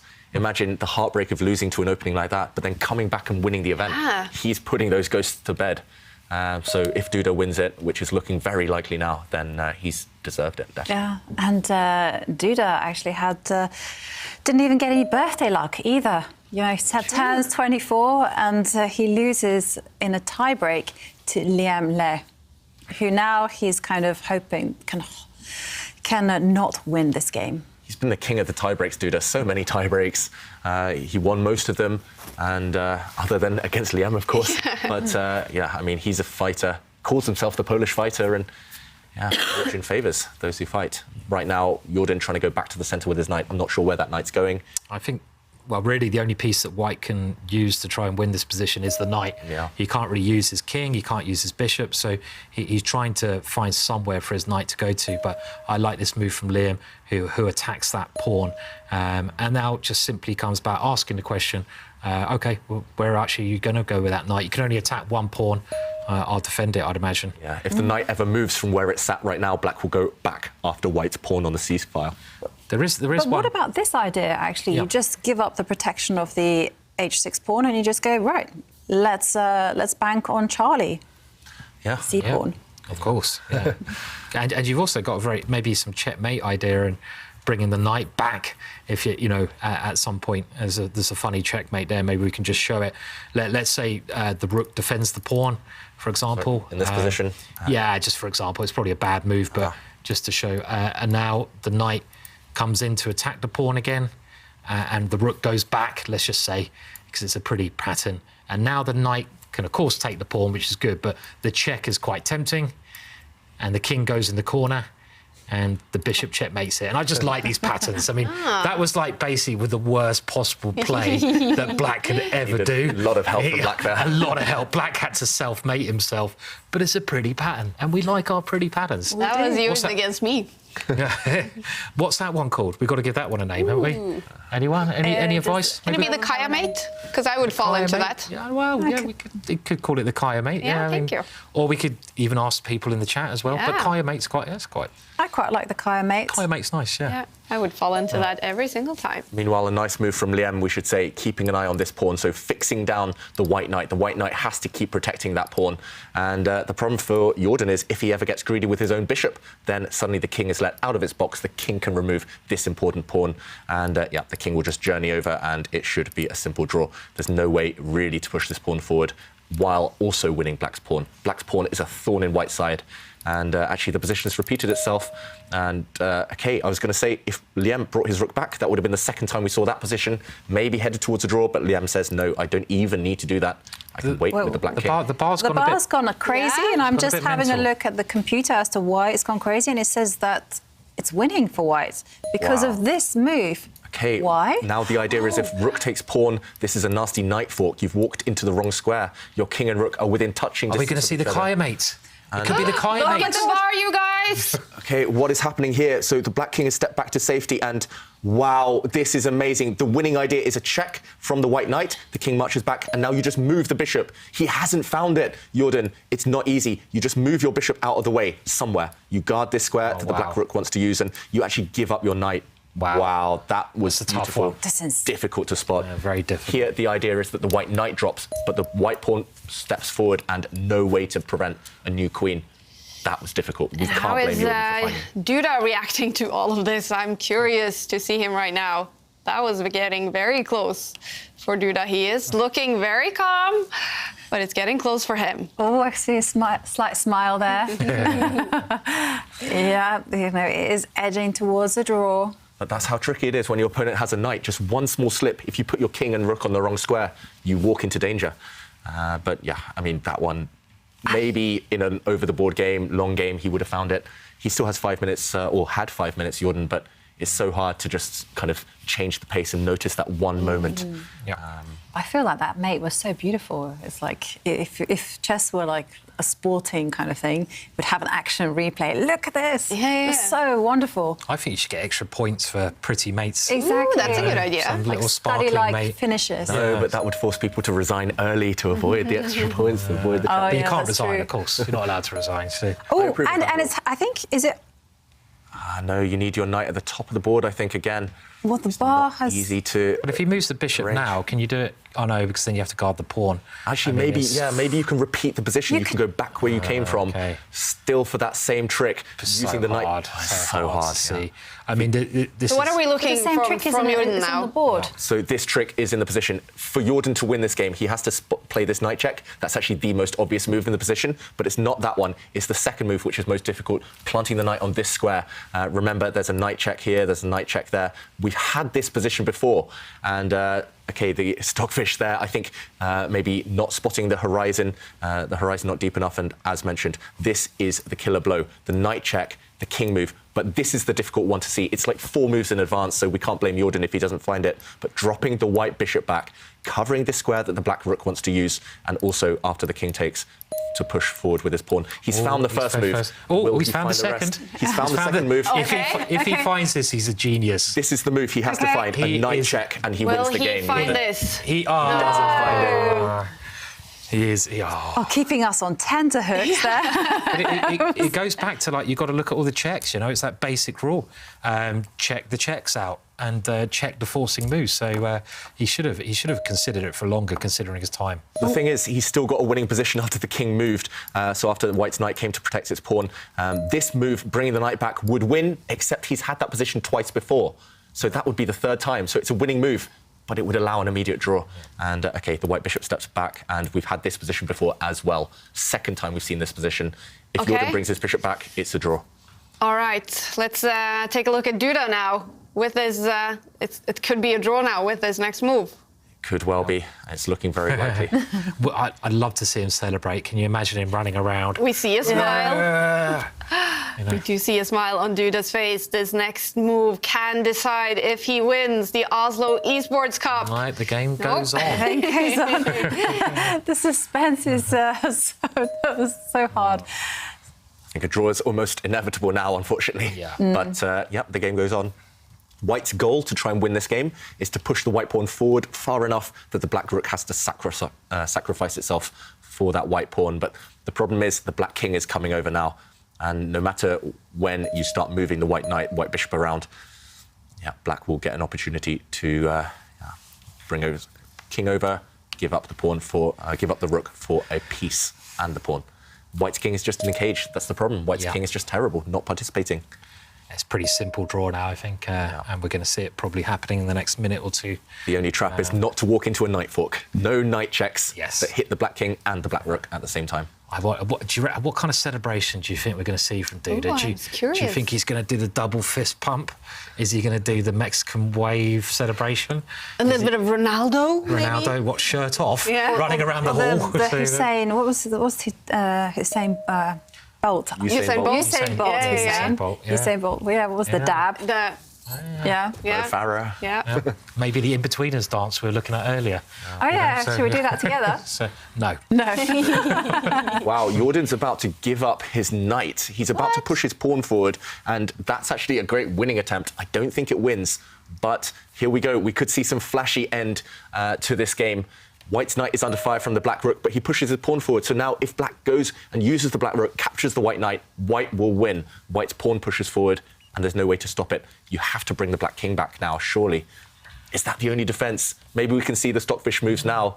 I think if you take this white knight, you lose. And, OK, he found the best move. OK, he could have made another option as well, but the black king is just in time to go back and stop this pawn. We're heading towards a draw in this game. That means tie breaks. It also means Duda wins the tournament. And Liam must be very aware of that right now. He has been fighting hard, trying out different stuff. He's tried, and unfortunately not enough. Jordan just too solid. The opening choice may be wrong for Liam. This is the last trick, and Liam has covered it straight away. I think he was hoping for the king to retreat when actually white would have won again. But with this move, it's a draw. The black rook locks it down, and actually white here has to be slightly careful. You have to go for the draw immediately because white's bishop and white's knight are attacked at the same time. A little bit of nervous time for Duda then. Yeah. You know, still... He's 2 moves away, Duda, now from winning the tournament. Oh, you know. A draw is inevitable now after the bishop disappears. Everything's disappearing. It's king versus king. What's and Duda going to do? Double fist pump? It's One over. fist pump. Jan-Krzysztof Duda wins the Oslo Esports Cup. We see some congratulations from his fellow players. Let's get Duda up there, and let's head out to Sverre, who's standing there with the winner. Congratulations, Jan-Krzysztof Duda. You've just won the first major of 2022 in the Champions Chess Tour. Thank you. And how much does it matter to actually win the tournament? Is it all game by game, match by match, or is this what everyone aims for? Yeah, it's very nice to win the tournament. Actually, I didn't believe I have a real chance before now. So yeah, I'm just happy, you know, to play good chess here. I mean, most of the time, and yeah, and still I mean, it's quite surprising to me actually to win this event, and yeah, I find it quite lucky, to be honest, but because of today's results of several players, but yeah, I'm just very happy, of course, and pleased with my play. So. This is actually your first Champions Chess Tour win, but you choose to pull it out at the perfect time. It's actually a major. It is the final of this first third of this season. Are you one of those best when it really counts type players? Yeah, I'm not sure, but there is some pattern indeed. Yeah, I mean, I was thrown into deep water at the beginning, as quite often in my history, and then okay, I mean, yeah, I try to do my best, and as said, a bit lucky, but nevertheless, very happy. And when we're on the topic of best when it counts, can we now expect Jan-Krzysztof Duda to perform perfectly in the candidates tournament later? Yeah, I hope so. Thank you so much for taking the time, and congratulations as the winner of this Oslo Esports Cup. Thank you. Duda, who is here, obviously extremely excited, but it seems we're not quite done with the tournament yet, even though we crowned the winner. That's absolutely correct, Sverre. We're going to have tie breaks in about 10 minutes or so, 13 minutes. The winner is Jan-Krzysztof Duda. I mean, how impressed are you with him, David? I'm very impressed, especially to bounce back from that opening day defeat that we mentioned to Magnus Carlsen. After that, he found his form, his nerves really counted, and it looks great for the candidates now. He's going to be full of confidence. We're going to have tie breaks, though, before we can award Jan-Krzysztof Duda with his trophy for winning the tournament. That's going to start in 13 minutes. So today, Shahryar Mamedyarov beat Magnus Carlsen in his match. And now let's see how Shahryar did in our Champions Challenge against Magnus 10.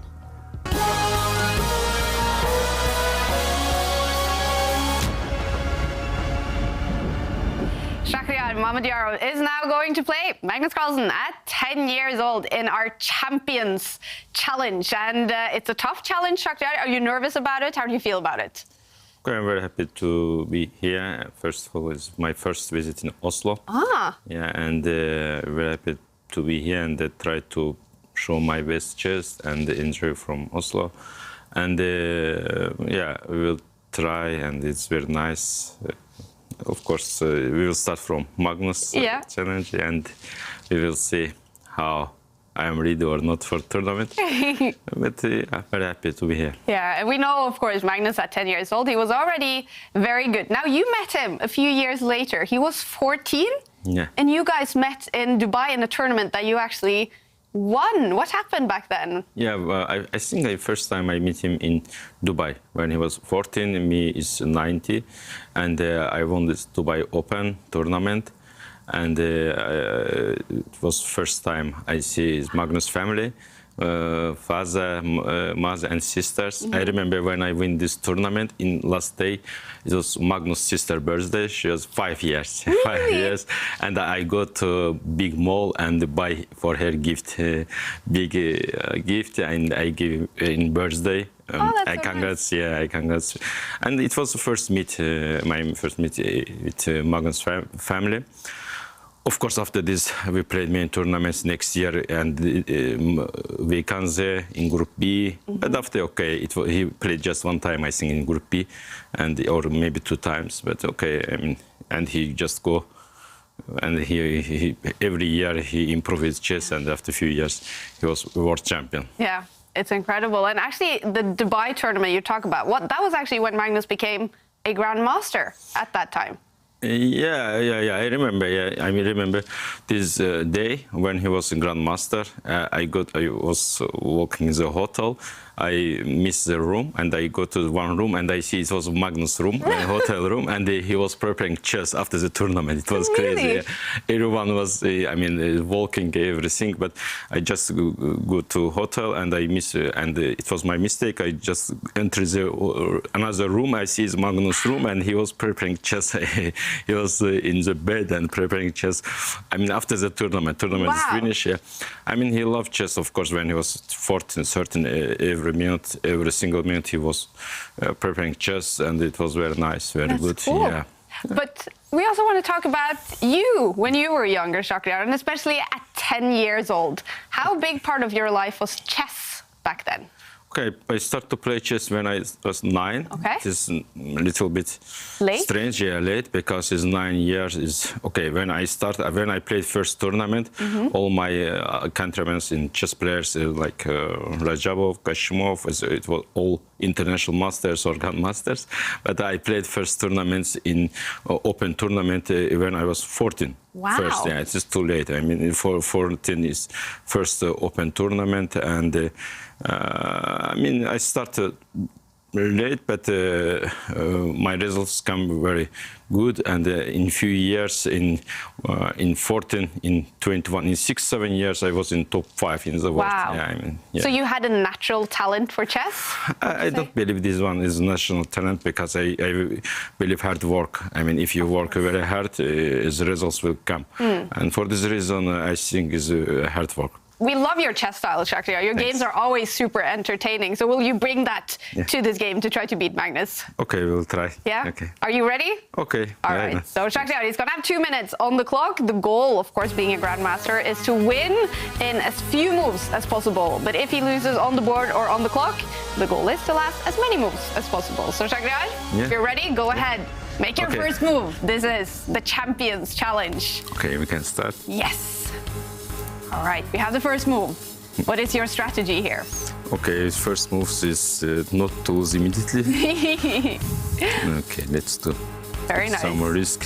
What are we seeing here, David? So it's a variation of the Queen's Gambit. It's the Queen's Gambit declined because Black hasn't tried to grab a pawn in the center. And okay, Black's knight jumping forward to attack the White Queen. I know Shak loves these positions, one of the world's leading experts in them. So can Magnus H10 fight against Shak's experience here? The White Queen stepping forward. Maybe the White King will castle on that left side of the board. There we go. Oh, we like it when the King castles on that side. And now look at this. Shak sacrificing a bishop. He's going to throw every pawn towards the Black King. This is why we love this brand of chess. And here we go. I think those pawns are going to fly towards the Black King. This is all-out attack already. Still early, and also super quick. Still 1 minute 30 for Shak. Incredible, yeah. Are you liking this so far? Okay, I enjoyed it. Every time I enjoyed to play with Magnus. And also... It's very brave from Shakhriyar to play in this enterprising style, actually, against a virtual Magnus, because they're pretty accurate, especially when it comes to defense. Ooh, look at that queen. A defender, but he will have to defend really well against this queen now. Combined with the white rook, the white knight might jump into the center soon. Could we see Simon's record being broken? We could either see a very quick win for white here, or things might start to crumble. It's all about speed, not only on the clock, but also at getting to that Black King. And okay, Magnus doubting himself there. That's the longest thing we've seen from Magnus 10 in a long time. And look at Shakira with his knights dancing into the middle of the board. And that looks nice. Joins the party. Yeah, it's very interesting, but I'm not sure. I played very aggressive, but maybe it's right, maybe it's not. But Is it possible, do you think, to win this game with 55 seconds left? 55 seconds. Oh, come on, I missed Queen C7, I think. Oh. No, I don't know why. Magnus blocks a checkmate threat with his bishop. Come on, Shah. Come on, Shah. You got this. You Come can on, do Shah, it. you got this. There's time problem. It's Come on. But with 4 minutes. I don't know what I did, but Queen C7 now, I don't think. Yeah. But it is not easy. It's very hard. I think against the human, Shaq would win this And, most of the time, but against Magnus taking Magnus some 10 was time. 35 seconds. To think. We've never seen this We before. never see Magnus. You're getting Magnus to think here, Shaq. Yeah, Nice. okay. It's beautiful position. Yeah, and one of those white knights will be captured, but which one is Magnus going to take? Why is Magnus thinking so long? This is strange. But I don't see his Magnus time. No, so Magnus, the computer, age 10, does not have a clock. We're very mean, only giving the clock to our champions. Yes. 24 seconds left now. Big threats on the board. White's queen still wants to deliver a nasty check. Magnus has to stop that. It's not easy, but Magnus thinking again. Yeah, this is so interesting. The big question, of course, can Shaq win this game? Even computers get scared, even the apps get scared. And, okay, the black queen now under fire. Magnus still slowing down. 22 seconds now for Shaq. Big threats on the board, big attack still brewing, but 22 seconds might not be enough. Or maybe the bishop can be decoyed and Shaq playing all the right moves. Yeah, big trap in the position. If that white bishop is captured, it's going to be checkmate in one. Shaq will win.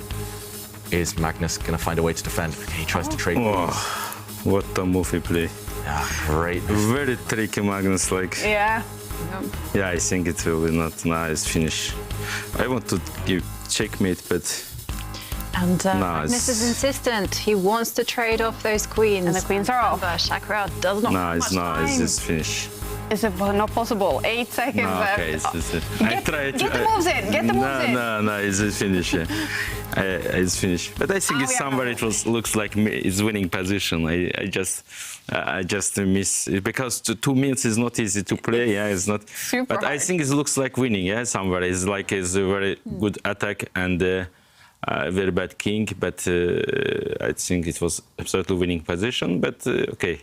With a normal clock, you would have won this I game. mean, normal clock also is time. Yeah, I mean, 2 minutes is not easy to play with Magnus. Maybe if you play 2 minutes, you need to play a little bit strategical chess, not like me to attack, because you need to think, calculate some very important moments. But it was a very nice game, very good game. Very nice, I yeah. enjoyed. And if you press continue, we're going to see how many moves you lasted. It is 31 normal. moves. You lost in 31 moves. Okay. Yeah. Well, it's tricky. Minus 10. Super tricky. Yeah, it's very tricky. I mean, again, it was a very nice game, and I played like every time, and it looks like winning position, but I don't see how. Maybe David will help. Maybe he see how to. Too complicated for me. Yeah, but we did get a super entertaining game. We got a queen side castle. It was great, Shakira. And of course, the most important is to beat Magnus in the Oslo Esports Cup in the real tournament. Okay, we'll try. Yes. Thank you. All right. Thank you so much for a great game, Shakira. Thank you. 31 moves. It was a loss for Shakira Mamedyarov. And he did exactly that, Shakira beat Magnus Carlsen today in his match in the Oslo Esports Cup, but he ended up last on the table in our Champions Challenge. The winner of the Play Magnus Champions Challenge is Liam Le. He was the only one of our champions that was able to win against Magnus 10. So far, only Liam, David, and Simon are the only 3 who's been able to win. Easy. Easy, of course. You guys, it's time to learn some more chess. Here is the FTX exchange of today.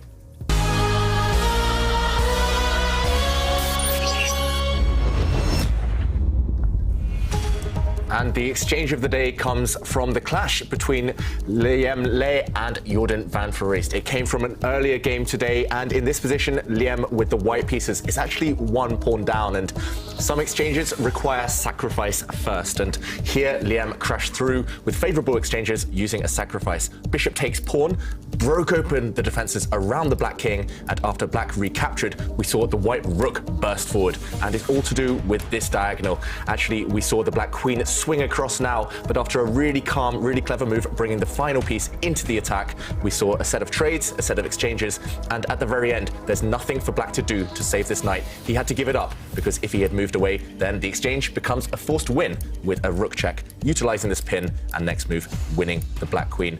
Some exchanges require sacrifices. As always, taking notes.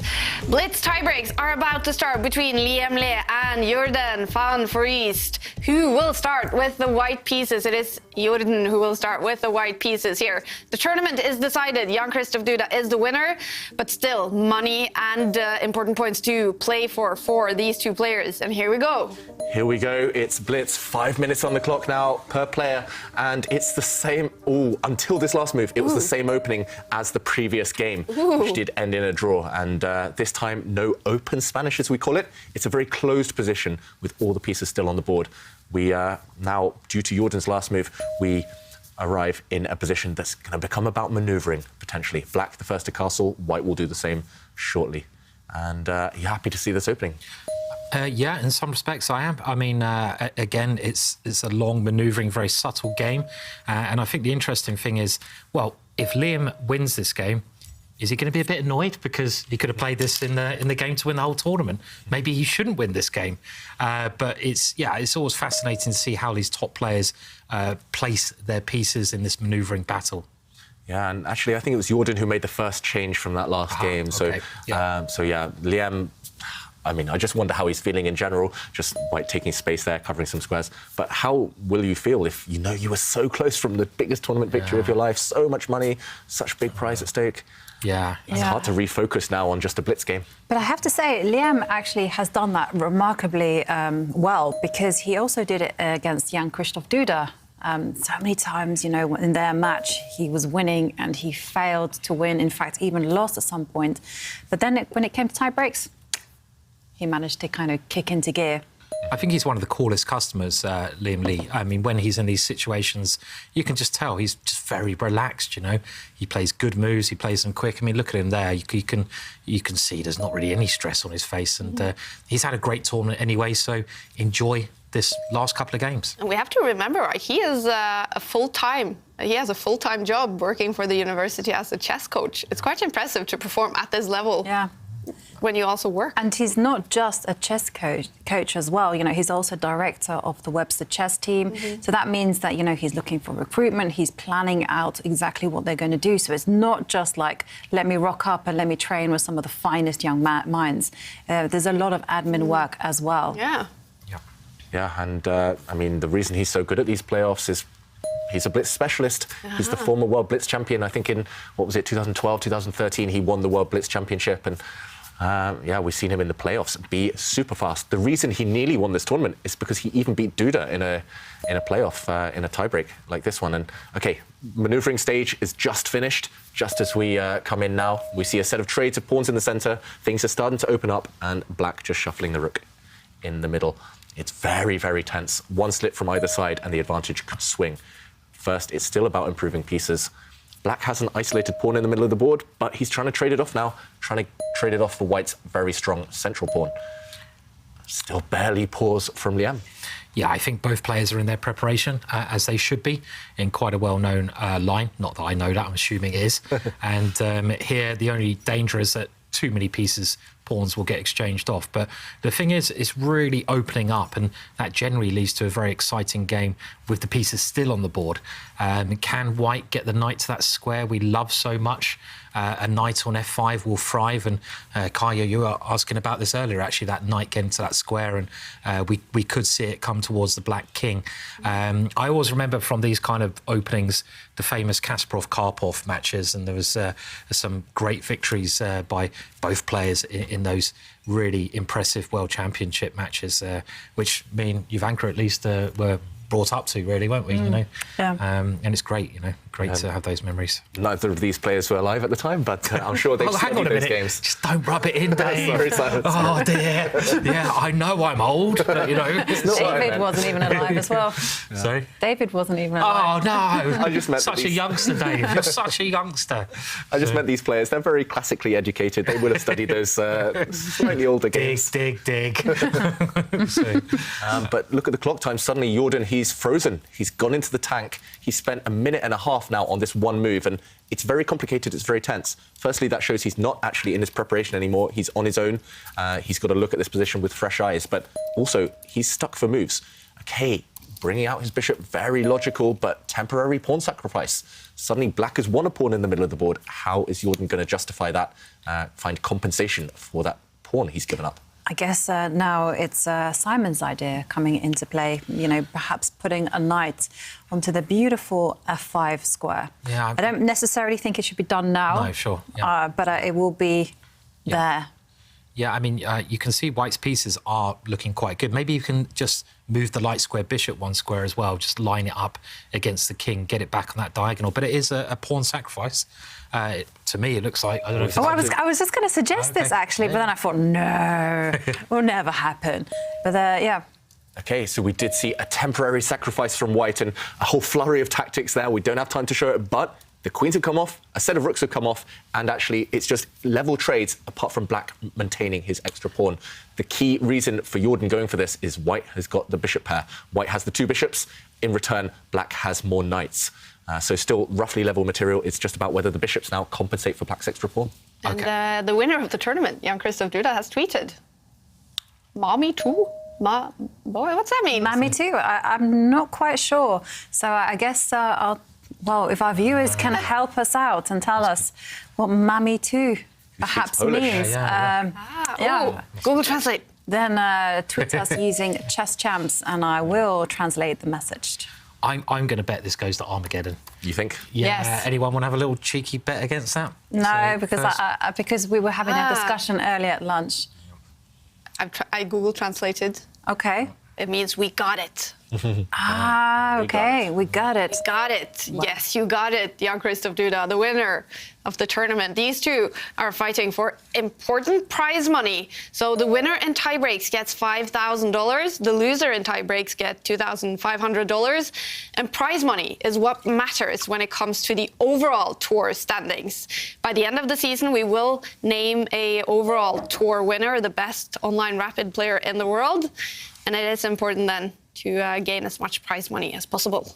Yeah, and Duda, after this result, must be doing great in the tour standings overall. Also a previous finalist in one of the other events. OK, meanwhile, black's knight jumping into the centre and white's rook coming out of the eye line of that black knight. You might be right, Simon. This game might fizzle out towards a draw. Black does have this extra pawn, but more exchanges are inevitable. And, OK, black's knight's dancing into the middle of the board. Will we see white's rook step up one square, capture that black pawn in the middle? That looks very healthy to me, but it also looks like it might lead to a forced draw. So Liam, with 2 extra minutes on the clock, he's saying to Jordan, OK, let's just trade everything off the board. Rooks have now left. Now this black knight attacking white's light square bishop. Also black's light square bishop attacking the white knight in the centre. Dead draw. Dead draw. Dead and draw. I predict that Jordan is going to offer a trade of knights. No, he didn't. Jordan may be playing for the win still. Maybe, but the Feels problem a bit is risky. there's opposite colour bishops as well. It's very difficult for the knight and bishop to actually target a weak point. Yeah, the black knight I'm expecting to dance back now. It's done its job in the centre of the board. There we go. Actually, a huge threat in the position. The black knight wants to jump down to the E2 square and check the white king, attack the white bishop at the same time. Either of those pieces needs to move. The white bishop or king needs to move right now to safe squares. That black knight is just too strong, too dangerous. Yeah, maybe you can... Yeah, the bishop does move in the end, so just... But what happens if you take the pawn here, then? Is there something... I guess you also take the pawn. Oh, yeah. Yeah, or white can do the same thing that black just did, retreat the white knight maybe. OK, the black knight under fire. Will we see it grab a pawn, but plant itself on an odd square? The pawn in front of the white king is up for grabs by that black knight. And maybe you can get away with it. If Liam wants to win, he will capture that white pawn on the G2 square. No, he doesn't. He retreats, repeats the position. Okay, this is the second time we've seen this position now. If the position repeats for a third time, it's a draw. I predict draw incoming. Okay, Liam plays for the win. They just want to keep on going. You know, I mean, teasing us. Liam has the advantage of white in the next round as well. So I mean, if I was him, I'd save the energy and go on to having the white pieces. I mean, you can't win this position at this level, really, surely. I mean, almost completely symmetrical, the pawn structure, and the opposite colour bishops, they're like ships passing each other in the night, balancing each other out. The knights will cancel each other out as well. Level material, no imbalance at all. This is about as drawish as it comes. Yeah. I mean, even if one side wins a pawn, it's probably still a draw. That's the best you can hope for in a blue moon. Maybe Liam decided not to repeat the position because look at the clock times. Black does have 2 extra minutes on the clock. Maybe that'll be a factor. Maybe Jordan will get nervous if he gets under 1 minute. The players only gain 3 seconds after every move. So will he take the knights now? If he takes the knights, they can wrap up and get ready for the next game.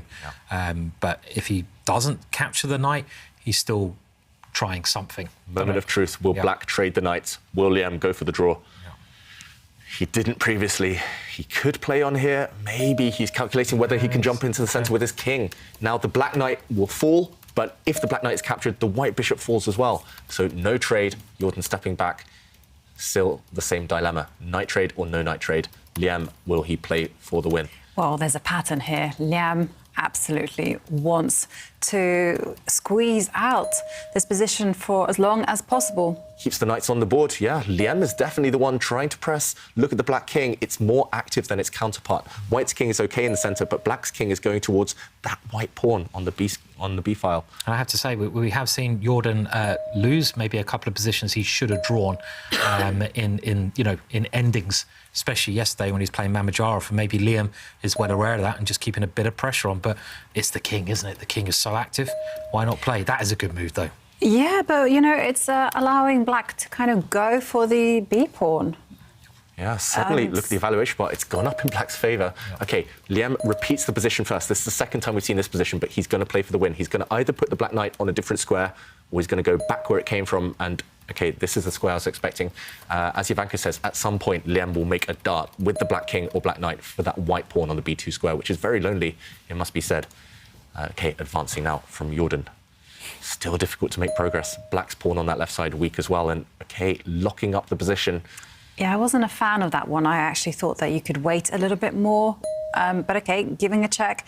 Liam's still very much better. It's his pieces that are the ones that are putting White's forces under pressure. I must say, I'm very worried for Jordan suddenly. The momentum's changed. Black's bishop can join the fun. Look how the black bishop's lined itself up with the white king and with the white knight. If the black king moves now to the centre 1 square, black will win. This is a good move. I mean, I think he has to go a little bit passive here to control the squares the black king can come into and get out of a possible pin as well. I mean, it's still a draw, but he's making it as hard as possible to get the draw, just with the activity of the pieces. Look at black's pieces, look at white's pieces. Look at that white knight, completely locked in. That white knight is totally, utterly dominated by that black bishop. Knights on the rim are dim, knights on the, what do we call it? Fall off the hedge. Yeah, and what about this? Knights on the bottom of the board, I don't know. They're on the edge. It's still on the rim. Oh, okay. Guys, knights on the first are the worst. David! Did you just think of that? Yeah. You're so sharp at After this time 5 of night. hours. I'm just warming up. This is when he comes into his element. Give me another 100-move game, guys. Come on, let's do this. Let's go all the way to Armageddon. David is ready. That was impressive. Meanwhile, White is trying to distract the black army by pushing pawns, trying to trade off as many pawns as possible. That might bring safety, but that white knight, it could just be out of the game, and it's completely locked in now. Set of pawn trades. Oh, it's so hard to win this position still because everything's disappearing, but he's doing a great job, Liam, of trying. The time disadvantage, though, that Jordan had, he's now up on the clock, and he's insisting on all the trades. The problem is if you trade the black knight for the white bishop right now, black's king can't creep into the position. Still no way through. If all the pawns disappear, dead draw. Yeah, I mean, I was thinking this is maybe the last-ditch attempt, but I do think that can be easily handled, maybe by pushing the pawn forward. Swapping more off. Swap everything off. Yeah, forcing another final trade on the right half. The right half of the board's been completely obliterated. And yeah, the vacuum cleaner is out. Everything just getting hoovered off the board now. Liam will have the white pieces in blitz game number 2. Actually, he could have forced the draw immediately, actually, by capturing the knight. Yeah. And then here sacrificing his knight. There we go. Here it is. Yeah.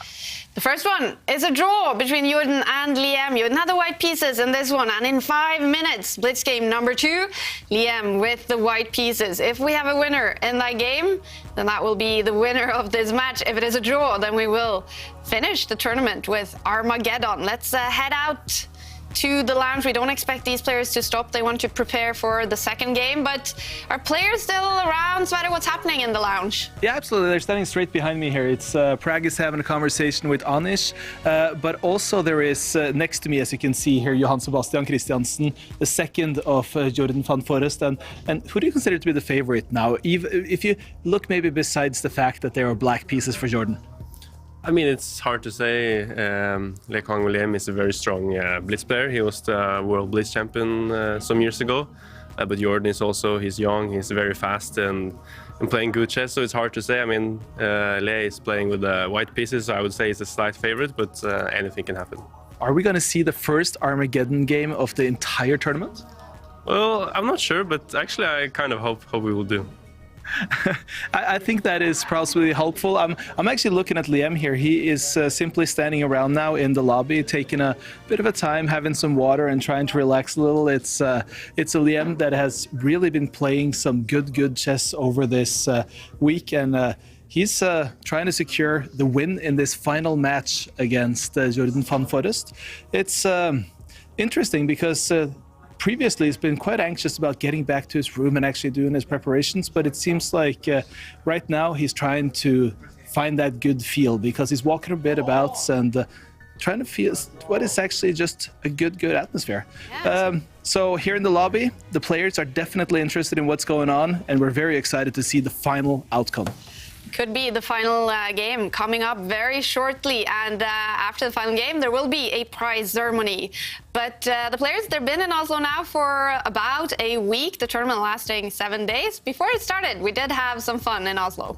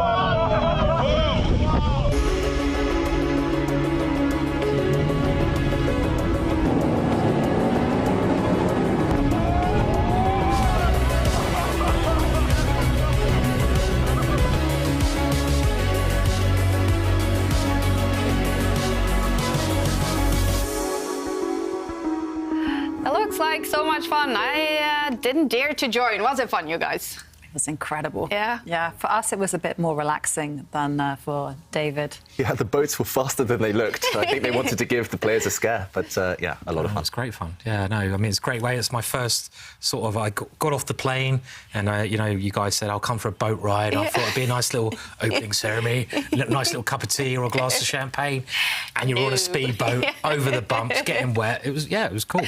And it's about to be speedy in the Oslo Esports arena as well. Liam Le will have the white pieces in the final blitz game against Jordan. If we have a winner in that game, that will be the winner of this match. Jordan coming ready to fight. If it is a draw, then we will have Armageddon to finish off the Oslo Esports Cup. What do you expect from this final blitz game, David? It's hard to predict now. Liam, I think, is maybe the more established, more experienced blitz player, maybe more of a specialist. And in the last game, Liam was the one turning the screw, putting the pressure on. So I think he's definitely a favourite in this one with White. But Jordan, super good, super fast, super tricky. Okay, the game has started and it's the Slav opening. It's almost too quick there to explain, but Black has gone and grabbed a pawn. So in similar vein to the Queen's Gambit, Black grabbed a pawn, but that pawn has been won back. And this is actually one of my favourite openings as well. And okay, this last move, the White Queen move, I must admit, I've never seen that one before. Normally the White Queen goes to a different square. Jordan, he's been a specialist in this since 2015, 2016. I remember studying his games when he was just young in this opening. So, yeah, very tense at this early stage. Black just bringing out pieces. White with a bit more space in the centre. Yeah, I mean, we could see the isolated pawn position if Black decides to take in the middle of the board and White captures back with a pawn. This is something we've seen often, but nope, we're going for a more symmetrical structure, meaning Armageddon is happening. Definitely, we want Armageddon. Oh yeah, we haven't seen it so far this season. Yeah, I better be careful saying that with the world politics, actually, but yeah, let's just stick to the chessboard. It's depressing. But anyway, yeah, back to the chess. He's bringing his bishop out to a better square, maybe slightly better for White here, but it's so symmetrical at this level. These nearly always peter out, don't they, somewhat? I don't know. I always feel that White has that slight edge, you know, just kind of on the basis that it's easier to connect the rooks, it's easier to centralise, and you have, of course, that extra move that you get from starting the game first. And this is the kind of idea that I had in mind. Okay, so a set of pieces have been traded, and suddenly look at the White bishops, especially the White dark square bishop back there on the B2 square. It's pointing towards the Black King. White's Queen is edging towards the Black King as well. I would choose White here. Oh, definitely. I mean, every time. I think maybe Black thought he could push the F pawn here, which would be a way to kick things back, but you can never push that pawn because of the pin. So he's going for more exchanges. Get the rooks off the board and try to ease your problems. Checkmate threat. Checkmate threat. Big threat. White Queen is trying to zoom up to the G7 square, the pawn in front of the Black King. Take it, and that would actually be checkmate immediately because the White bishop on the B2 square helping it out, teaming up now. Lots of pieces heading towards that Black King. I don't like what Jordan's done. And he's about to push a pawn in front of the Black King. He has to, but it's going to weaken squares. And look at those dark squares around the Black King now, ripe for a White piece. If White's knight can just pick itself up and plant it on one of those dark squares around Black's King, game over. It'd actually be incredible if we don't have any Armageddons in the whole tournament. I mean, you'd expect at least one from over the games we've had so far, but White has a big initiative now. I mean, I'd be thinking about throwing the knight towards the Black King, just trying to start an attack against that king, which has weakened itself by moving a pawn in front of it. Maybe you could push old Harry Boy, you know, up the board. Just do a little bit of nibbling over there, nibble away. I like it. He's thrown the knight in. Yeah, I love that kind of move because there's a big threat of actually moving the knight to the centre. And this has prompted Jordan to desperately push his pawn forward, attacking the queen. But this is so weakening. Ugh, it's so ugly for Black. Yeah. All those dark squares around the Black King. Oh, it's beginning to look a little bit terminal, I have to say. What is Jordan doing here? He's just playing move by move. I think he's just trying to survive the next, whatever happens next. But long term, he's weakened himself. Look at that Black King. How many holes around it? I mean, if you could remove the White knight from the board, just imagine getting that knight off the board. Let's say E5. I just want to show one idea. E5 looks like, we just bring up the analysis very quickly, an idea to block out the Black bishop. So you can see White's bishop, the knight comes back, and now Black carefully, well, the queen has this lovely idea, which comes in now using a pin. Maybe we'll just show that with a big check. And the Black pawn cannot recapture the queen because this Black pawn is actually pinned along the diagonal. So just watch out for these two White bishops. And actually what's happened on the board is very instructive. On the last turn, Jordan was saying, please trade rooks, please swap off the rooks. Any trades will actually favour the defending side. But of course, Liam says, no trades, I'm trying to attack. And this Black King, it's all about this diagonal right now. As Simon said, if you push your pawn and block this diagonal, suddenly the other diagonal becomes open.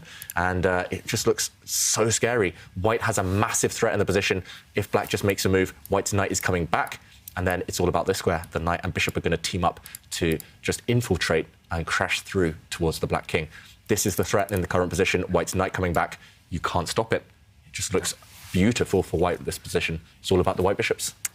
Yeah, I mean, I can't even suggest a good move for black, actually. I mean, the only thing I was thinking of was maybe attack the queen, but that's just a kind of a spite move. You know, I have no plan. Drop the bishop back, attack the white queen. Yeah, but white's pawns might even start running forward.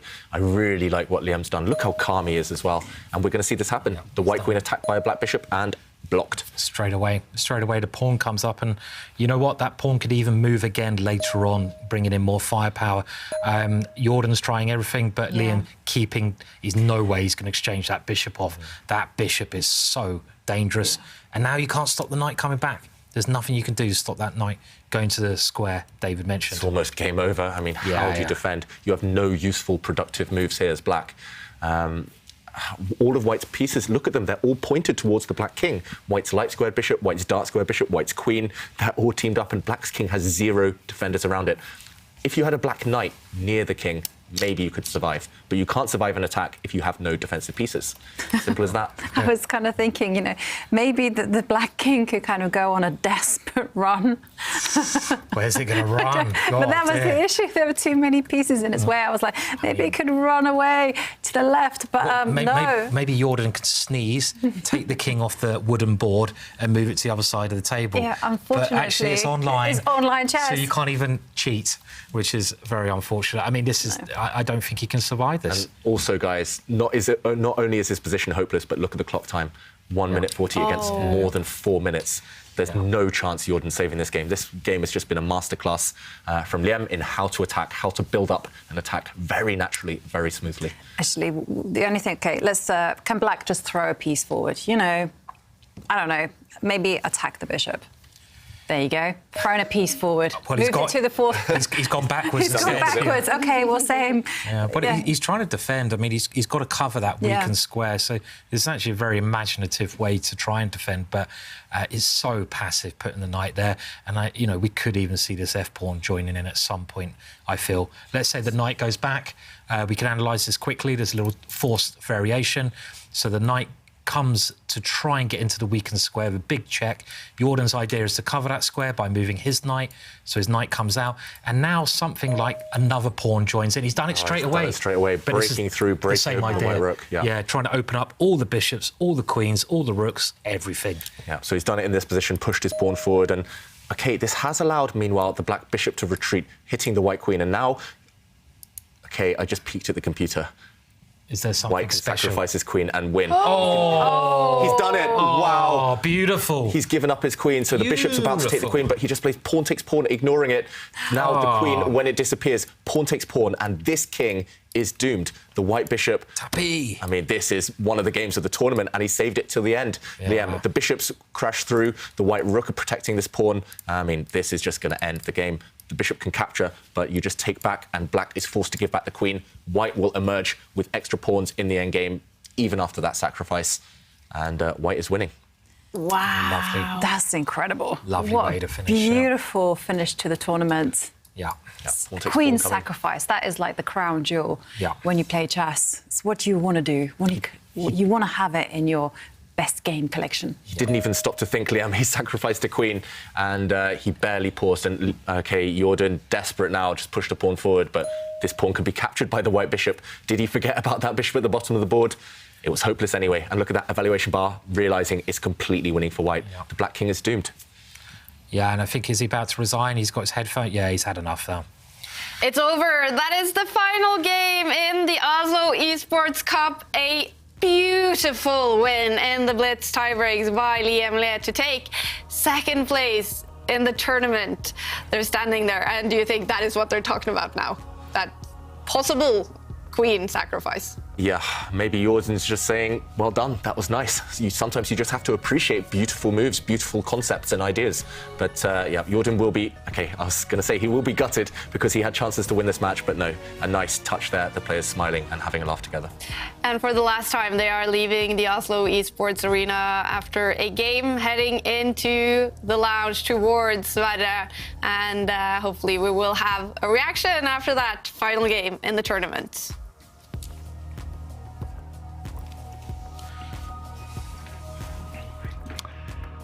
Hey guys, I'm actually going to keep you both here for a second because, first of all, congratulations on the finish. And Liam, please feel free to join in as well here. Jordan, just quickly, how would you summarize this tournament for your sake? It started off pretty poorly, but I guess I finished decently. A bit disappointed with the last 2 matches, how they went, but I mean, 2 tie breaks, I lost them both, but overall, I think it's been a decent performance by me. Do you like the format? Do you like playing against the physical people while still playing this e-format? Yeah, no, it's very interesting. I would love to play more of these events. I think it's definitely something which will there to stay, and yeah, I would love to play more of these events. Thank you for being here, Jordan. Thanks so much. And then Liam Le, it's been a roller coaster ride for you. You've played some absolutely brilliant matches. You played some where you were a little disappointed with yourself, but eventually you almost won the entire tournament. How do you feel? Yeah, it was pretty close. If today I didn't screw up in the 3rd game, maybe I had some chances. But okay, I was also very lucky in the 4th game. So I could say the result was fair. But yeah, I really enjoy playing the tournament and playing against the best guys like here is always a pleasure. Has this been a tournament that brings you confidence going forward now? Yeah, definitely. I'm planning to play a few more tournaments this summer and hopefully I can keep up this form. With such comfortable chairs, with the whole backdrop here, I'm thinking, are you thinking about investing in some of the same equipment in your same room so you can start playing this kind of atmosphere always? Because it seems like you like it. Definitely, I like the chair very much, very comfortable and nice. So yeah, I'll think about it, yeah. Thank you so much, Liam. And it sounds like Liam is going to go home to invest in a secret lab chair and try to get the same kind of lighting as they have in the studio. What a tournament for Liam. He's finishing in 2nd place. Let's take a look now at the final results from this final day. A dramatic loss for Magnus Carlsen to Mamedyarov. 3 points for Mamedyarov in that match. And also Praggnanandhaa lost to Anish-Giri. 3 points for Anishi. That took both of them out of contention for the tournament victory. Jan-Krzysztof Duda, he won in 3 rapid games to Erik Hansen to gain 3 points. And when Liam Le wasn't able to win in the rapid portion, it was Duda who ended up victorious with 14 points and $35,000. He ends up winning the tournament with Liam Le in 2nd, Magnus Carlsen in 3rd, Praggnanandhaa, the 16-year-old, in 4th place. But Duda, was that even on your mind, David, before the start of today? No, I've got to say not. Magnus Carlsen, of course, was the big favourite heading into today. He had his fate in his own hands, but for Magnus to lose, for Pragg to lose in such great form, and for Liam to not quite make it in the rapids, the stars aligned for Duda today, and he deserves the win. And I'm super excited now to see the overall tour standings after this first major. Magnus Carlsen, he is still on top. He's earned $93,500 so far. Duda, of course, in 2nd, earning $60,000 so far. We also see Praggnanandhaa now all the way up there in 4th place. Jordan has climbed to 5th place. Remember, tour standings will be decided. There is a total of 9 tournaments to decide the winner this season. This has been the first major, and what an incredible tournament it has been. 8 players gathered in the Oslo arena. He's quite a cool customer still, isn't he? I mean, like, he's not looking that cool, actually, is he? We thought the night was going to go backwards. It's been offered up again. What? Here comes the breakout. Magnus has released the light square bishop. Wow, look at the evaluation bar, just shot up in Black's favour. Duda could not stand the tension. He took this pawn. Black, I think, has got a winning attack. And there's a big threat on the board. It's going to be checkmate. He's shaking his head. As, oh, look at the bar. 3 seconds. 1 second to make a move. Whoa, okay, crazy tactics. This is just one of the most beautiful games I've ever seen.